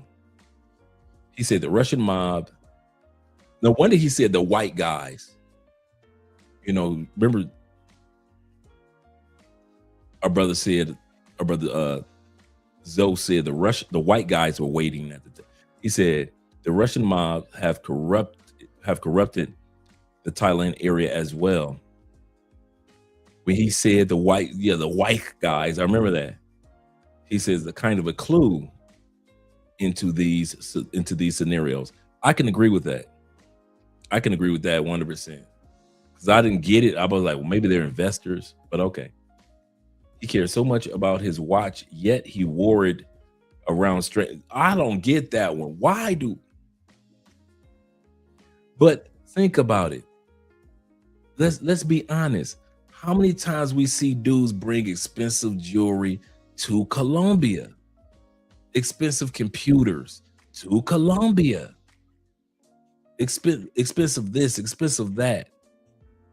How many times have we seen guys bring some expensive diamond rings or diamond bracelets, expensive gold necklaces to Colombia, to Brazil? 5 years. I'm stretching because I don't think it's going to take that long. I don't think it's going to take that long for the corruption to hit Thailand and Southeast Asia to the point that a lot of guys are going to start talking about Southeast Asia the way y'all talk about South America. That I'm gonna hit you with something else. That's why we ain't jealous of y'all. All you dudes in Southeast Asia, y'all think, oh, y'all living in South America full of crime. We ain't jealous of y'all. We not. We ain't hating, but we ain't jealous. You know why? Not only one of the reasons we're happy where we are. We're happy. We're happy where you guys are. We're happy where we are. Reason number 2 is wait till your shit hit the fan. In other words, the old saying, the old narrative goes, ain't no fun when the rabbits got a gun. Ain't no fun when the rabbits, it's easy to sit back and laugh at us over in South America. I'll catch y'all in 3 years in Southeast Asia. See how much y'all be laughing then. Talk about Asia, Southeast Asia is the hot spot. I see how y'all be laughing then when that shit hit Cambodia. When that shit really hit Malaysia. Yeah. And like I said, I'm not sitting around like I told you so. I'm saying for the average everyday person like me and you guys, nothing's going to change. It'll be great for years to come. South America, Southeast Asia is great for regular people. Stupid people, you're the ones on the timer. And I don't know why your favorite content creators are not telling you this. I don't know why, but it's okay. Yep, hood rich pookies, those are the ones that are going to be in trouble. Not average people that just travel like we do. Not you guys who travel on vacation, have your fun and go back home, or you found a home in Thailand, you're enjoying your life. I'm not talking to you guys. Like I said, it's 90% of us I'm not talking to. You just watching this show for entertainment tonight because I'm not talking to you. I'm talking about the guys that go from country to country to country doing stupid shit and think that Southeast Asia, he finally found a place because the YouTubers don't talk about a place in Southeast Asia that stupid dudes can do stupid shit and get in trouble. So you assume that it must be perfect. You think Richie Mack is talking to you when he's saying zoom to Thailand. You think MTR is talking to you. You think Chocolate Man is talking to you. You think BMT is talking to you. No, they're not. They're talking to men and women that have sense in their head about coming to Southeast Asia. You think Ronin Travelers is talking to you. He's not. He's talking to men and women that have sense in their head about coming to the Philippines. Y'all think Danny Flight is talking about stupid motherfuckers can come to Japan or come to China and live a life. No, Danny Flights is talking about he's talking to Danny with Flight, I think it's a Flight Madness YouTube channel. He's talking about people with common sense coming to China and building a new life. So these men are talking to 90% of travelers that could come, visit, or live and have a great life. Tonight, I'm talking to you stupid motherfuckers because those other content creators don't talk to y'all. So I'll wear the black cowboy hat, and I'm here to tell you, all you fuck ups that go to these other countries, because I saw you fuck up in these countries over here in South America and in the Caribbeans. I'm telling you, bruh, you cannot outrun stupidity. All of this was going on with our brother Zoe could have been alleviated if he had not done the dumbass move of listening to the tuk-tuk driver and have this driver take him to some out of the way spot.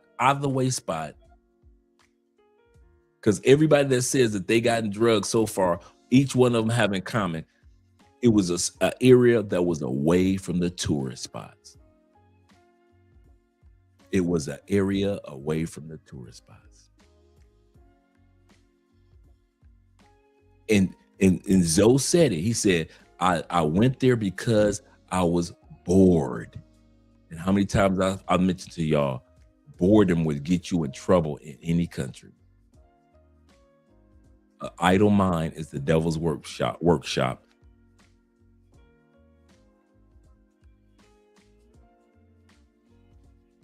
I agree with that too.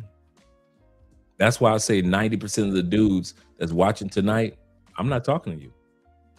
I know you move with with common sense, not sensitivity, but common sense.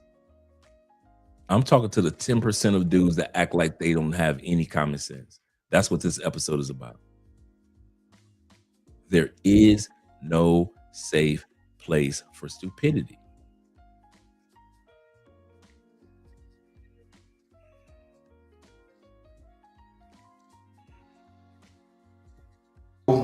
Out of the room into the main floor. Like you come in, there's a bar, there's some tables, and then there are rooms.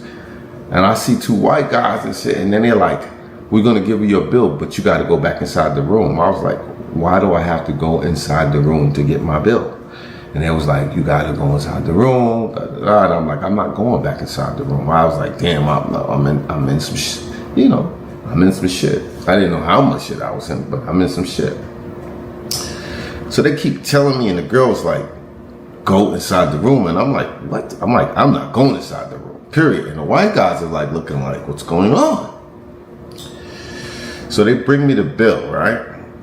Now, the bill is $900, or maybe a little more, something. It's $900. And I said, are you effing kidding me? And they be like, that's your bill.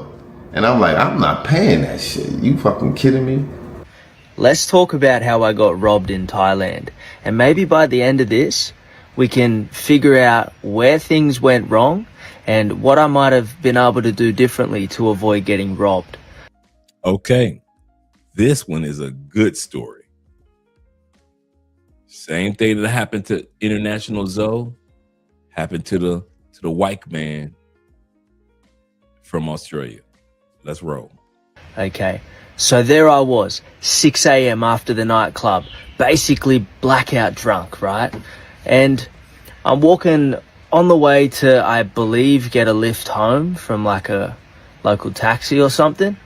And I walk past the karaoke bar and there's some pretty girls out the front and they were very convincing. They said, oh, hello, handsome, you come in, you sing some song. And me, being a rapper nearly blackout drunk who loves karaoke, I said, you know what? I'm in, fuck it. So I've walked into this room, right? Or I've walked into this venue. They've taken me through the venue, past the bar.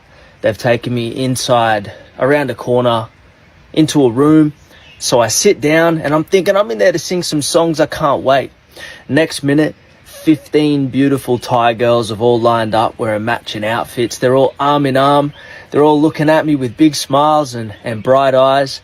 And the guy next to me, he goes, okay, now you choose girl. You choose 1, 2 girl, maybe 3 girl. And I'm like, ooh, shit. I might be in over my head here. And he's like, you want some drink? And I'm like, oh, yeah, no, I'm looking around. I'm looking at the situation and I realize, yeah, I'm in way over my head. I'm not doing this. And so then after me not choosing a girl for an extended period of time, all the girls leave and the guy next to me, he's like, so you're going to get a drink? And I was like, you know what, brother? It's 6:30 in the morning. I think I'm going to go home. I really appreciate your hospitality, but I've got to go. And he said, okay, no problem. Well, as soon as you pay the bill, you can go. And I've gone, what bill? What do you mean bill? I haven't done any. I just sat down. And he said, no. So the girls come in and you get drink and that's going to cost you 250 Australian or 5,000 baht. And I was like, bro, I am not paying that bill. I didn't even ask for anything. Where's my drink? Where are the girls? Nobody's here. I haven't sang a single song. I'm not paying that bill. He said, you can't leave until you pay the bill. I said, brother, I'm not paying that bill. And so he's got no drinks, no girls, no one was singing. He just sat down. 250. But your favorite YouTubers ain't gonna tell you that. it was in this exact moment the energy shifted in the entire room. There were no more smiles in the room, gang. There were no more smiles at all. And as this guy walks out, there's 2 other guys in the room monitoring me, and I realize my heart starts to pump, and I realize this is the moment where if I wanted to try and tornado my way out of here and like escape this venue, it's got to be now, because this is going to get worse before it gets better.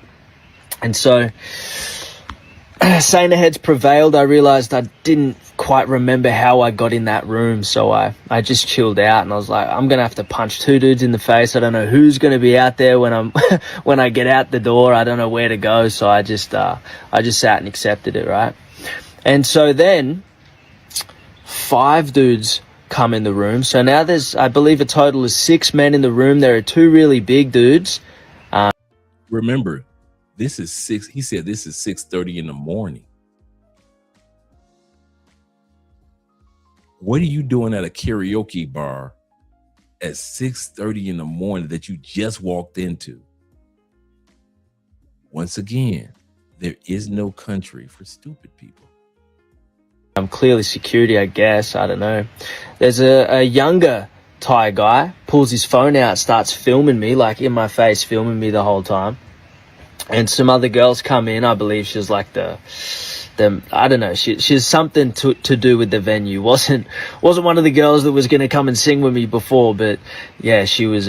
She had a more important role to play. Maybe she had better English than most. Cause Sound like he said a woman came in that had an important role to play. She wasn't one of the other girls. Did not International Zoe say the madam of the girls was there? So somehow, some way, this guy's story is parallel to International Zoe when it came to the madam, not one of the regular girls. Yeah, thank you. she had a lot to say. She asked me if I was bipolar, because I kept going from upset to calm and accepting my fate to getting upset again at this situation. Like, this is fucking bullshit, you know. Anyway, so they're telling me you can pay, once you pay the bill, you can go. Now, I'm just very adamant. I'm not paying that goddamn bill. And so I think the girl, she like reached for my wallet and she had it in her hand, and then I tried to reach back for my wallet. And at that point, 4 of the Thai dudes like full grabbed me by the neck, pinned me down on the ground, took my wallet, took all the cash out of my wallet. Did not the 2 white guys that we looked at earlier say the same thing? That they got snatched up by the neck?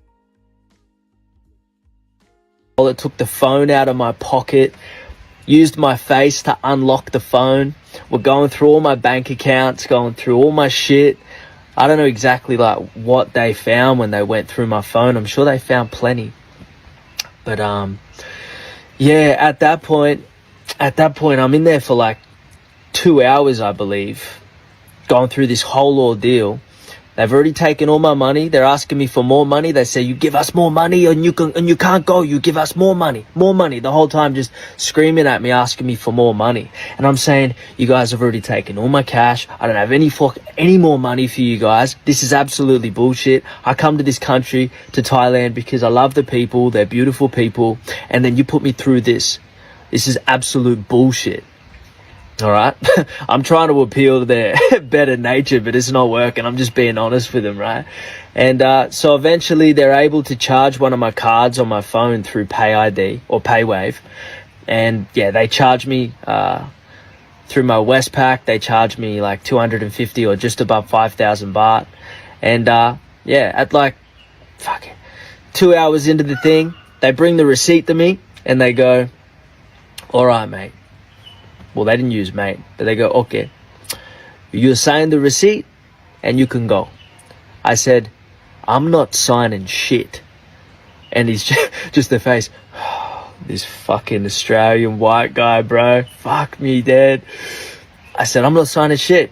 He goes, just sign it and you can leave. We can all go. I said, you're asking me to do you a favor? I'm not doing nothing for you. I'm not signing nothing. You've already taken all my cash off me. You're asking for more money now. You're asking for more from me than I've already given you for nothing.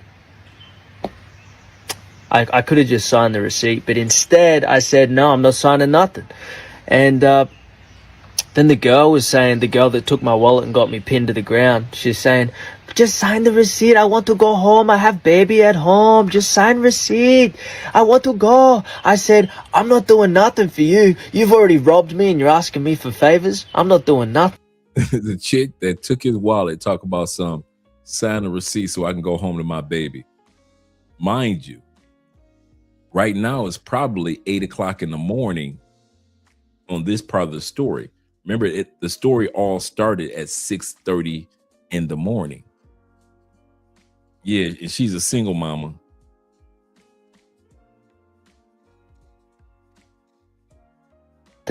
And eventually the guy next to me is like shoving the pen in my face. He's saying, just sign it, just sign it. And so I grabbed the pen, snapped it in half, threw it at the ground. I said, I'm not signing nothing. They're all just, oh, fucking jeez.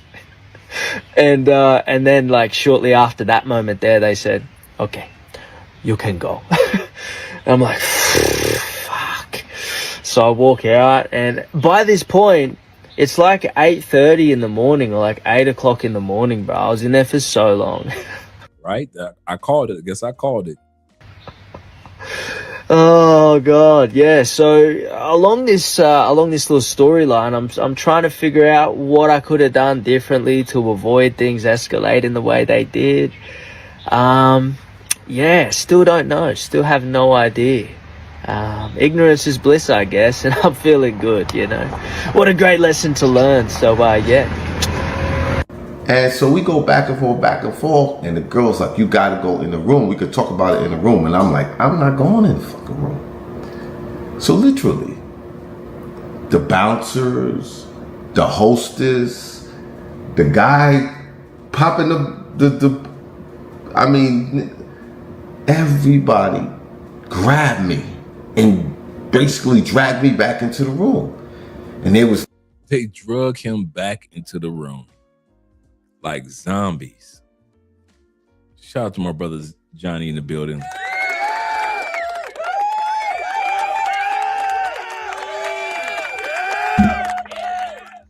He says, much love to you, big brother. Andre, he's saying, shout out to the chat room. Chat lives matter. Yes, sir. Like, you got to pay this bill. You know what I'm saying? They said it like, like, you pay this bill, you're going to get your ass whipped.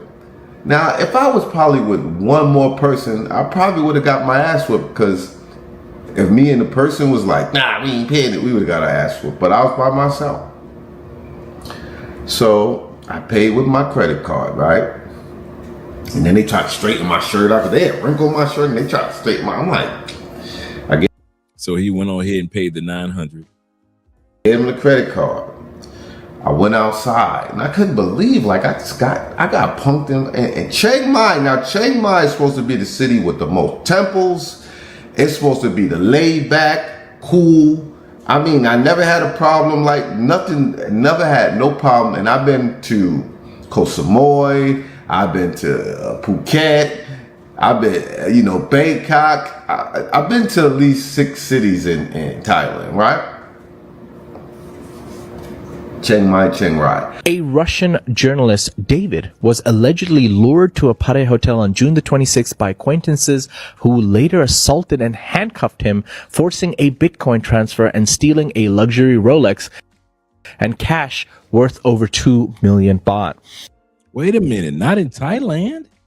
Come on. Nah. Over and over and over again, we're noticing crimes happen in Thailand. Took the man to the hotel room.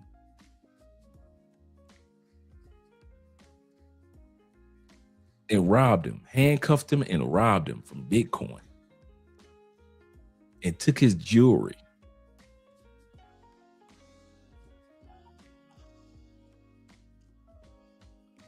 Y'all said this is only in Colombia.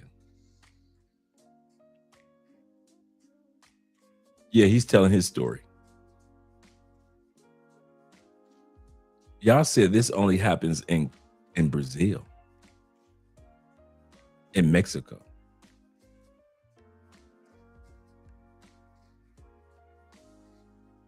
Y'all starting to sound more and more hypocritical, I'm telling you. Russian journalist David was allegedly lured to a Pare hotel on June the 26th by acquaintances who later assaulted and handcuffed him, forcing a Bitcoin transfer and stealing a luxury Rolex and cash worth over 2 million baht. He escaped while still restrained and sought help. Now, CCTV shows the attackers, including 26-year-old Anton now in custody, who denies involvement despite overstaying his visa. Again, we've spoken about this. Don't do multiple crimes. Don't do crimes at all. Other suspects are believed to have fled Thailand. The victim and perpetrators knew each other, and police are pursuing leads as they untangle conflicting accounts and track the remaining suspects abroad. A Korean tourist reported that he was robbed by two ladyboys on Pattayaa's Walking Street in the... Not the ladyboy robbery. Y'all getting robbed by ladyboys? Wait a minute, y'all. Somebody is not telling the whole stories about Thailand, huh? How come it take the South American dude to tell you about Southeast Asia? The ladyboy fiasco? Y'all sitting up there having ladyboy extravaganzas? It's one thing to get robbed by ladies of the night that's in your hotel room paying for Airbnb. Y'all getting got by the lady boys now?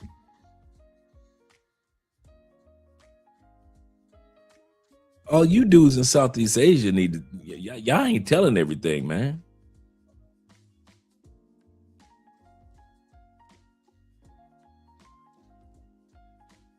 The lady boys. Let's continue on. Let's continue on. Again, we've spoken about this. Don't do multiple crimes. Don't do crimes at all.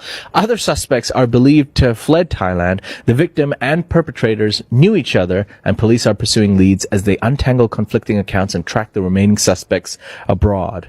A Korean tourist reported that he was robbed by two ladyboys on Pattayaa's Walking Street in the early hours of June 3rd. The 38-year-old victim told police that a Gucci bag containing 10,000 baht, an ID card, and a room key was stolen outside an entertainment venue at around 5 a.m. How many times I got to tell people, don't be on Walking Street at 5 a.m. That's where the werewolves come out. According to the report, one suspect allegedly approached him, started a conversation, and made physical contact while another moved in to distract him. A concerned citizen later provided video footage of the alleged theft and called for stronger action against pickpocket gangs in the area. Pattaya City Police are reviewing CCTV footage and working to identify the suspects. So predictable in Pattaya that it's 5 a.m. in the morning, you see a tourist walking around with a bag, and then all of a sudden, I got to start filming because this lady's grabbing onto him, another lady's approaching. To protect yourselves, guys, if you see them approaching you, probably just start running. Maybe just get out of there as quickly as possible, especially if you're not interested in what they might be offering at 5 in the morning. But also, maybe just don't be on Walking Street at 5 in the morning. That might be your safest option. I don't know. So I go outside and I call my credit card company. You know, I walk up the street a little bit. I cancel the card. So I don't know if they got the money or not, but I canceled the card. I explained to them the situation. By the time I got another tuk-tuk that was going back down the street to head to my hotel, they were pulling the gate down in that spot. So they got their money for the day, I guess. Like, they was like, I don't know if they do it every day or what. And it surprised me. They was gangster. They did it to a brother. So you imagine what they would have did to them white boys. But that was crazy. Brother, if you want to know the truth, the white boy said, fuck y'all. I ain't giving y'all no money. And the white boy was able to leave. We just looked at the white boy. The white boy said, mate, I'm not giving you a dime. Broke the pen in half. What'd they tell the white boy? You can leave. You can go, sir. You can go. White boy said, I ain't paying you $250 for shit. You can go.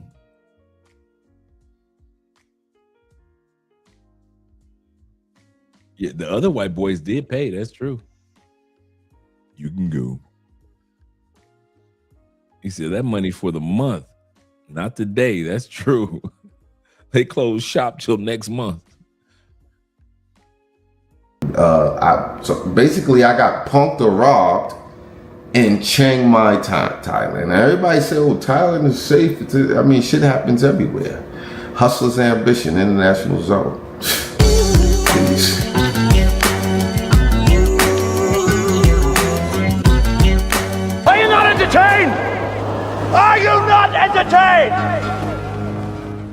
I think it makes sense to follow up my Thailand robbery story with a message to the viewers. A lot of people in the comments saying that I'm making it up, or that there's holes in my story, or that's why they'll never go to Thailand, or this or that. It's like, yo, all I can do is speak from an experience I had. I'm not out here talking about all the good experience that I've had in Thailand. There's already a lot of them. I just wanted to put a video out based on the experience that I had at a karaoke bar that attempted to scam me, and then when I didn't play along, they decided to forcefully rob me. They tried to get 3,000 Australian from my credit card, but they didn't realize that that was what was already taken off the credit card. They thought that's what was available, and that wasn't the truth. So they would have got me for like 60,000 baht if it had been available, but it wasn't. So they only got me for like 250 Australian, 5,000 baht or whatever, and all the cash that I had on me. For whatever reason, they didn't take my watch, they didn't take my gold medallion, and they had the guy filming it the whole time, I guess, to make it look like a legal operation, like I was the problem because I wanted to not pay or some shit. I don't know. The reason I didn't go to the police, by the way, is because these operations are usually tied in with the police and the mafia, and everyone's involved and everybody's got money coming into their hands. Like, what's the point of me trying to make a complaint to people that are just going to ask for more money? Maybe I do get some money back, but they had access to my phone, and on my Google Maps, I had my address of where I was staying, and there was no security at the place that I was staying. It wasn't in a secure like compound or anything like that. It was just a house out on the mountains of Hang Dong, which is west of Chiang Mai. So it happened at a place called Black Club near the moat, near the old city walls and that. But moral of the story is these bad things are going to happen anywhere, right? If there's a mafia or a cartel or a gang of some sort, there's always going to be operations in where people are going to get stung. There are blatantly bad people in the world that want to take from others without earning it for themselves, like legally, I guess. There's bullies everywhere in every country. I think Thailand don't even go that hard in comparison to countries in South America or even hoods in America. Like, fuck, if that happened in America, people felt like doing that to me in America, I'd probably get shot. People get shot every day. People dying every day, everywhere. Getting unlucky. You know what I'm saying? I got lucky as hell. So to say, some people in the comments to say that they're not going to go to some of these places, well, shit, don't leave the house. That's probably...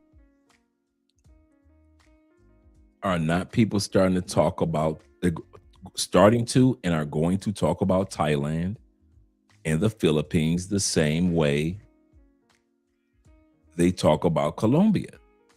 It's on its way.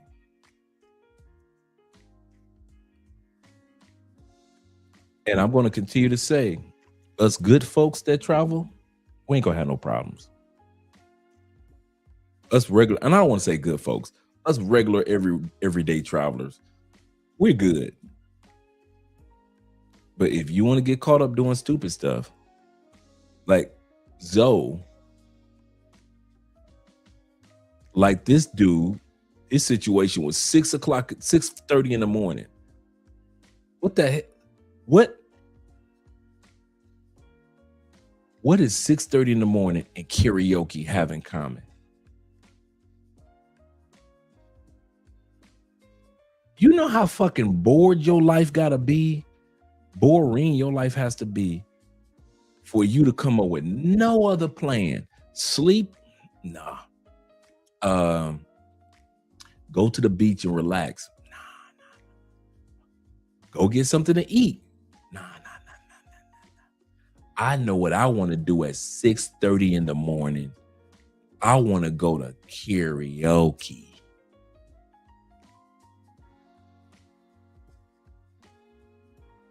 And y'all wonder when I use the term stupid people doing stupid things. Y'all think I just say it to be saying it.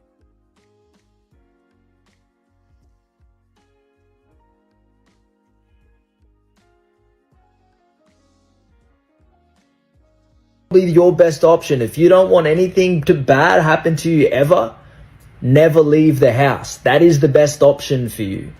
Me personally, I'm in Hanoi. You sound just like me. I kid you not. When people talk about Colombia or Brazil, what do I always say? Don't bring your ass here anyway. Don't I? I've been saying that for years.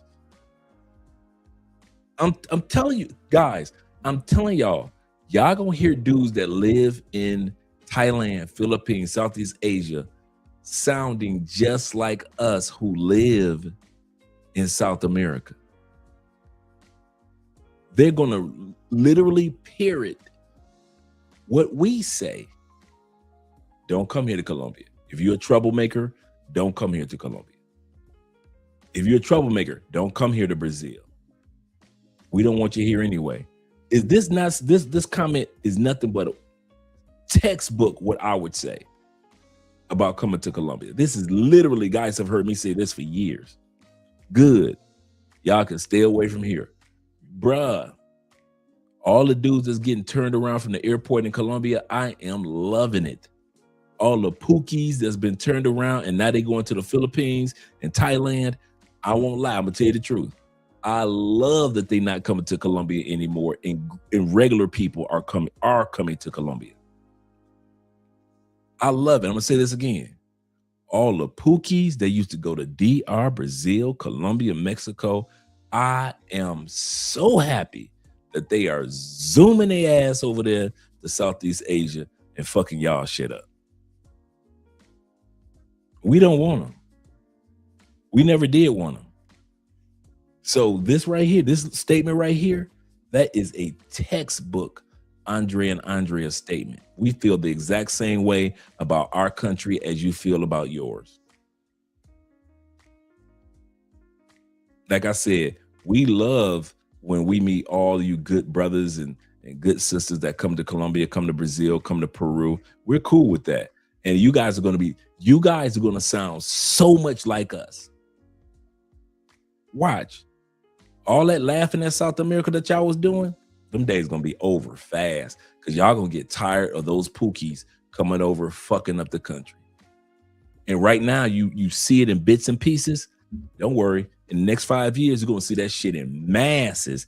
And that's when y'all going to wake up and say, oh, Thailand need to do something about this shit. That's going to be another sign. See, us who are expats in Colombia, we know, hey, Colombia, y'all need to do something about this shit.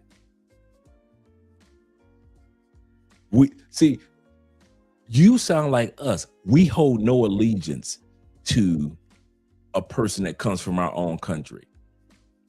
Tell you what I mean. We who live in these foreign countries, we hold no allegiance to a dude just because he's an American with a passport. I will tell you, if you are a troublemaker, I don't care if you're an American, I don't care if you have a passport, take your ass somewhere else with that. Don't come to Colombia with that. So I hold no allegiance to just because the guy's an American and he can come to Colombia because I hold no allegiance to that shit. If you're a pookie, get the hell up out the country. And that goes for any country where you pookies go to.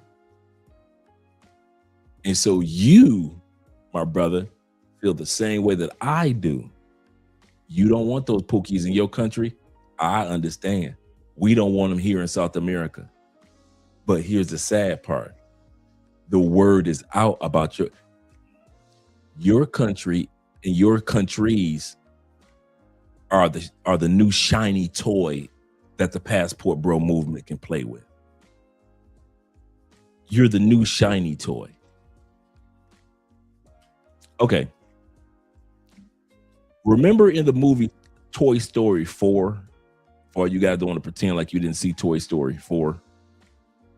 Remember when they were the new toys at the kids daycare center? And they came in, they dropped the toys off. They were like, damn, this is a nice daycare center. You know, and all these nice kids. Oh man, this is cool. It's gonna be fun. And then they took the toys to where they really were going to be with them little badass toddlers. right? And the toddlers was destroying all the toys and everything. That's what Thailand is. Thailand in Southeast Asia walks into the into the daycare center. Oh man, this is nice. Everybody can come down here. It's so peaceful. It's not Colombia. It's not Brazil. It's nice. The women are smiling. It's so peaceful. The food is inexpensive. The cost of living is better. And y'all the shiny thing. Y'all the shiny toy in Toy Story 4.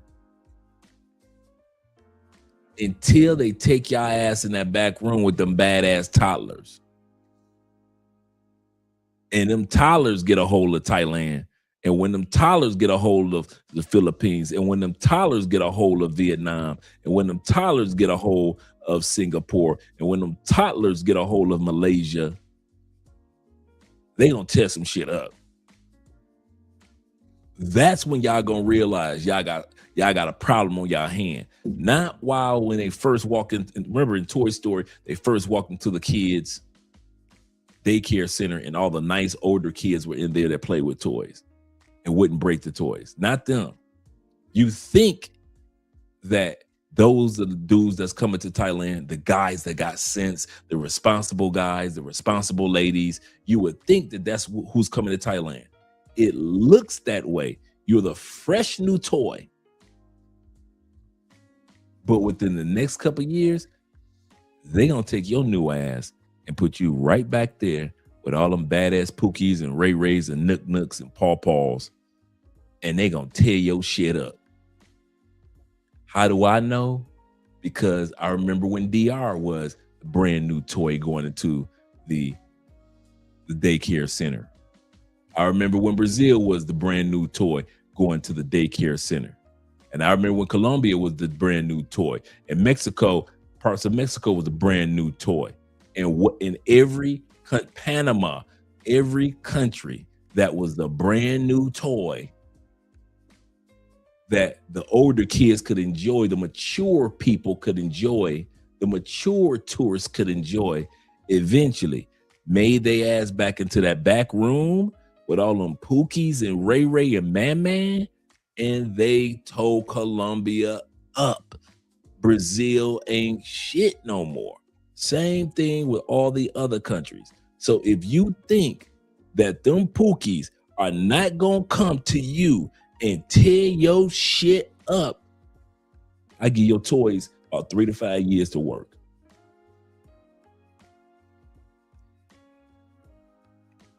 Yep.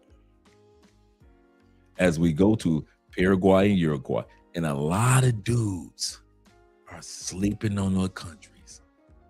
And those are the two countries where you want people to continue to sleep. You are so correct. So when he say it's Thailand doing something already with the limited visa. Could I be wrong? Hopefully they are. Hopefully they've seen what's happening to other countries, and many of Southeast Asia countries are nipping this in the bud. But here's the kicker. Y'all want the truth? With the limitations of global births, people ain't having kids like they used to. Countries are vying, rallying for people to come live in their country.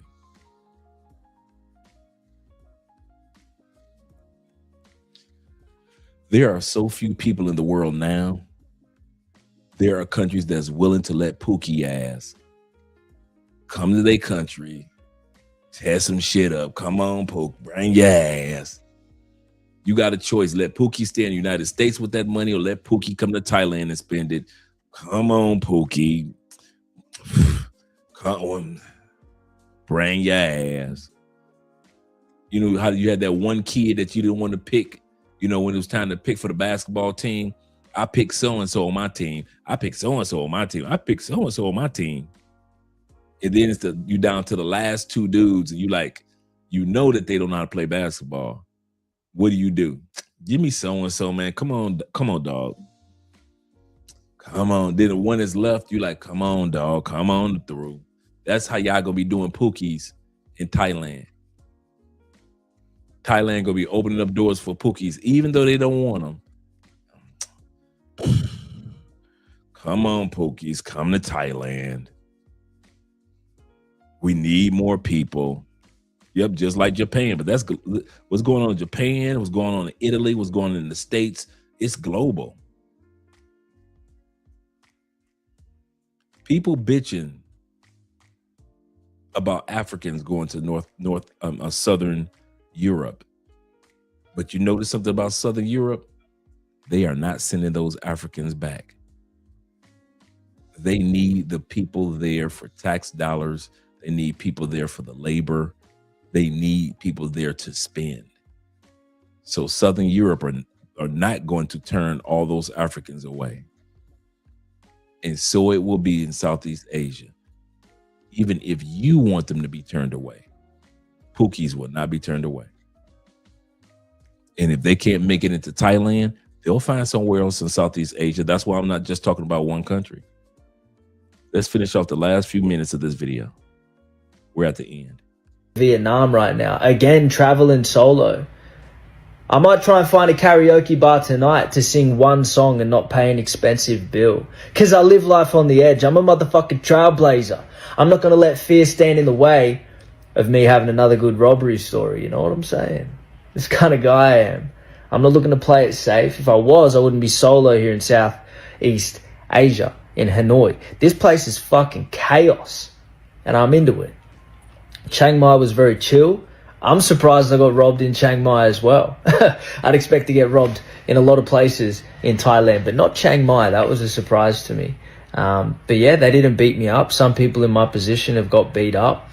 Some people in South America get guns held to their heads and then taken to the ATM to withdraw tens of thousands of dollars if it's available. So fucking hell, man, I got lucky as hell. And it's just a great reminder that I need to be more careful. Maybe don't be blind drunk, like really late at night, solo, where I might be impressionable, thinking that people have good intentions. I know, right? Just because I have good intentions doesn't mean other people have good intentions. And drunk Jaden needs to realize that sooner rather than later. That's for goddamn sure. Okay? So, yeah. Anybody traveling solo, be smarter than I was. I go through these experiences so you don't have to. All right? Keep safe out there. Big love. All right.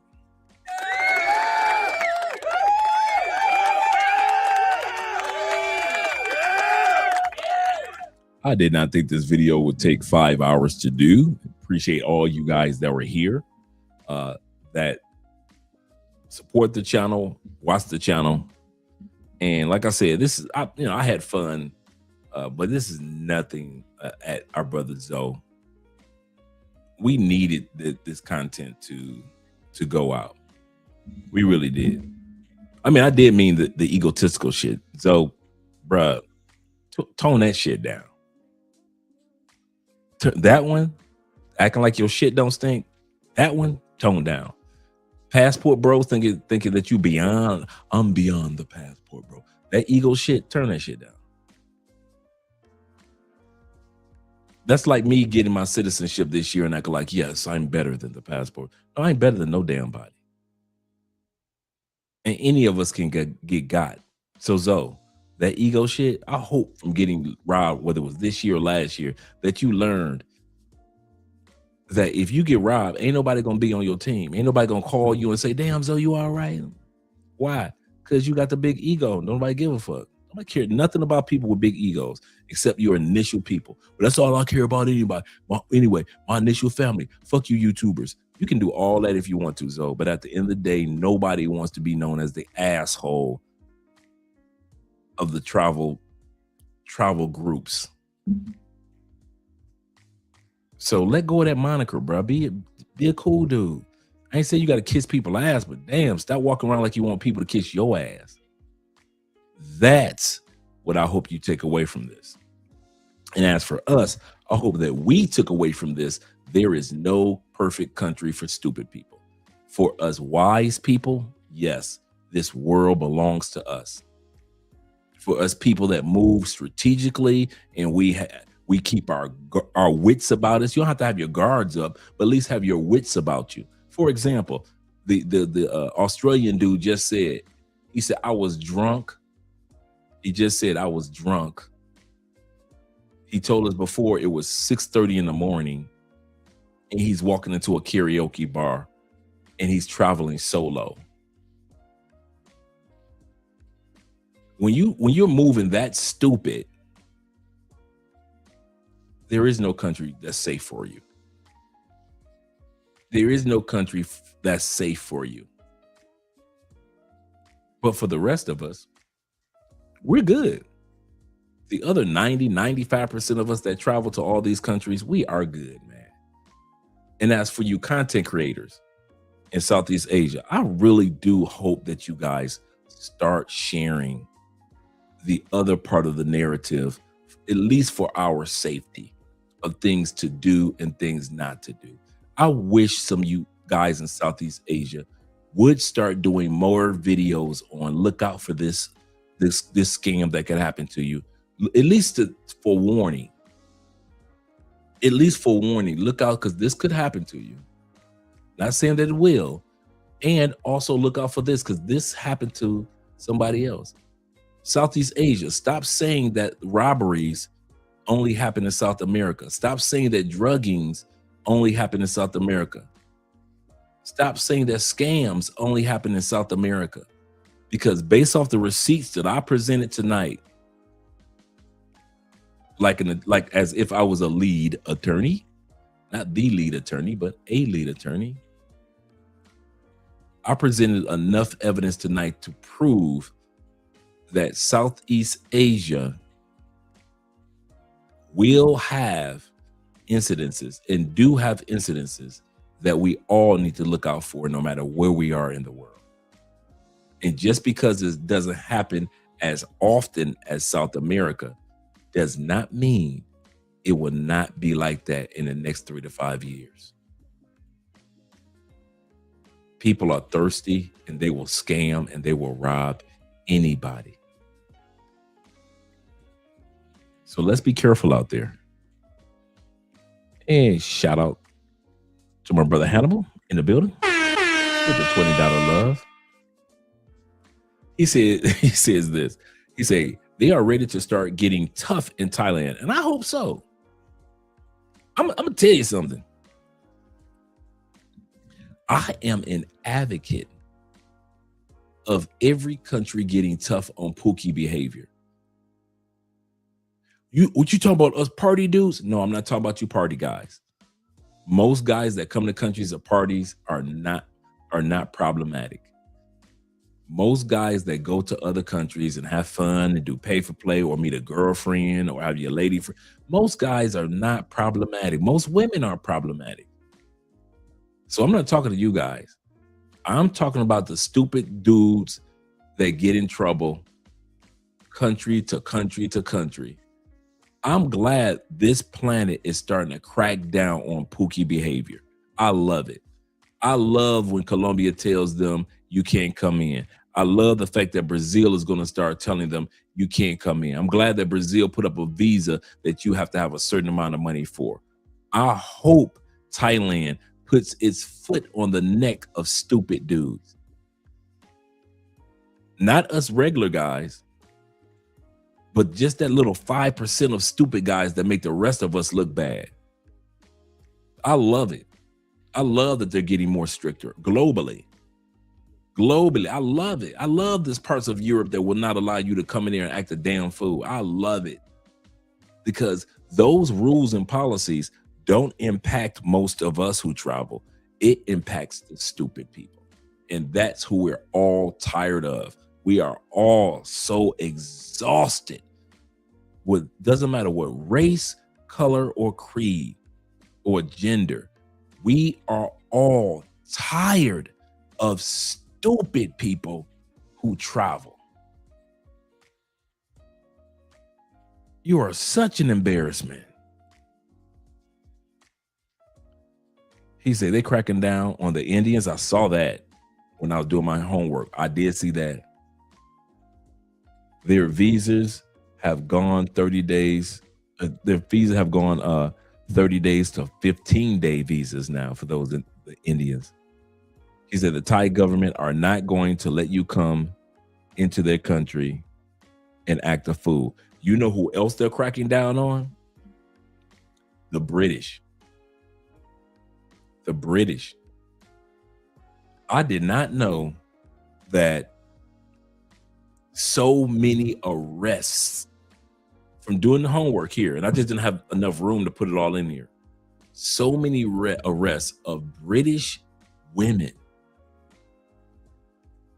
coming to Thailand and trying to go back to Britain with pounds upon pounds of Thai marijuana. Dude, I ran across, I kid you not, I had to run across between 4 to 6 headlines, just headline the article. I mean, the headlines, the news report, the videos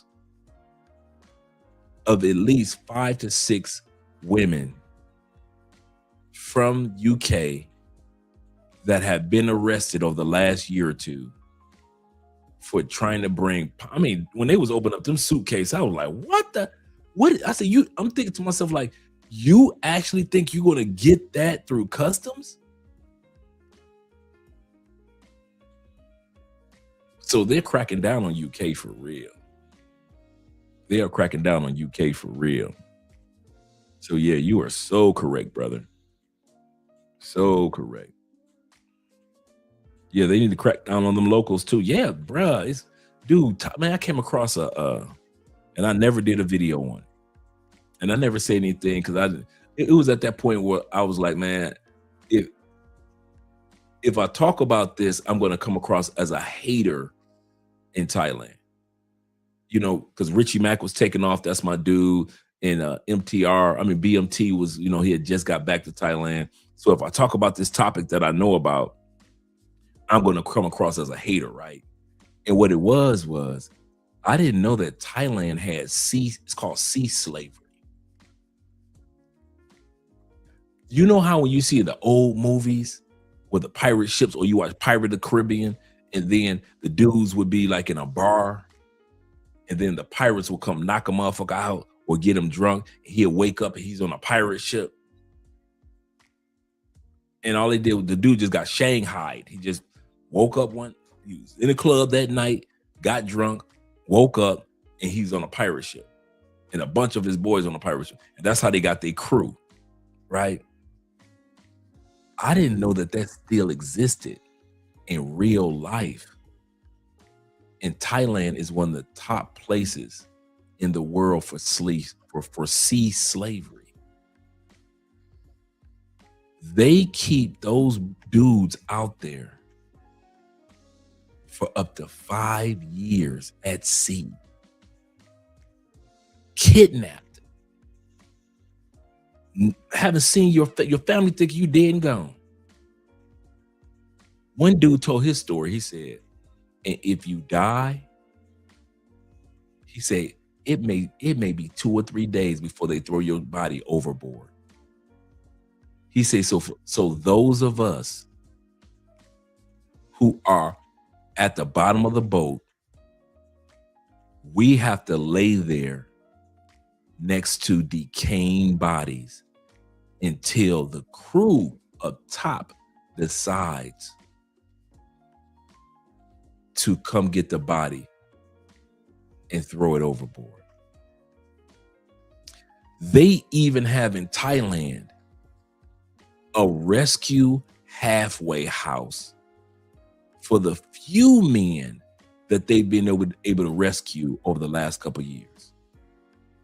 It is so common in Thailand to do sea slavery. It is, and what do? They actually do fishing.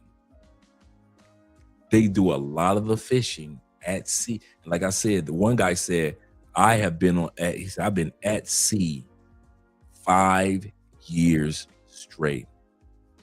He said, when they bring the fish in, I'm not allowed to get off the boat. I got to go at the bottom of the boat. Me and a bunch of other dudes got to go to the bottom of the boat. We are the ones that were kidnapped. He say, I have never been off on land.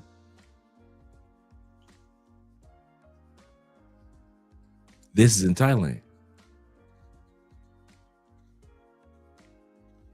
We got corruption here in Colombia. Don't get me wrong. Over 18 million children have come up missing over the years in Colombia. Some of the women and men that were part of some of those organizations are in political positions today. And I mean major political positions in Colombia. Some of the most evil, demonic people.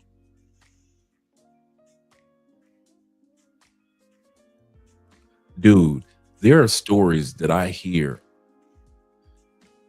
about this country. I couldn't tell y'all on YouTube because, first of all, YouTube would ban some of the demonstrative behavior that I would have to, the graphicness of it. And I would just be quoting stories from either my wife or either Colombian women who grew up after they got kidnapped at 7. Boys that were kidnapped at 6. And if they survived, sharing their stories.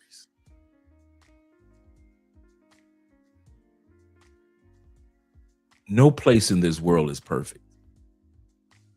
Get it out your mind that every place is dangerous, but no place is perfect.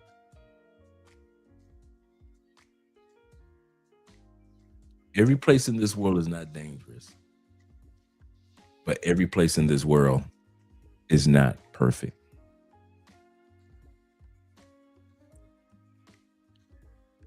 You know what?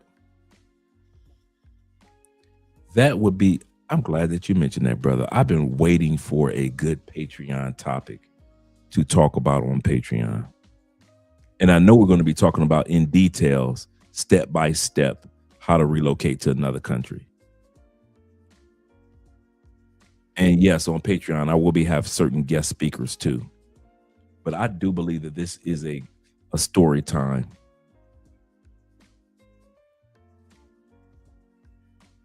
Just my wife's family stories. Bruh.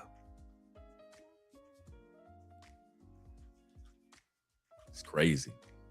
But yeah, when I heard about and I sat back and watched that documentary on Philippines, and I'm talking about today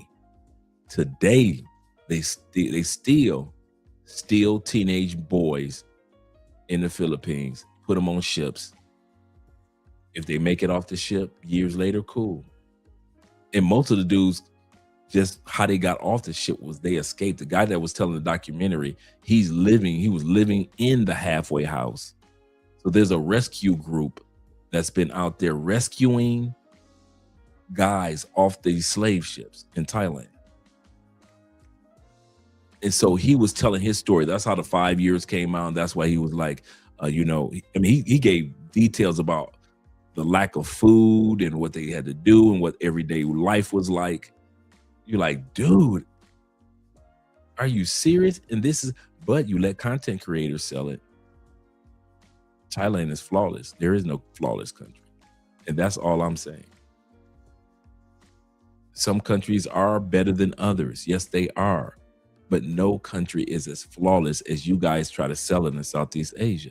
And a lot of you guys are sitting back going to be saying, Andre just hating. He don't know what he's talking about. He just a hater. He just mad that ain't nobody coming to Colombia. Bruh, most of you guys that don't come to Colombia, I am happy. Do not think that I'm sitting back jumping up in joy, jumping up and down with anger because the Pookies and the Ray Rays don't come to Colombia anymore. I'm mad because you guys are being turned away from the airport, all the pervy dudes. The white man. You think I'm mad because the white man being turned away from the airport? I'm so glad that y'all being fine. You little creepy mother are finally being turned away from at the airports. So no, I ain't got no hate or malice. I'm just trying to lay a foundation as we travel for the next 10, 15 years. For the next 10, 15 years, that we all realize, okay, I'm going to have to be wise with my moves. Why? Because there is no perfect country. Just a country that's perfect for us. AMSM says this with the $5 love. Thank you, brother. He said, once again, I was checking out another YouTuber. They were talking about evidence of Shannon Sharp being LGBTQ. I said, yeah, back to Andre's channel. Yep. Man, you know they ain't got nothing else to talk about in the United States. Everybody wants the viral move. Everybody wants the viral move. Before we go, I'm going to give you guys a little tip on the successful content creators.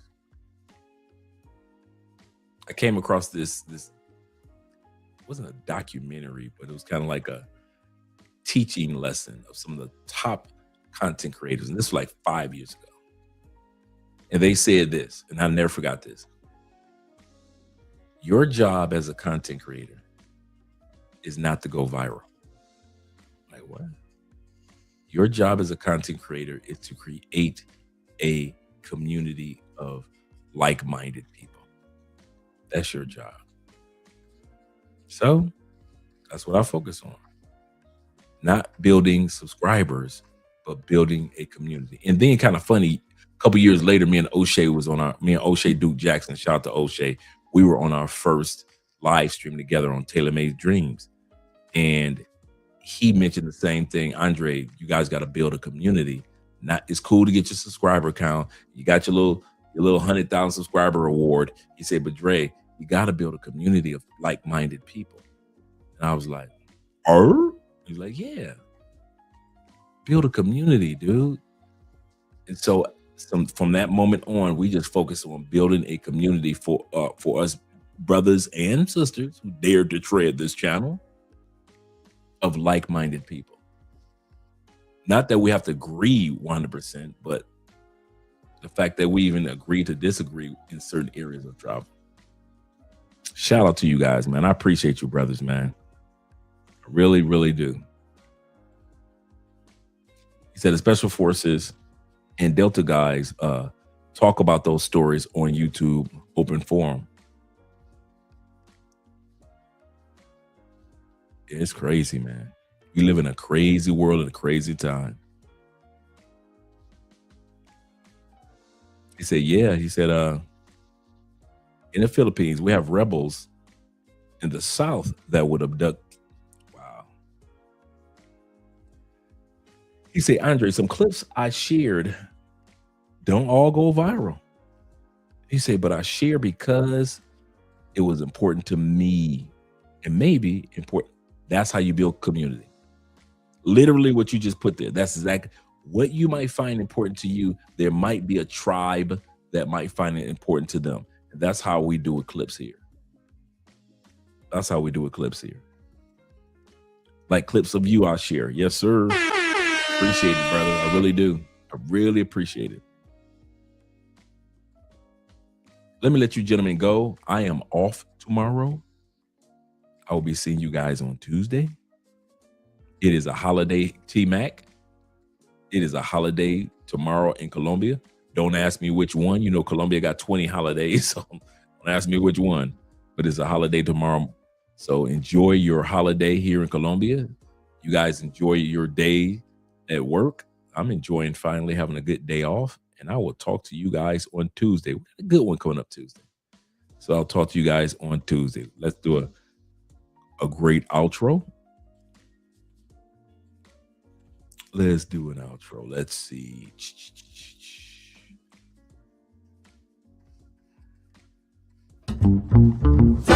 Hey.